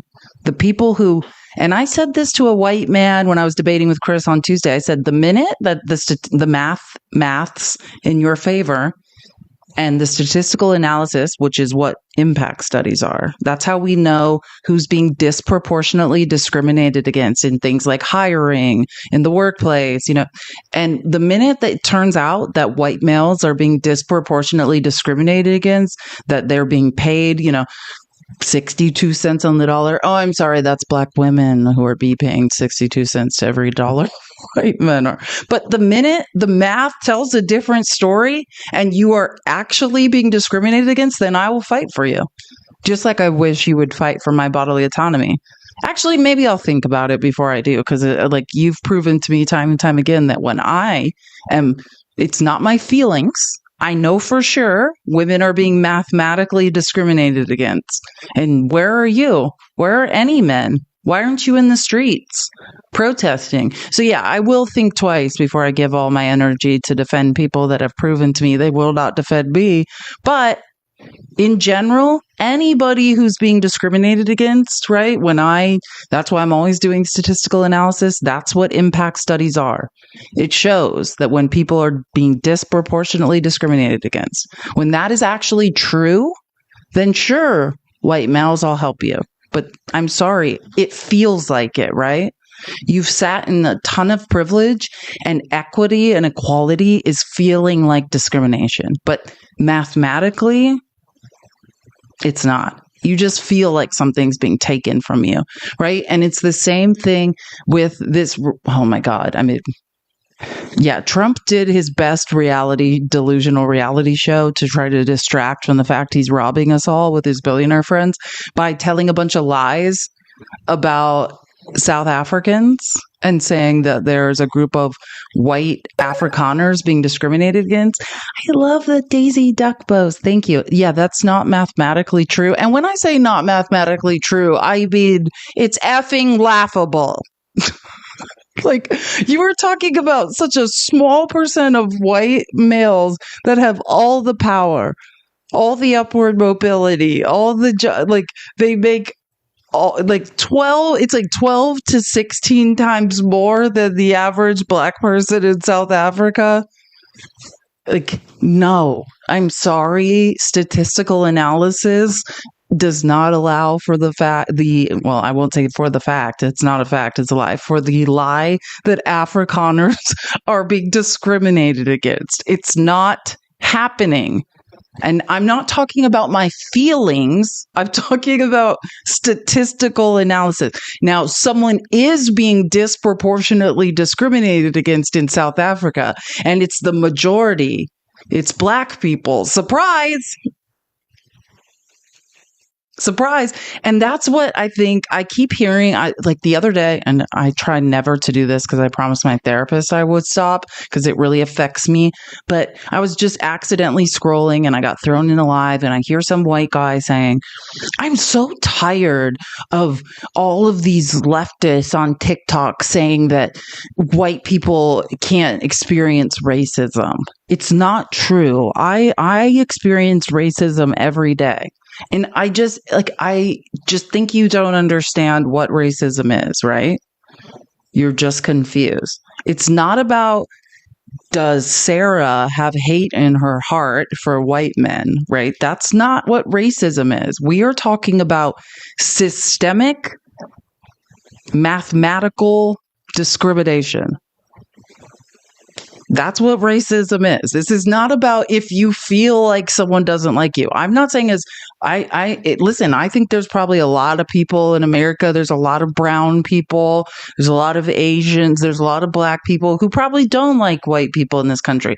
But we're talking about statistical systemic discrimination, right? It's math. It's not your feelings that people don't like you. And the minute that for every, dollar black women are being paid, white males, you're making 50 cents, then I'm going to be in the streets fighting for your rights. It's just not the case. It's a feeling that you're having, and you need to start understanding the difference. Oh, and here's AOC. AOC gave a little bit longer. I don't think I have the whole clip of her whole speech, but this was AOC at 2 a.m. or something. 90 seconds. Thank you so much, and I thank the ranking member for yielding his time. 13.7 million Americans. 13.7 million Americans are the number of people in this country whose health care are going to be stripped in this bill. Now, Republicans are going to try to tell you every single distraction in the book from that essential number. I want people at home to understand that Medicaid and the federal matching funds for Medicaid can make up 30 to 40% of some of the state budgets that we have going on back in your home. Republicans have put this bill together, rushed it together in a matter of hours on the back of a napkin, shaking it, walking out of the White House, and brought it right here to this floor. They are defunding Planned Parenthood. They are ending tons of Medicaid coverage for 13.7 million Americans, including Affordable Care Act coverage as well. And if you want to get an abortion and have a silver plan on a health care plan that you paid for, you will also be affected by this legislation as well. Also, allowing suppressors on guns to be deregulated to some of the largest amounts that we have seen since the 1930s. This is just a Christmas bill. It's a Christmas tree. I yield the gentlelady to shield 30 seconds. And so I want people to understand, for my Republican colleagues who are sure what is in and not in this bill, in this process that has been this rushed, when you wake up in the morning, you will realize that you voted to defund Planned Parenthood and to take away health care from 13.7 million Americans. And when this country wakes up in the morning, there will be consequences to pay for this. And I yield back. I've thought about this a lot. I think Trump's plan is that lying is so effective. And I played on Monday that Tim Snyder clip. Actually, maybe I'm just going to pull it up again because I do think I just want to make the point. I want to make sure we're all on the same page. And I have that presentation right underneath this one. So let me just pull up this clip I'm talking about so we can all get on the same page. I'm talking about the psychological plan because it is true that this is all a lie, that like none of this makes it. Oh, is this not the whole clip? Sorry, when I was making clips on Monday, let me just pull it up I have the outline. I just need to pull it up in my actual outline from Monday. What was Monday, the 19th? Sorry, I'm just looking up the date. There we go. Okay. Where's my Tim? So Tim Snyder is I just want to play this Tim Snyder clip because I've been thinking a lot all night long about what Trump's plan is. Because, yeah, like the facts are the facts. The math's not mathing. Like, right? Oh, wait, I need to make sure. I need to remember where this clip came from so I can find it easier. Give me 1 second. Where's my...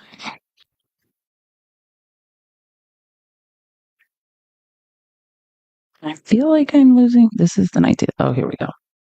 Jay and Keith. Okay. I should just keep all of Tim Snyder's clips. I have so many. I should put them all in one place so I can just pull them up again when I need them. Who, by the way, here it goes. He's fled to Canada now. We've lost one of the most brilliant minds in the country because we are bigots. Here, just give me 1 more second to get it all loaded up. So again, because this is just a psychological question. I want everyone to think about what is Trump's plan? And the answer is, I truly believe, is to just lie. Trump, it worked the first time, right? Trump successfully, with the help of a pandemic, I do want to point that out. I think without the pandemic, I don't know if Trump could have gotten away with stealing as much as he stole, right? Or let's say mismanaging the budget as much as he mismanaged it. Like he almost had the worst luck for us was the pandemic. The best luck for Trump was the pandemic, and think about how he's rewritten history. I can't tell you how many MAGA people I talk to who are like, Joe Biden just ruined this country. No, actually, Joe Biden lowered the deficit. If you're a deficit hawk, Joe Biden lowered the deficit. Joe Biden recovered from the pandemic. He did not plan nor start the best in the developed world, the best in the G7. No one did it better. Was it super uncomfortable and scary? Yes, we all lived through that. Joe Biden didn't do that. He just responded to it. And I'm not saying in Trump's world, Trump has to have MAGA believe that he's in charge of everything. He's an economic genius. He's an environmental genius. He's an automotive genius. He's a bridge builder. He's an engineer. Like what? Trump has to make you believe he's in charge of anything. Trump can read. He's not in charge of anything.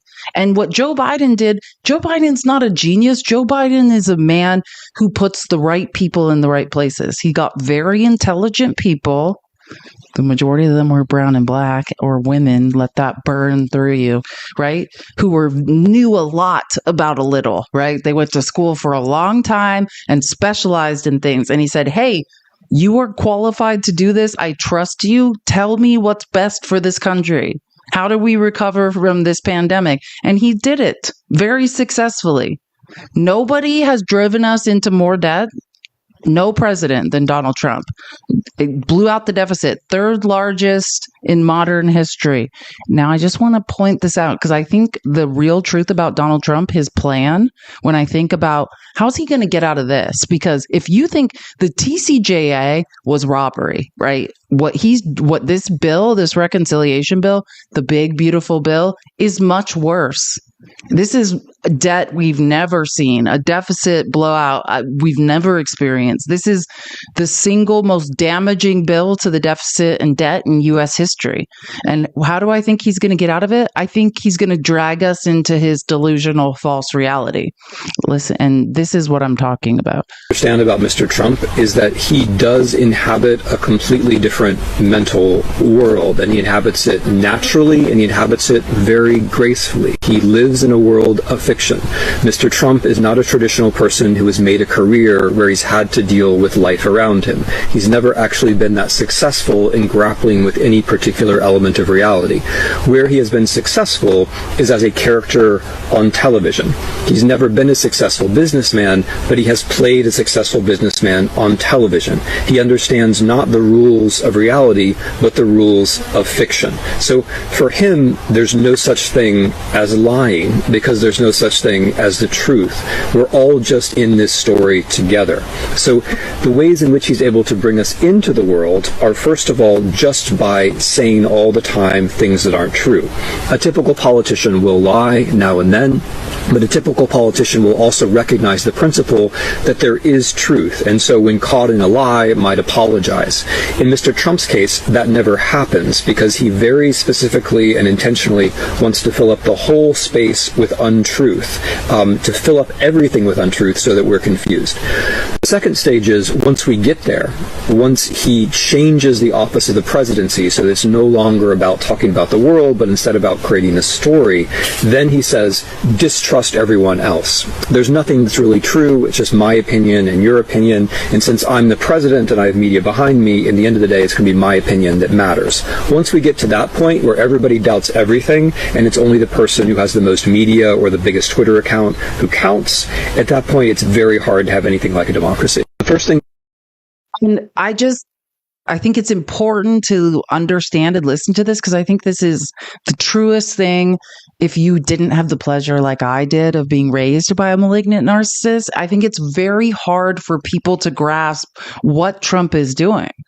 But this is what you have to understand is malignant narcissists are living outside of reality. In fact, they are stitching together their own, or I like to call it wallpapering, right? And I often try to use psychology and explain the difference between lying and confabulation, right? Narcissists have a fundamental belief that there is no higher power. They are God. They're the best, right? And anything that's incongruent with that belief, they wallpaper over. And that's what is called the definition of that is confabulation. It's the difference between lying and confabulating. Confabulating is a survival strategy, right? Trump has created this house of mirrors where he's the best, the smartest, the greatest. And narcissists, I mean, they call it narcissistic collapse or narcissistic injury. When narcissists are faced or forced to face the truth that maybe they're not the best, maybe they're not the smartest, maybe they're not God, it inflicts actual injury or collapse. Their house of mirrors, the lies they've created around themselves can collapse. It's very damaging to them, right? Underneath that house of mirrors is just a little infant, right? Narcissists are created at a very young age. That's why they're screaming and angry and helpless. They're infants. But Trump is a special type of narcissist, right? He's a malignant narcissist. And those are the more dangerous ones. I mean, it's a malignant narcissism is a defense against a defense against a defense. That's how I like to describe it. It is literally a defense. Narcissism is a defense against feeling, of having to acknowledge reality in any way. And then malignant narcissists also employ Machiavellianism, which could best be described as sadism and and psychopathy. I mean, that's literally what's going on with them. And when does that come out? No, it's under stress, right? When Trump is backed into a corner, that is when he's the most dangerous. And you can see it. Like once I say, I mean, that's what's literally going on within this man. Thank you for the gum. My mom would tell me not to chew gum, but I was raised by one of these people. And it's fascinating to me. And I'm just going to give another example. Like my mother is a malignant narcissist and actually much more intelligent than Donald Trump. It's scary to be raised by one of these that's super into it. So think about how smart I am. Think about who I must have come from and try to think as a little child of how you combat someone who's super smart and wants to manipulate and harm you. Like malignant narcissists who are women tend to be opportunists, right? They abuse children at young ages because they're bigger than them, right? They have the physical size and strength when children are young to abuse and manipulate them. And then I figured this out in therapy. And then as children get bigger and bigger, they can't physically harm and abuse children in the same way. So they often stop. Narcissism is a river. Right? As big as it can rush, when classified, as much water pressure, there's times when rivers are little babbling brooks or huge rushing class 5 rapids. And narcissists are survivors, right? It's a set of survival skills and survival strategies they're operating by. And Trump has all the resources. He was born into wealth. He now has the effing U.S. military behind him, right? This man can grow to be as malignant as he wants to be because he has the resources to be, right? And that's why we should fear him. And he is not living in reality. Understand that. When you wonder why narcissists can't just be honest, because the truth is so painful to them. Right? I mean, the truth is they're not God. You're not special. You're not amazing. You're not the best looking. You're all of the lies you tell yourself in the house of mirrors, right? Their survival depends upon being able to believe that. And so when I think about what's Trump's plan here, I think the most important thing to understand about narcissists that I think has been distorted in places like TikTok, because when you date, and I'm not talking about someone with narcissistic traits, right? You can mimic a narcissist. I'm talking about someone with narcissistic personality disorder, right? What we call a cluster B, who lacks effective empathy, right? I mean, what you have to think about is how do you manage these people effectively? And I think as a child, I also often was in an observation role, and people tend to think these people are evil. They're monsters. They're not. That's not what it is. They are operating under a set of survival skills, a survival strategy.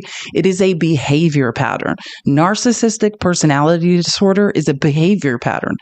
It's survival strategies. They don't know how to operate any other way. And the reason I'm pointing that out and why my brain works in patterns is because I was always just trying to observe, how do I not control my mother, but, survive her, I guess would be a better way. So it's constantly, I didn't listen to anything she said. I would just watch her and I would notice these patterns just keep repeating. And it's because it's a set of survival skills. Trump isn't reinventing the wheel. He did all this once before. If you don't believe me, just go back and watch. He did all of this with the TCJA. This is just a survival strategy repeating yet again. Like, narcissists don't know a lot. They have these set survival strategies and set skill sets. And what Trump is a basic Queen's mob boss, right? He leverages people. He only has a few skills and he's just repeating them over and over again. And what he's great at, because he was born into it, is distorting reality. There's not going to be a day when Trump is honest or admits the truth. The TCJA is the 2017 tax cuts. I'm saying what we are experiencing now already happened once before in 2017. Exactly. The same lies, the same don't worry, this is going to generate revenue on a smaller scale. This is like the TCJA times 10. And Trump has more control, more power, more wealth, right? Trump was stealing and grifting in the White House his first term, right? I could give many examples of how Trump was accepting money. What narcissists are great at is controlling a fake reality, controlling a fake narrative and dragging other people into it. That's what he's doing.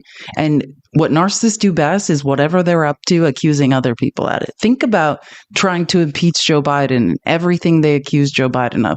It was what Donald Trump himself was guilty of and actively doing. Every single thing. I could literally prove to you that Trump was actively receiving money from a Chinese state-owned bank during his presidency. Exactly what he's doing now. And he's normalized it to the point that he's convinced MAGA it's okay that this guy's grifting off of us. All we're doing is repeating a pattern, but he's gotten better at it. It's more intense. It's more grifting. It's more theft. It's more lies. It's a 24-hour-a-day reality show that he's dragging us all into. And I'm just calling out the patterns. It's the same thing with the market manipulation. None of this is new. This is now, he's manipulated the market 6 times. Uh-oh. Okay. Can you guys see me? Hold on a second. TikTok studio freaked out, but I can see you guys now. Sorry, for a second, I thought you guys were gone. TikTok studio just went completely black, but now I can see. I don't know what that was. I can see again. I thought that's the weirdest thing when TikTok studio shuts off. It doesn't, it stays on. It's just, I can't see anything. Okay, we're fine now. We're good. TikTok's like, shut up, Felice. Jacob, thank you for the $5. I appreciate you so much. Thanks for all your hard work and your big, beautiful brain. Thank you, Jacob. That means a lot to me. I don't know if it makes you feel better, but when I point out Trump's very obvious patterns, I just point it out because that's what made me sane as a child, was to start recognizing the patterns, recognizing what's happening. And Trump gets more violent, more scary, more sadistic when backed into a corner. I'm not saying but what I know for sure is no narcissist has ever stopped on their own. Either we stop him or he'll never stop. This will just get worse and worse and worse. Or we could, that's the truth. We have to stop him somehow, some way.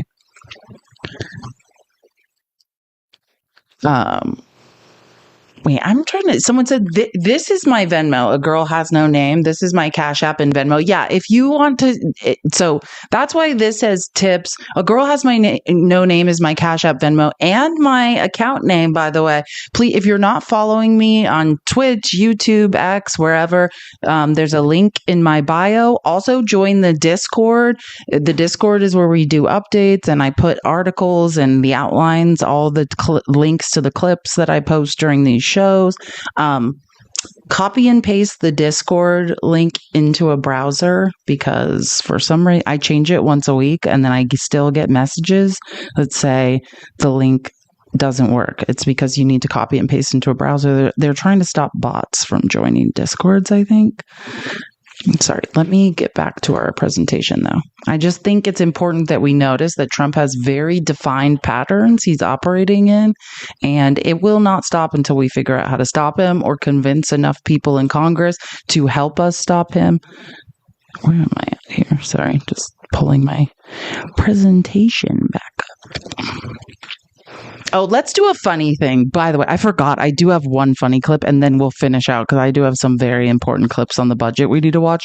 But I did download Lysandra Vasquez's.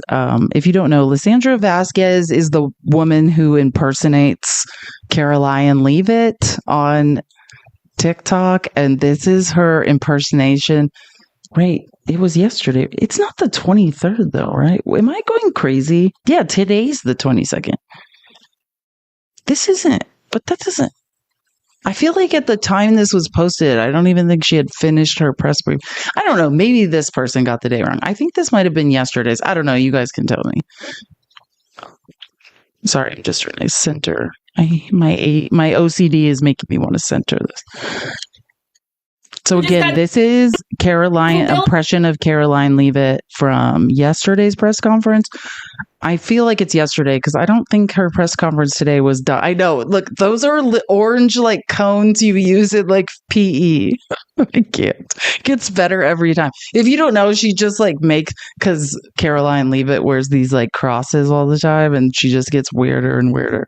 Trump, who just got done swimming up and down the Mississippi River at record pace, is happy to announce that the big beautiful bill has gone through to the next stage of passing. It really is going to be exactly what the American people voted for. So promises made, promises kept, as our overwhelmingly popular president and dealmaker in chief is delivering exactly what he promised. And so the American people are so overjoyed that the budget bill is going to be passed because it's only going to benefit the greatest American history. Like really, truly, it's going to be quite amazing. And we're so happy that it is going past the next phase and we're getting closer and closer to passing the greatest piece of legislation of all time. Anyway, the president also had a successful meeting, but the fake news media would like to say that it was dramatic. But what? Hey, you're welcome. Your failing news networks, NBC, CNN, and Caitlin, your little new program. I hope it's doing well. Doubt it.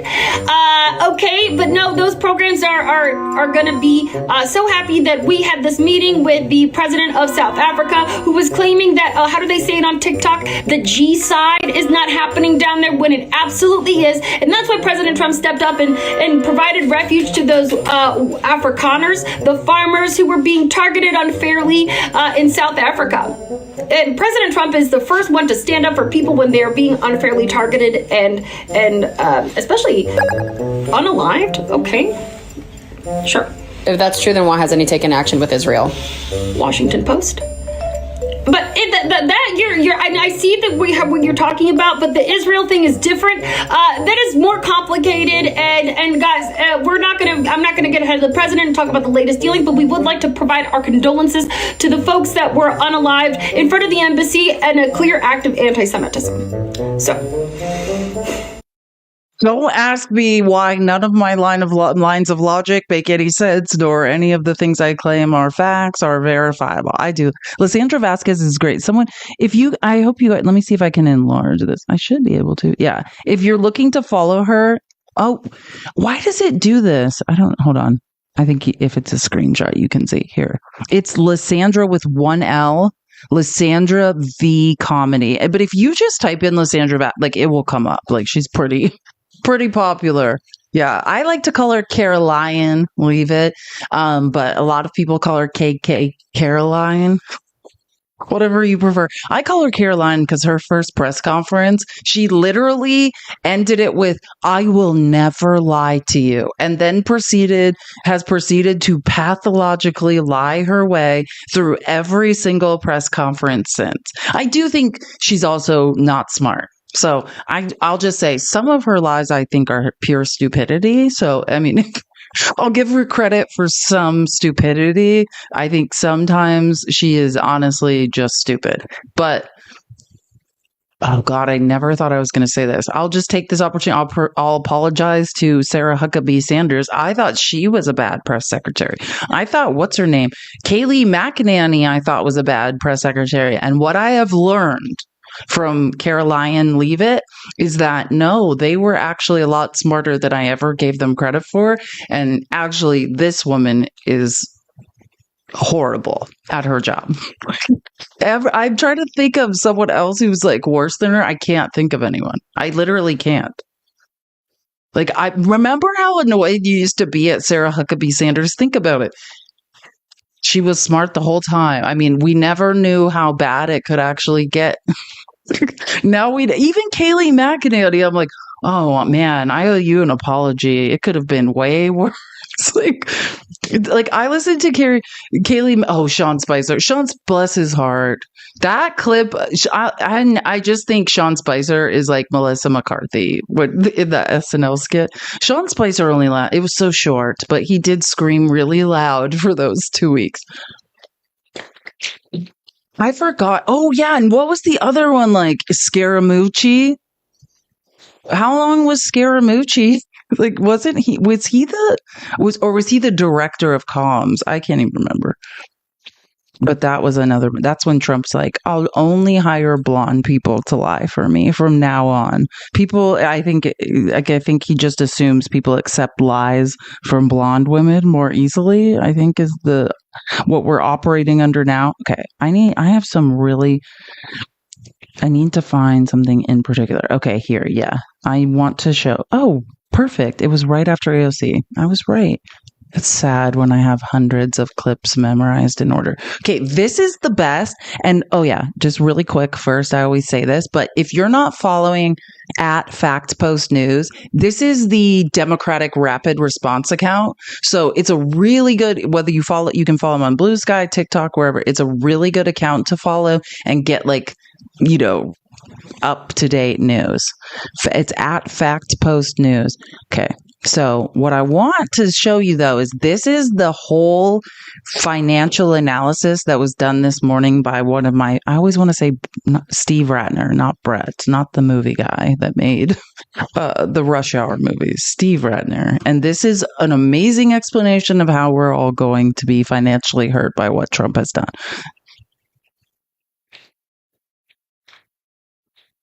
Let's turn now to former Treasury official and Morning Joe economic analyst Steve Ratner. He's got charts on the potential impact of this huge legislation. Steve, good morning. So let's talk about the deficit and what this House bill, if it does make its way through, if the Senate, which has said it's not going to vote, many Republicans for this, it's just too big. But if it does go through, what would it do to the deficit?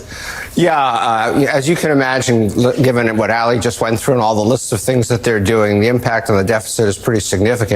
Let's just put some numbers on some of the cuts. First, the extension of the personal income tax reductions that were made during the 2017 bill and are set to expire at the end of this year, $2.2 trillion over 10 years, raising the standard deduction, $1.3 trillion, the child tax credit, $800 billion. And then you get into Trump's campaign promises, no tax on overtime, car loans, interest, and tips, $200 billion, increasing defense spending. This is his attempt to take Social Security taxes away from seniors so they don't have to pay them by giving them a special deduction. And then you get into the cut. That's the senior deduction I talked about at the beginning of the live. There's no tax on Social Security didn't materialize, but there's like a little deduction for seniors. The student loan changes, the climate funds, and Medicaid, $700 billion of Medicaid cuts. So what does that do to the deficit? Here is the baseline deficit. So even without this tax bill, the deficit was essentially going to keep going up over the next 10 years, maybe come down a little bit at the very end, but essentially up. Then you add in the tax bill that we just talked about, including the fact that they've played the same gimmick they played in 2017, setting up some of these things to expire, and that would make the deficit impact higher, but not as high as if you made all this stuff permanent. You understand what he's saying? That's why Trump, and again, not rich people get their tax cuts in perpetuity, so do corporations. But the average person, our tax cuts expire every 4 years. That way it looks like Trump's spending less. But are we renewing the tax cuts now or are we not? Right? But that's the way it looks like he's only blowing out the deficit by 3.3 trillion. Of Congress, stuff almost always gets made permanent. And so somewhere along in here, they will make this permanent and we'll end up on this line. And this line is something like $25 trillion of additional debt. Now, I do want to say that the other thing that happened yesterday, not as visible and consequential as these House votes, is the fact that the Treasury yields went up very, very sharply yesterday. The Treasury.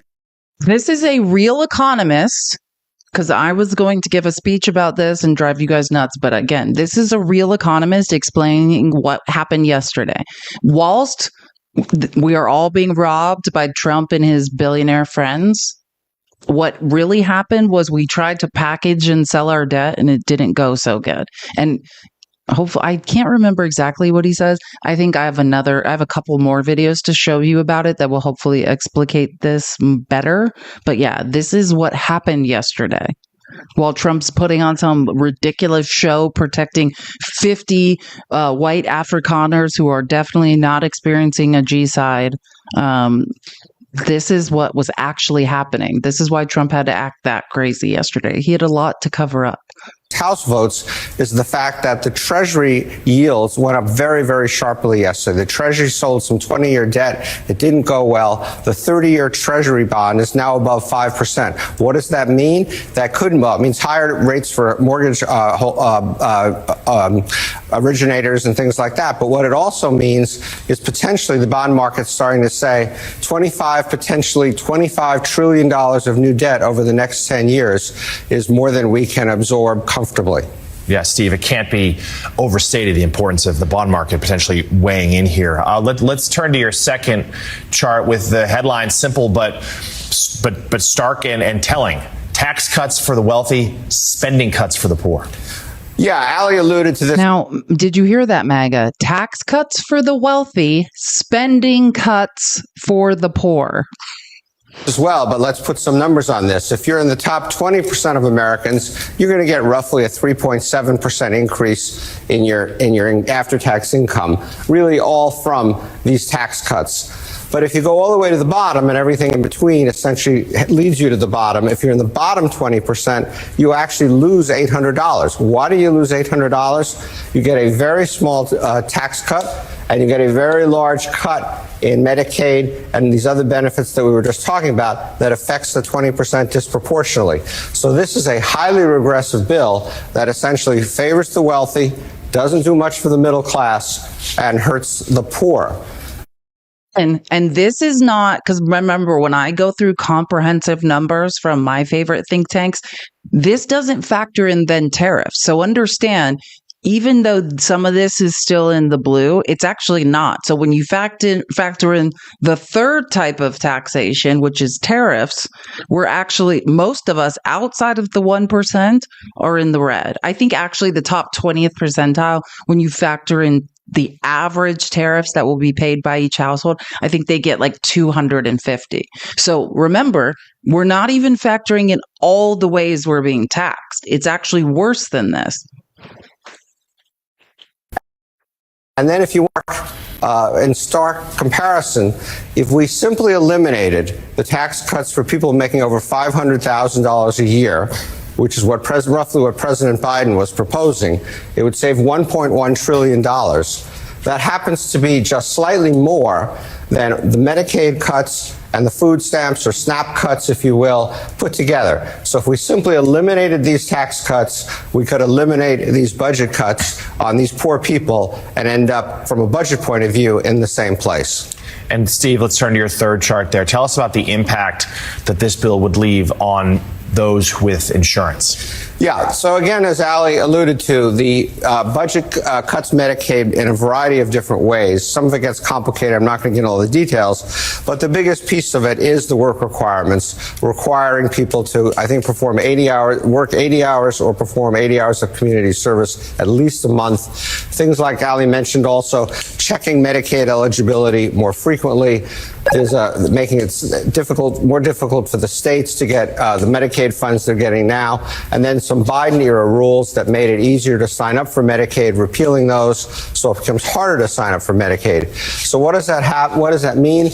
As Ali said, the estimates are 8.6 million Americans losing their health insurance. And what's interesting about this chart is if you go back over here, before Obamacare went into effect, when we had over 45 million uninsured Americans, it went down, down, down, down, down. In here was Trump 1.0 with his first effort to impose work requirements on Medicaid recipients, so some people became uninsured. Down, down, down again. And now we're looking at taking it back up here and essentially reversing something like 10 years of progress in having fewer and fewer Americans without medical coverage.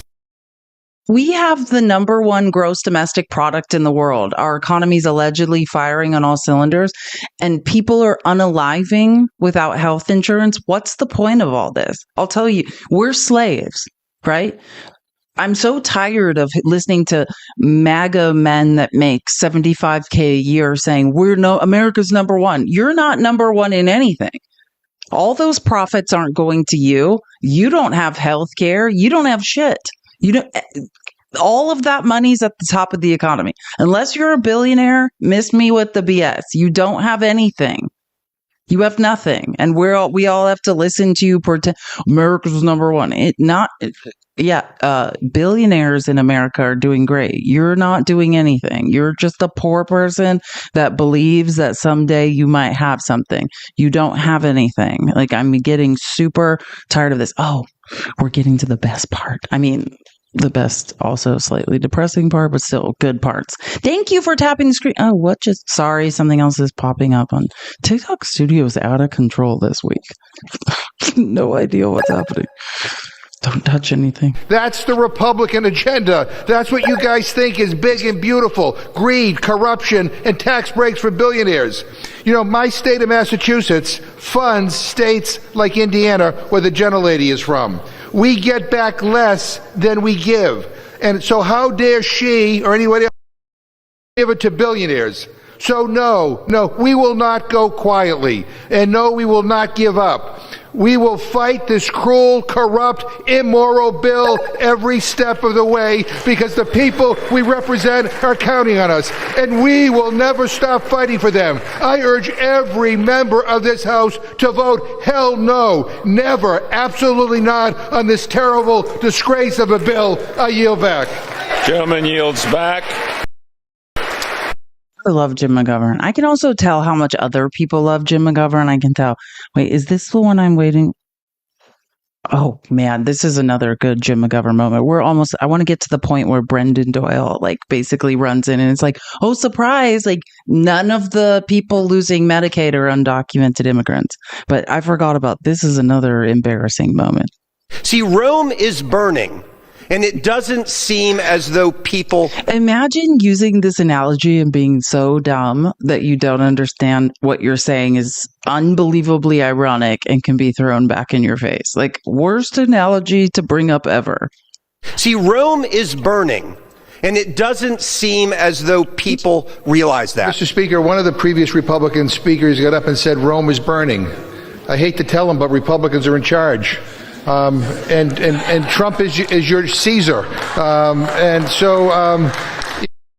Literally, we don't even know if he's ever going to leave office again. And we have to listen to wrong analogy, sir. Read a book. Oh, here, I think this is it. This is Brendan Doyle. Mr. Speaker, by my calculation, I have now been up 43 of the last 45 hours. And I'm not quitting yet. And we're not quitting yet. Because the stakes are just too damn high. This is one of the most significant pieces of legislation we will ever vote on. This bill will bring about the greatest loss of health care in American history. More than 6 million Americans who are currently on the Affordable Care Act will lose their health insurance if this Republican bill becomes law. More than 7 million Americans currently on Medicaid will lose their health care if this Republican bill becomes law. In fact, in total, 13.7 million Americans will lose their health care, according to the nonpartisan CBO. That's bad enough. But then late last night, we also got confirmation from CBO that something else is in this bill. Over $500 billion worth of cuts to Medicare. All told, given the cuts to the ACA, the cuts to Medicaid, the cuts to Medicare, the largest loss of health care in American history as a result of this bill. Not even during the Great Depression did so many people lose their health care as will lose it in this bill. And there are even more cuts beyond that. Cuts to nutrition assistance programs, cuts to Head Start, cuts to other education programs. The list goes on and on. Why? To help pay for over $5 trillion worth of tax cuts, most of which that go to the top 1%. But here's the thing. As draconian as these cuts are, they actually don't even come close to paying for the size of the tax cuts. So how is the rest subsidized? With more debt financing. So much so that we have finally seen, for the first time ever, the Moody's credit agency on Friday downgrade the quality of the credit of the United States. Today we saw more market churn. Markets are worried. Now, most ordinary Americans, most people I call as neighbors and friends back home in Northeast Philly, a very working class and middle class place, most people I know aren't paying attention to the credit agencies and what Wall Street is doing. But here's the thing. It will affect interest rates. In fact, it already is. Mortgage rates have gone back up over 7% and set to rise by more. Not just mortgage rates, auto loan rates, the rate that your credit card company charges you. At a time of increasing unaffordability in America, this bill doesn't make the situation better. It makes it far, far worse. Mr. Speaker, this is not the kind of bill that is worthy of the Congress of the United States. This is class warfare. It makes the poor poorer, the rich richer, and the middle class left behind. And again, these aren't Democratic talking points. These aren't coming from progressive organizations. Last night, the nonpartisan Congressional Budget Office released the distribution tables in terms of who will get what from this tax bill. They found the bottom 10% will be 4% poorer in household wealth under this bill, with most of the benefits going to the top 10% of Americans. And of that top 10%, of course, it is the top 1% that will get the most benefit of all. Robbing the poor to reward the rich. It is wrong. It is bad economics. And it is, as one Republican senator called it, morally wrong. With that, I reserve the balance of my time. And it gets worse because there's one more person. And I saw people in the comments asking, what do I think the Senate will do? Let me just play two more clips and then remind me to, and I'll tell you what I think the Senate will do. Or I just want to get to this, trying to get to this clip of Brendan Doyle when he confirms from the nonpartisan Congressional Budget Office that no undocumented people will be losing Medicaid because they're not on it.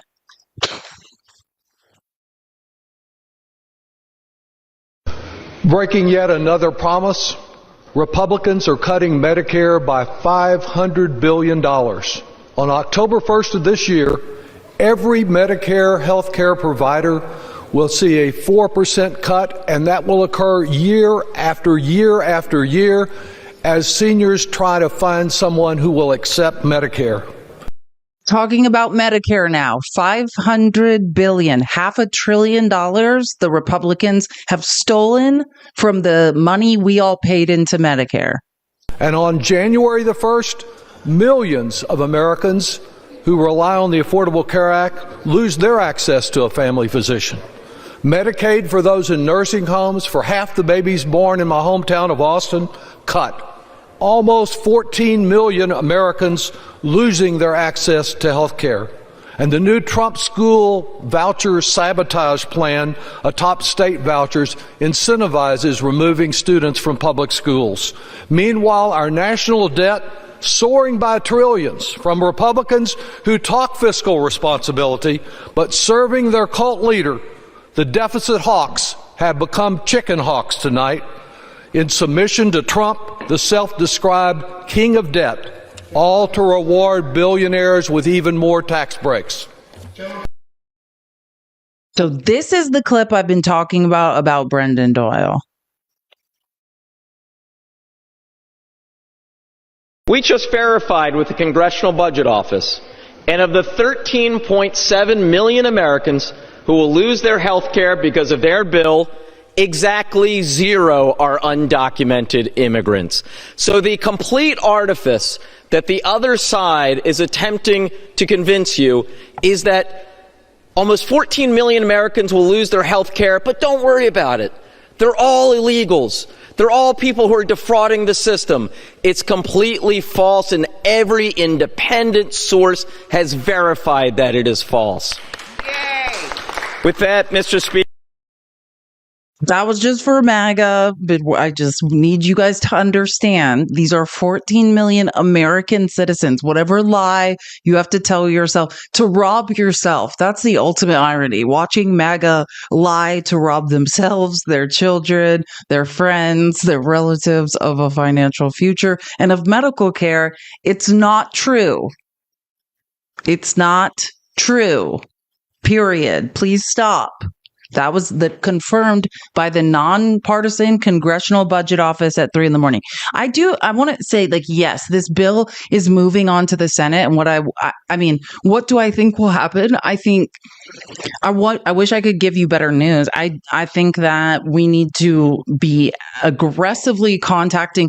And I just want to be clear, just because it passed the House, that doesn't mean stop harassing your representatives in the House. I literally last night, not last night, last night too. I did last night, but this morning when I was walking 9 miles or 8.3 to be exact, I was just sending out more emails to my representatives and I was like, "Oh, are you going to be throwing a party for your retirement because you're going to be leaving office now that you robbed everyone of Medicaid?"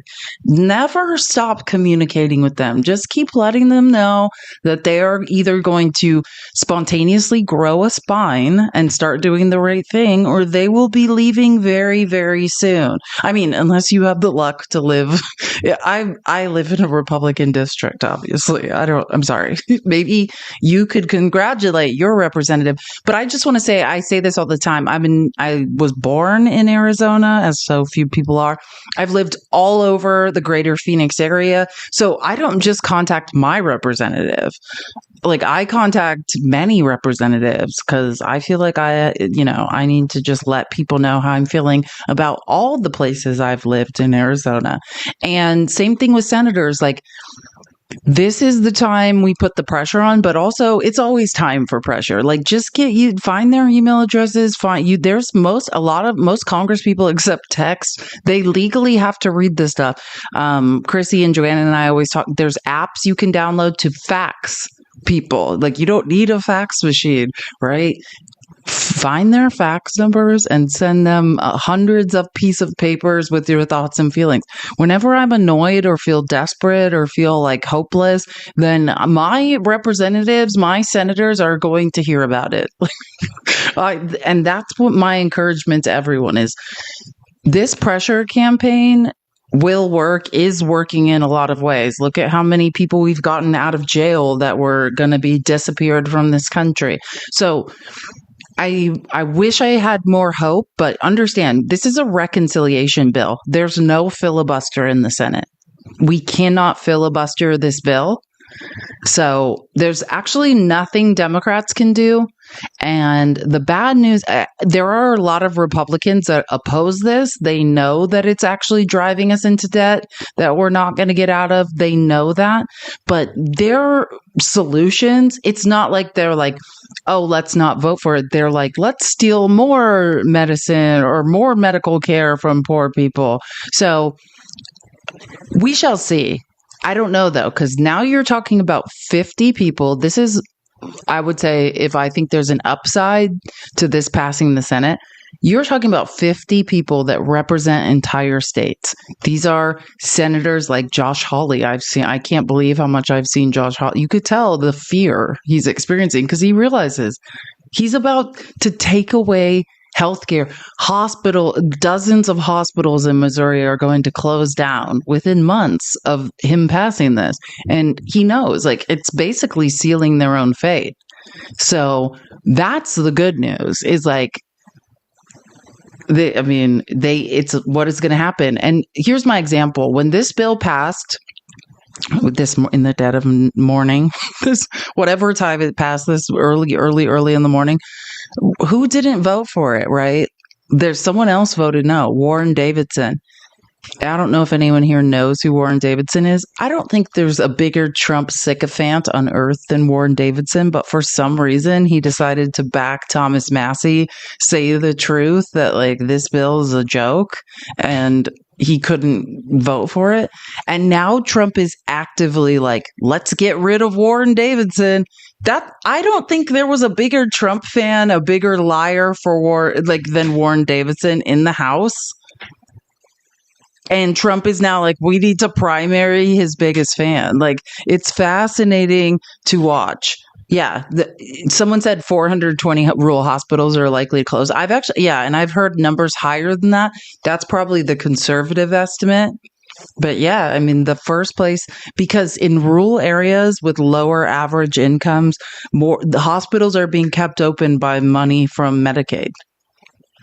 And they're going to close. So these senators, I mean, we're talking about there's only 2 senators in every state. There's really nowhere for them to hide. This will devastate red states. Devastate. So what do you do? The only senator, I mean, Mitch McConnell knows this is bad. I would say Susan Collins has been pretty honest. I'm talking about Republican senators. And Lisa Murkowski has been pretty honest about it.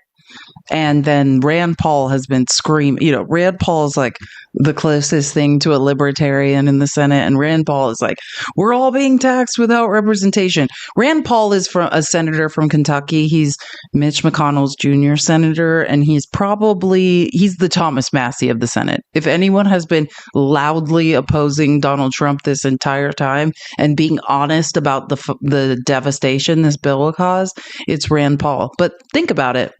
Do I have hope that any Republicans, most of these people are accepting bribes from lobbyists, are going to do the right thing? No. But that's the question. Like, at what point? Like, that's why I do these lives as a teacher.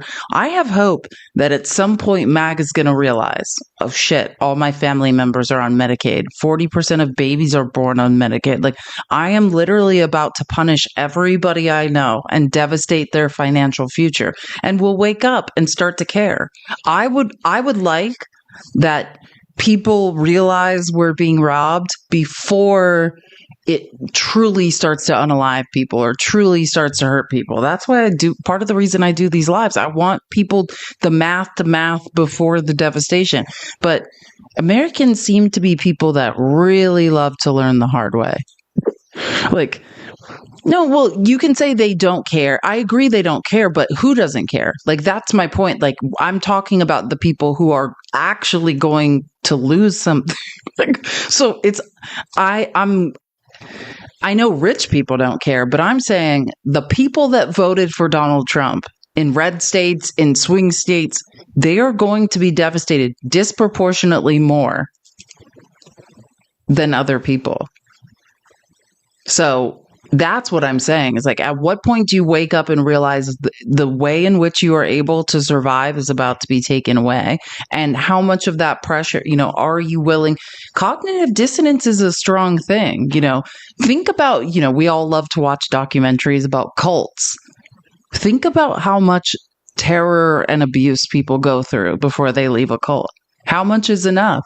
right? Like how much suffering, how much abuse, how much slave labor, how much SA, how much whatever, how much of being separated and harming your children. Like how much is ever enough for people in cognitive dissonance? Like, I mean, people lose everything like 5 times over before they wake the F up. That's what scares me the most. We are not talking about people. I mean, if you watch me debate, you've seen it. You can say, here, this is simple math. Here are the numbers. You have been robbed. And they don't believe it. That's what it's. We're not dealing with sane people. Cognitive dissonance is a hell of a drug, right? Like, these are people that are willing to accept the worst of the worst over and over again. David, thank you so much for the $5 on Venmo. I just saw that. I'm not sure if it was, thank you. Amazing. For TikTok. No problem. Thank you. I want to play. I'm getting angry thinking about all this as I go, I want to do my Andrew Clyde video really quick because I think, remember where like someone got bribed or someone accepted this silencer thing, like you don't have to register your silencers anymore to vote for the bill. And I said, I suspect it's Andrew Clyde from the 9th District of Georgia. Here's why, because literally there's nobody else, literally no one else except Hakeem Jeffries. I'm going to play those clips too, because Hakeem Jeffries basically, like, he was pretty angry at the end. But Andrew Clyde, like, slinks up there to the House floor and then's like, well, I heard people were wondering, like, who it was. Like, I'm pretty sure it seems to me it might be Andrew Clyde. I'm like, so it's you, weirdo? Like, you're the silencer guy? My Democrat colleagues have challenged why the deregulation of silencers is in this bill and why are we removing the $200 tax. Well, under the law, they are firearms and therefore protected by another law enacted in 1791 called our Second Amendment of our beloved Constitution. The right of the people to keep and bear arms shall not be infringed and neither shall it be taxed. Chief Justice John Marshall in 1819 declared that the power to tax includes the power to destroy. If you can tax it, then you can destroy it. You can raise the tax so high that almost no one can afford it, and then you really don't have a right at all. But the Second Amendment is an unalienable constitutional right, God-given. Mean like tariffs? Am I living in a nightmare? Did anyone hear what that man just read? You mean like if somebody was making fake national emergencies and taxing us without representation? The hypocrisy of Republicans knows no bounds. Like, are you effing kidding me? I forget. Sorry. When I hear this stuff, I'm just like, yeah. Can you hear yourself? Yeah, we should probably do something about that. The right of the people to keep and bear arms shall not be infringed, and neither shall it be taxed. Chief Justice John Marshall in 1819 declared that the power to tax includes the power to destroy. If you can tax it, then you can destroy it. You can raise the tax so high that almost no one can afford it, and then you really don't have a right at all. But the Second Amendment is an unalienable constitutional right, God-given, that governments are required to protect, not to tax. The Supreme Court in the Heller decision of 2008 declared the Second Amendment to be an individual constitutional right, further protecting it from taxation, just like the right to speak and the right to vote. This bill simply restores that right from over 90 years of draconian tax. My Democrat colleagues have asked, how did this get in the bill? What was the deal and who asked for it? No deal. I believe the Speaker, with the purest of motives, simply wanted to restore a constitutional right. And who asked? Time has expired. Me. I asked. I yield. Gentlemen. Am I right in saying he just admitted it? It was him, right? Like, did he just admit he's the guy that agreed to vote for the bill? And by the way, it's not just no excise tax on silencers. It's also you don't have to register them anymore. I feel like that was like his weird confession. Speaker, perhaps it's because it's now past 4 a.m., but I feel like I've entered the twilight zone. We have 13.7 million Americans, at least, who are going to lose their health insurance because of this bill. Another $500 billion worth of cuts to Medicare on top of that. And what is one of their last speakers talking about? A tax cut if you buy silencers. This is bizarre. The reality is millions and millions of Americans are going to lose their health coverage, all to help subsidize tax cuts for billionaires. Oh, yes, and also tax cuts for those who buy gun silencers. My Democrat colleague. Because that was a confession. It did seem out of place because I feel like he was like, people kept being like, who was it? Who was it? And like he was working up the courage to like get up there the whole time and admit it was him. Just say, Andrew Clyde, you're a weirdo, like who doesn't give a shit about anyone but yourself. That's what you should have just said that and then sat back down.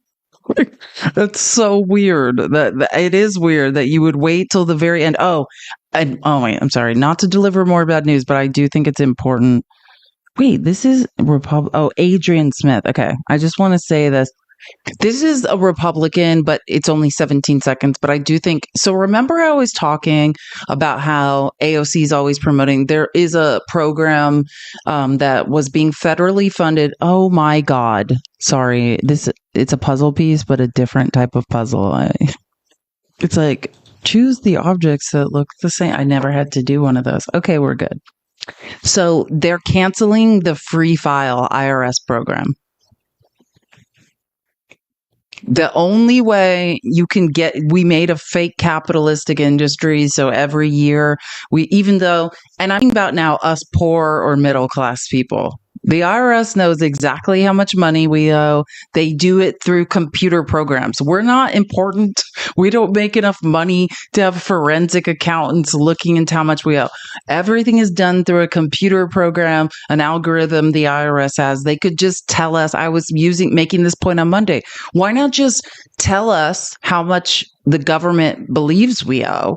And then if we want to dispute it, then we could employ an accountant to help us do that or whatever. Or there's a system to dispute what you owe. But no, because of capitalism, just like insurance, we had to create a fake capitalistic industry where we all get to go broke once a year with money we don't have, paying an accountant to help us figure out what the F is going on. And the only way, which was created under, it might be started under Obama. I actually can't remember, so I'm not going to say, but was this free file system. And the way I first became aware of it was when AOC, when I started following her, she was super vocal about it. Was like, no, there's a way to file for free. There's a way to file for free. Oh, don't worry, it's gone now.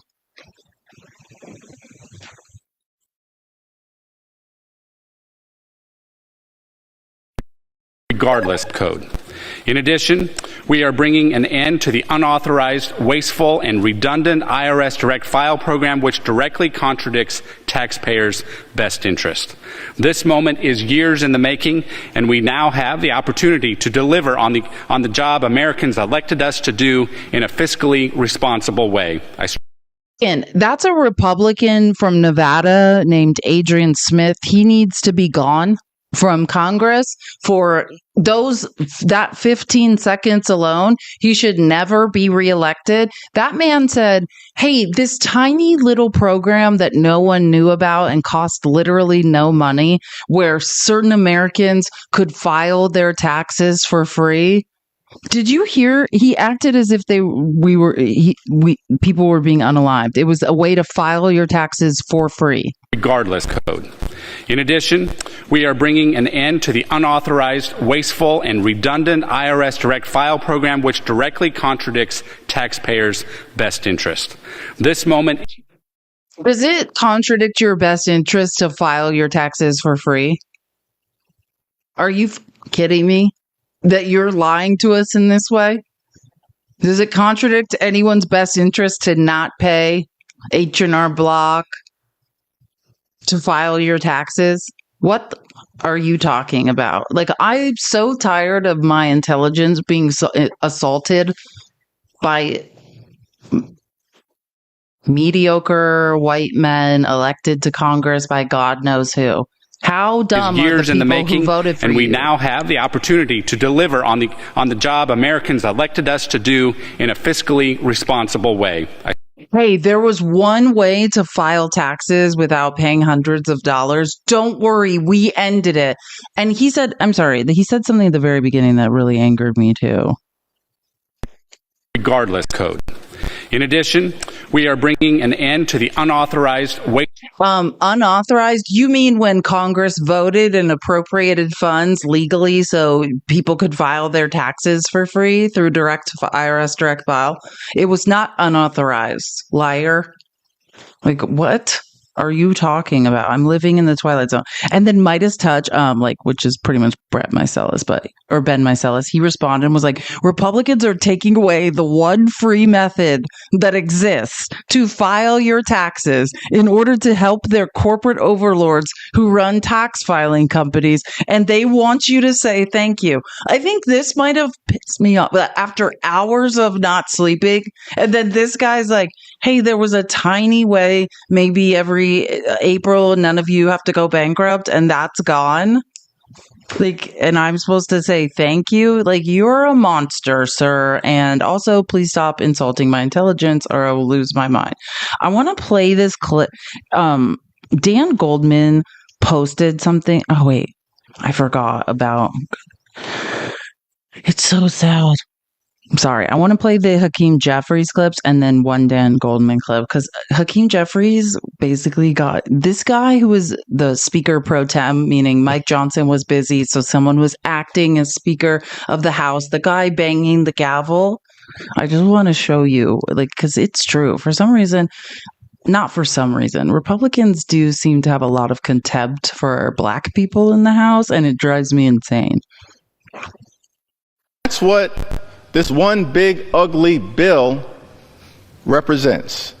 Not simply a broken promise as it relates to your failures on the economy, and despite the gentleman from Louisiana trying to articulate all of the so-called successes that have taken place, we know that this presidency has already been a failure, filled with crisis and chaos, cruelty, and corruption. And the American people know it, which is why Donald Trump, at the 100-day mark, was the most unpopular president in American history. The American people understand.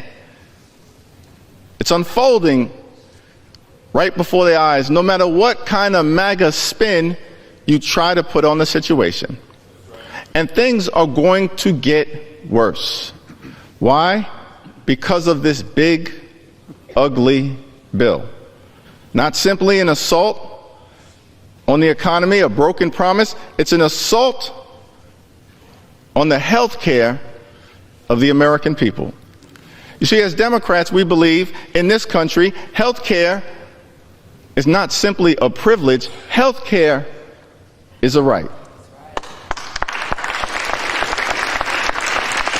And from Medicare to Medicaid to the passage of the Affordable Care Act and subsequently enhancing it, we've begun to move America to a place where every single person in this land could have access to the health care that they need to live a life of dignity and respect. At this moment in America, we have the lowest rate of uninsured people in our nation's history. But this GOP tax scam will reverse that with this assault on health care. The largest cut to Medicaid in American history. And here's what it will mean for the American people. Children will get hurt. Women will get hurt. Older Americans who rely on Medicaid for nursing home care and for home care will get hurt. People with disabilities who rely on Medicaid to survive will get hurt. Hospitals in your districts will close. Nursing homes will shut down. And people will die. That's not hype. That's not hyperbole. That's not a hypothetical. The people that you all represent have been writing to us to make that clear. Thousands of people who've written to us, everyday Americans, have made that clear. And now it gets weird.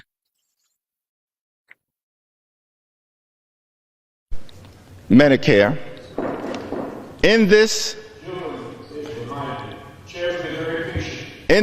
you are to direct your comments to the chair. Mr. Speaker, you know what's interesting is that every time I've come on this floor, I can use sharp language. He can use sharp language. You choose to admonish me. I don't work for you, sir. I work for the American people. I understand.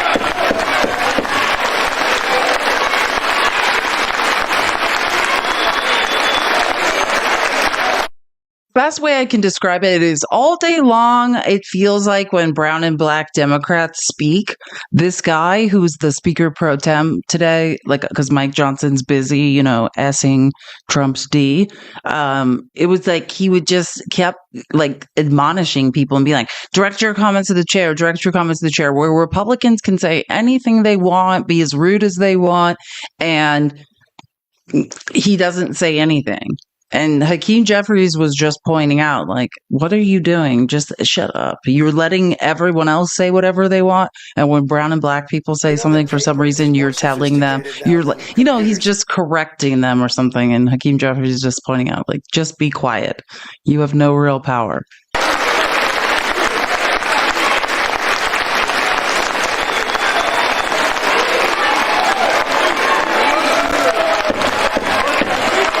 House will be in order. Please stop talking, sir. You've ruined it for all of us. Oh, and it gets even worse. Watch this.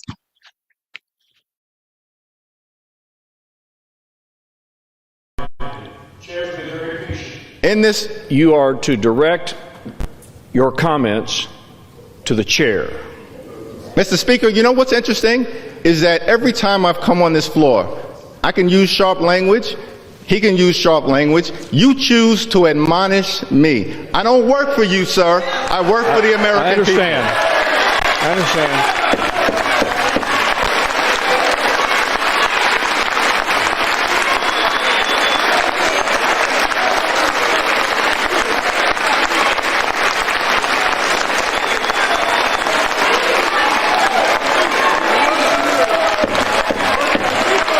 House will be in order.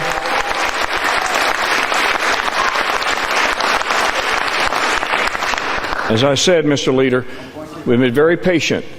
Just listen to the majority leader of the other side who directed all of his comments to the chair. It is important for the decorum of the institution for you to do the same. You may proceed. We can continue this. You may proceed. And every time I'm interrupted, that's going to add another 15 minutes to my remarks. Fair enough. Mr. Speaker. Sorry. I have it in multiple. It's not 15 minutes, I promise.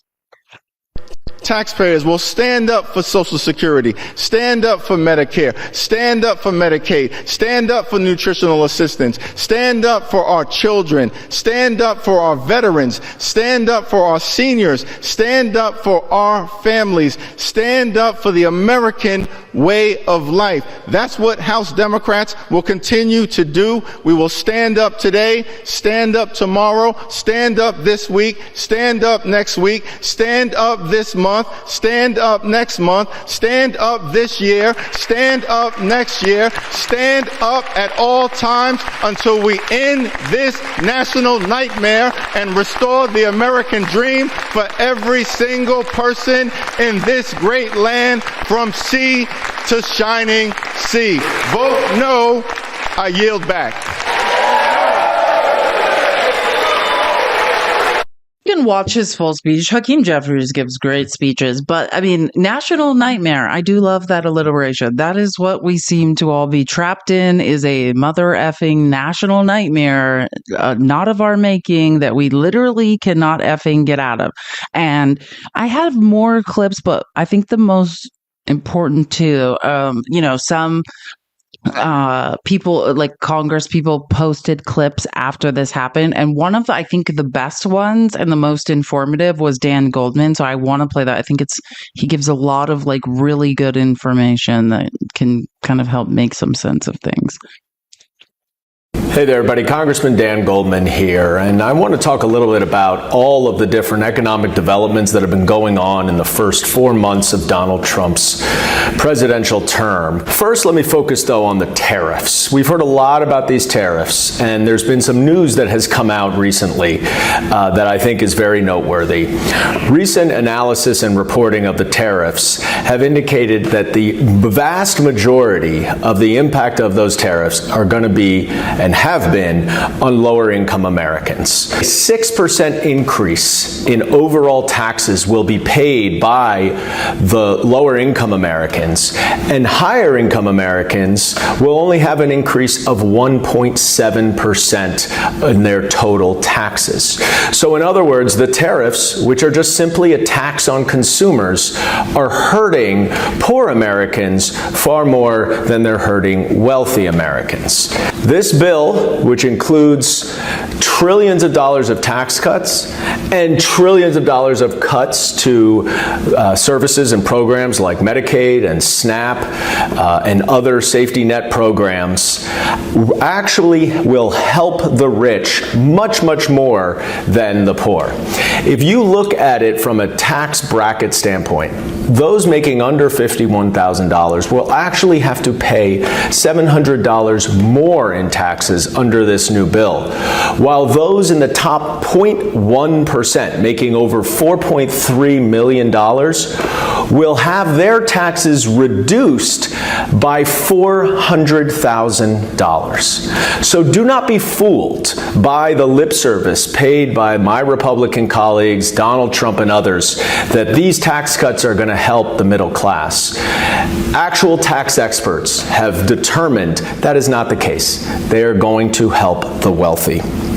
Now, the other thing that the Republicans did with this tax bill is that they unsolicitedly boosted a pass-through business income tax. Now, that sounds like a complicated thing, but it's essentially if someone has a small, medium, or even large-sized business that is of a particular type of corporation, it's taxed as income tax.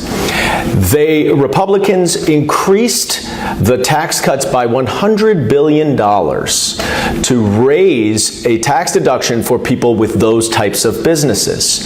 They raised that deduction from 20%, which it had been, and which was all that the industry wanted, to 23% without even being asked. Reporting in the Wall Street Journal said that these business industry folks did not even ask for that increase, and yet Republicans just gave it to them. So what does this all do?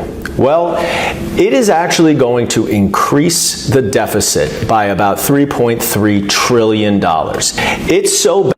Minimum. I'm just saying that is the minimum. It will increase the deficit. That Moody's, one of the three big ratings agencies, downgraded the U.S. debt for the first time in over 100 years. Now all three ratings agencies have downgraded U.S. debt, which means it will cost more in interest payments to pay off our debt because of this GOP tax scam and raising the deficit by more than $3 trillion. So this is just a little bit of what's going on and how Donald Trump and the Republican Party, no matter what they say, no matter how many times they say they're trying to help the middle class, are actually helping wealthy Americans and hurting poor Americans. That's their priority. Do not be fooled. Amen. And this guy, which, I mean, it's just my example. I like to use Dan Gold as my example of I don't hate all rich people. Dan Goldman's one of the heirs to the Levi's fortune, and I don't hate him. Like, there are billionaires that donate money to the Democratic Party. Do you understand the difference? Because I feel like, MAGA, you're having trouble understanding the difference. The difference is Trump is receiving bribes, right? Rich people are giving Trump money for direct access, actions, legislation to be passed, pardons, cases to be dropped. That is the difference, right?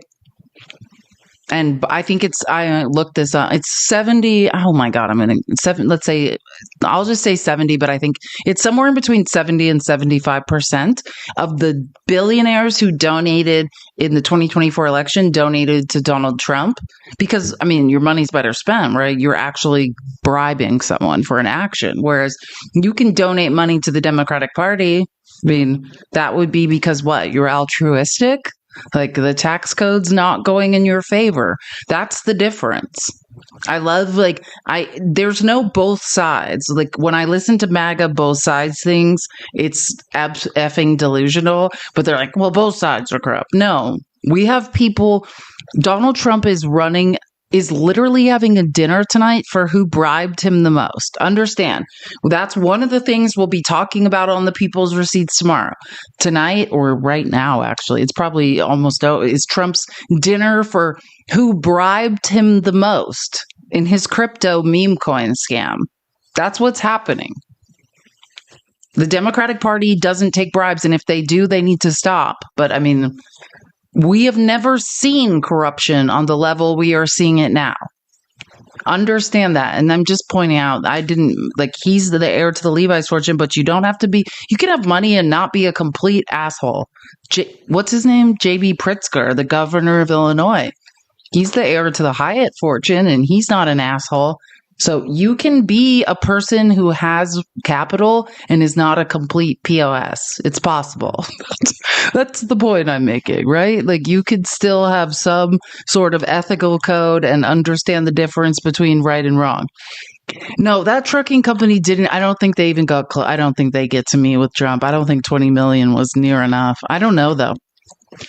They did ask. I saw a reporter, and I didn't have time to clip it this morning. I saw a reporter during Caroline Leavitt's press conference today be like, in the interest of transparency, can you commit to publishing a list of everyone who bribed Trump or attempted to, and who actually ended up at this dinner? And then there's a dinner, and then the biggest bribers I can't even believe I'm saying this, but it's true. And the biggest bribers get a tour of the White House.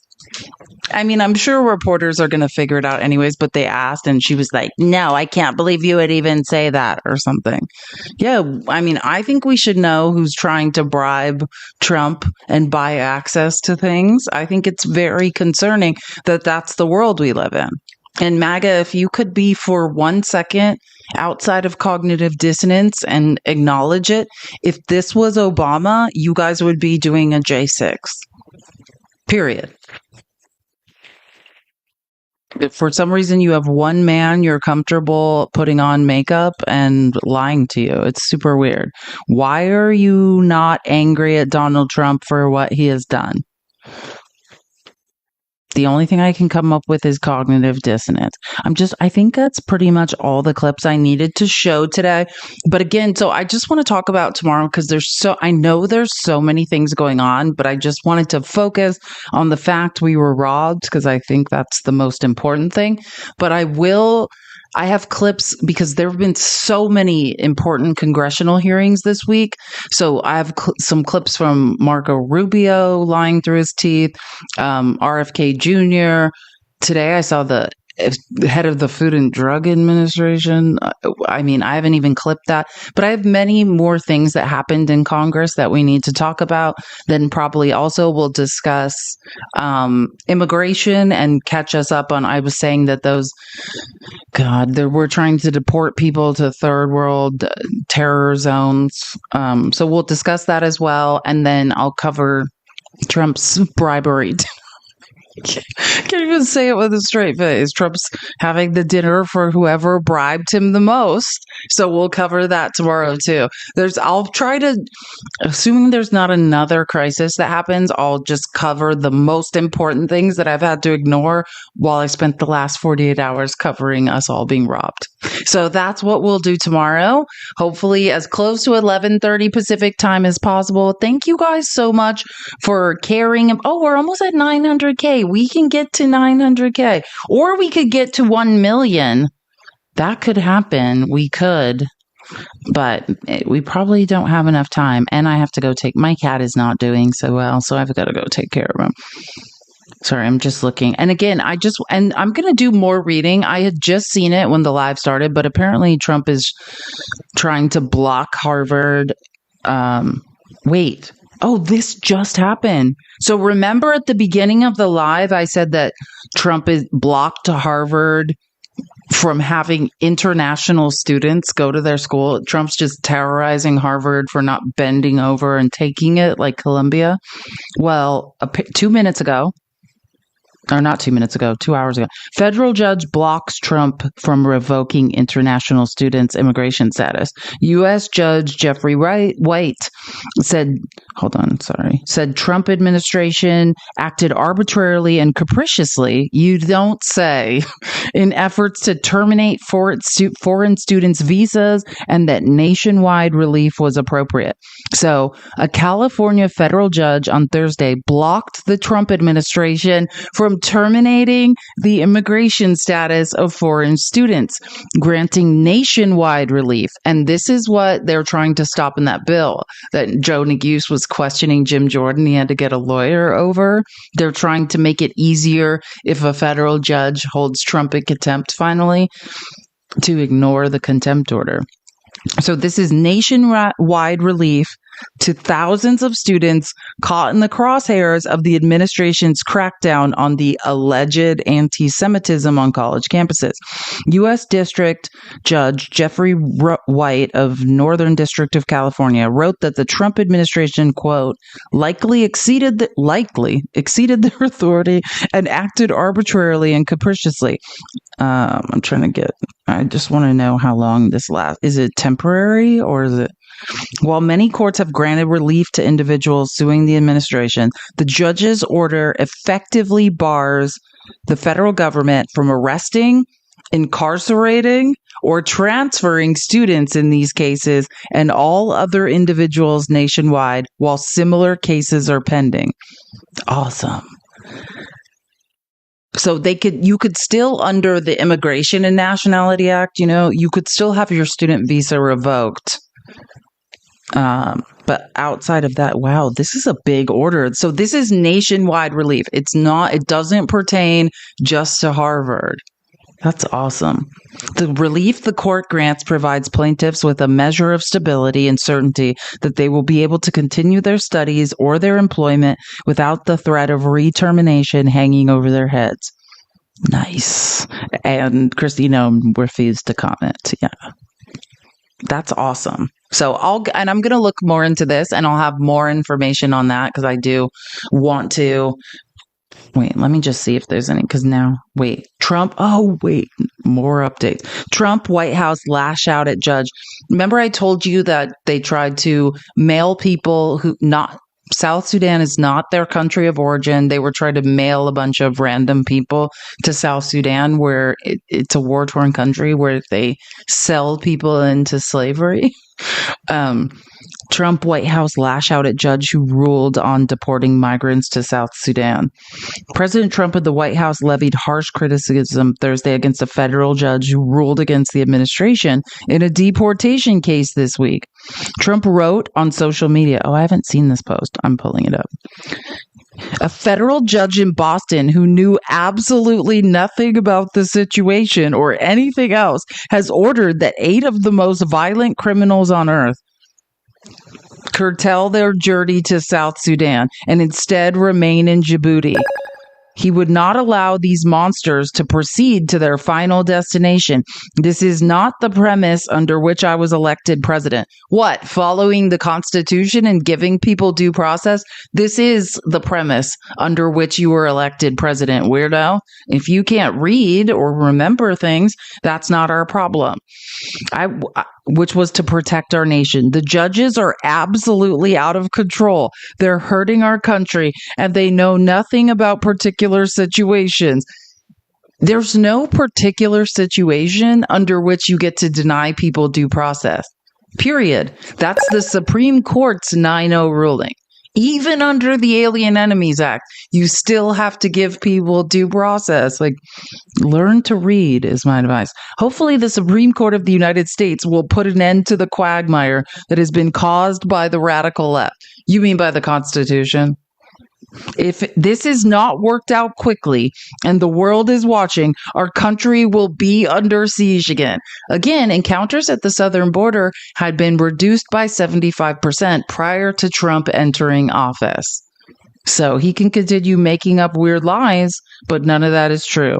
With hundreds of thousands of hardened criminals, we know these are not criminals, breaking down the walls. We were also forced to leave behind in order to watch these hardened thugs, a large number of ICE officers who would otherwise be in the United States protecting our citizens. What? Again, none of that precludes due process. It's so embarrassing at this point. So embarrassing. And again, the reason so many people were at the southern border was because of Trump sanctioning economies that have land bridges to here, right? Look up what Trump did. Trump is the reason Venezuelans had temporary protected status because he effed up their economy. Look up why Haitians had temporary protected status. Look up why Cubans did. Now all of a sudden these people are criminals. No, they were refugees. Like, stop lying. I can't even read any of this stuff. Wait, let me finish. Hold on. Responding to Murphy's decision now. Okay. Just. What? Okay, so I didn't see this second. This is what someone was talking about. Someone told me there were 2 Supreme Court rulings today. So I talked about the Oklahoma one that was split decision. So no, we're not funding religious charter schools in Oklahoma for now. But this must be the one that someone was talking about. Supreme Court allows Trump to fire independent regulators for now. The order, which drew a sharp dissent from 3 liberal justices, powerfully endorsed Donald Trump's authority over the federal bureaucracy. But what does the actual order say? But it was a strong endorsement because of the Constitution. At the issue, this is the National Labor Relations Board case. Okay. But when it says for now,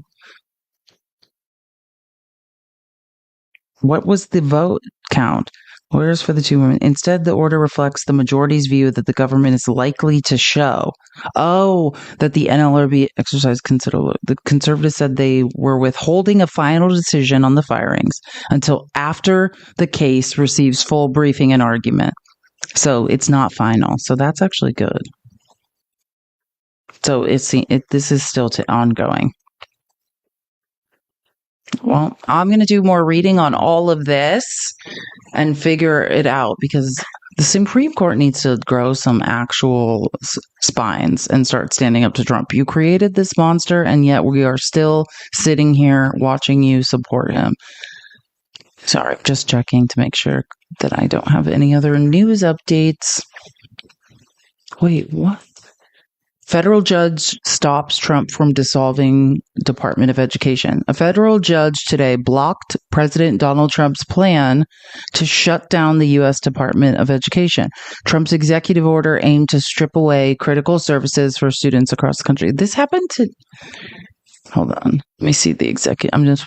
Federal judge stops Trump from dissolving... pop-up. Education Department deals blow to executive overreach. This was today? I didn't see this in any other news.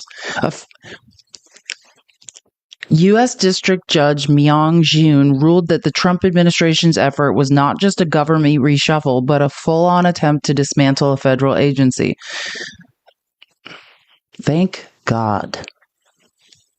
Yeah, and that's another, I knew I forgot someone's name, Linda McMahon. She's been under oath all week in the House and the Senate, and that's another thing, I want to show. Linda McMahon, Vince McMahon's wife, is basically there just to help Trump close down the Department of Education. And that's one of the things that's been angering me all week. I didn't know about this. Okay, I'm going to read this decision and we'll talk about it. And I'll also show clips of Linda McMahon under oath, not knowing anything about the Department of Education or what its purposes are. Yeah, this was today. This is an 88-page ruling, February. Awesome. Thank God. I mean, not God, but you know what I'm saying. Okay. That's, I guess, We made it to 1 million. Thank you guys so much. And for the Department of Education lives to survive another day. So we'll go through many other things that I haven't been able to talk about the last 48 hours. Thank you guys so much for 1 million likes. Love you guys so much. What did you say? Now my ice is what? Now my ice is tapping. Now to ice my tapping fingers. Thank you so much. Sorry about the carpal tunnel and arthritis. I love you guys. Thank you for supporting me. I'll see you guys tomorrow with more information. Hopefully I'll find some funnier things to entertain us. It's the worst. Well, God, I always say that something horrible happens on Friday nights. I wanted to say the worst is over for this week, but who knows if that's true. So I feel like I'm setting us up for failure. I'll see you guys tomorrow, latest 12 p.m. Pacific, but 11:30 Pacific, 2:30 Eastern.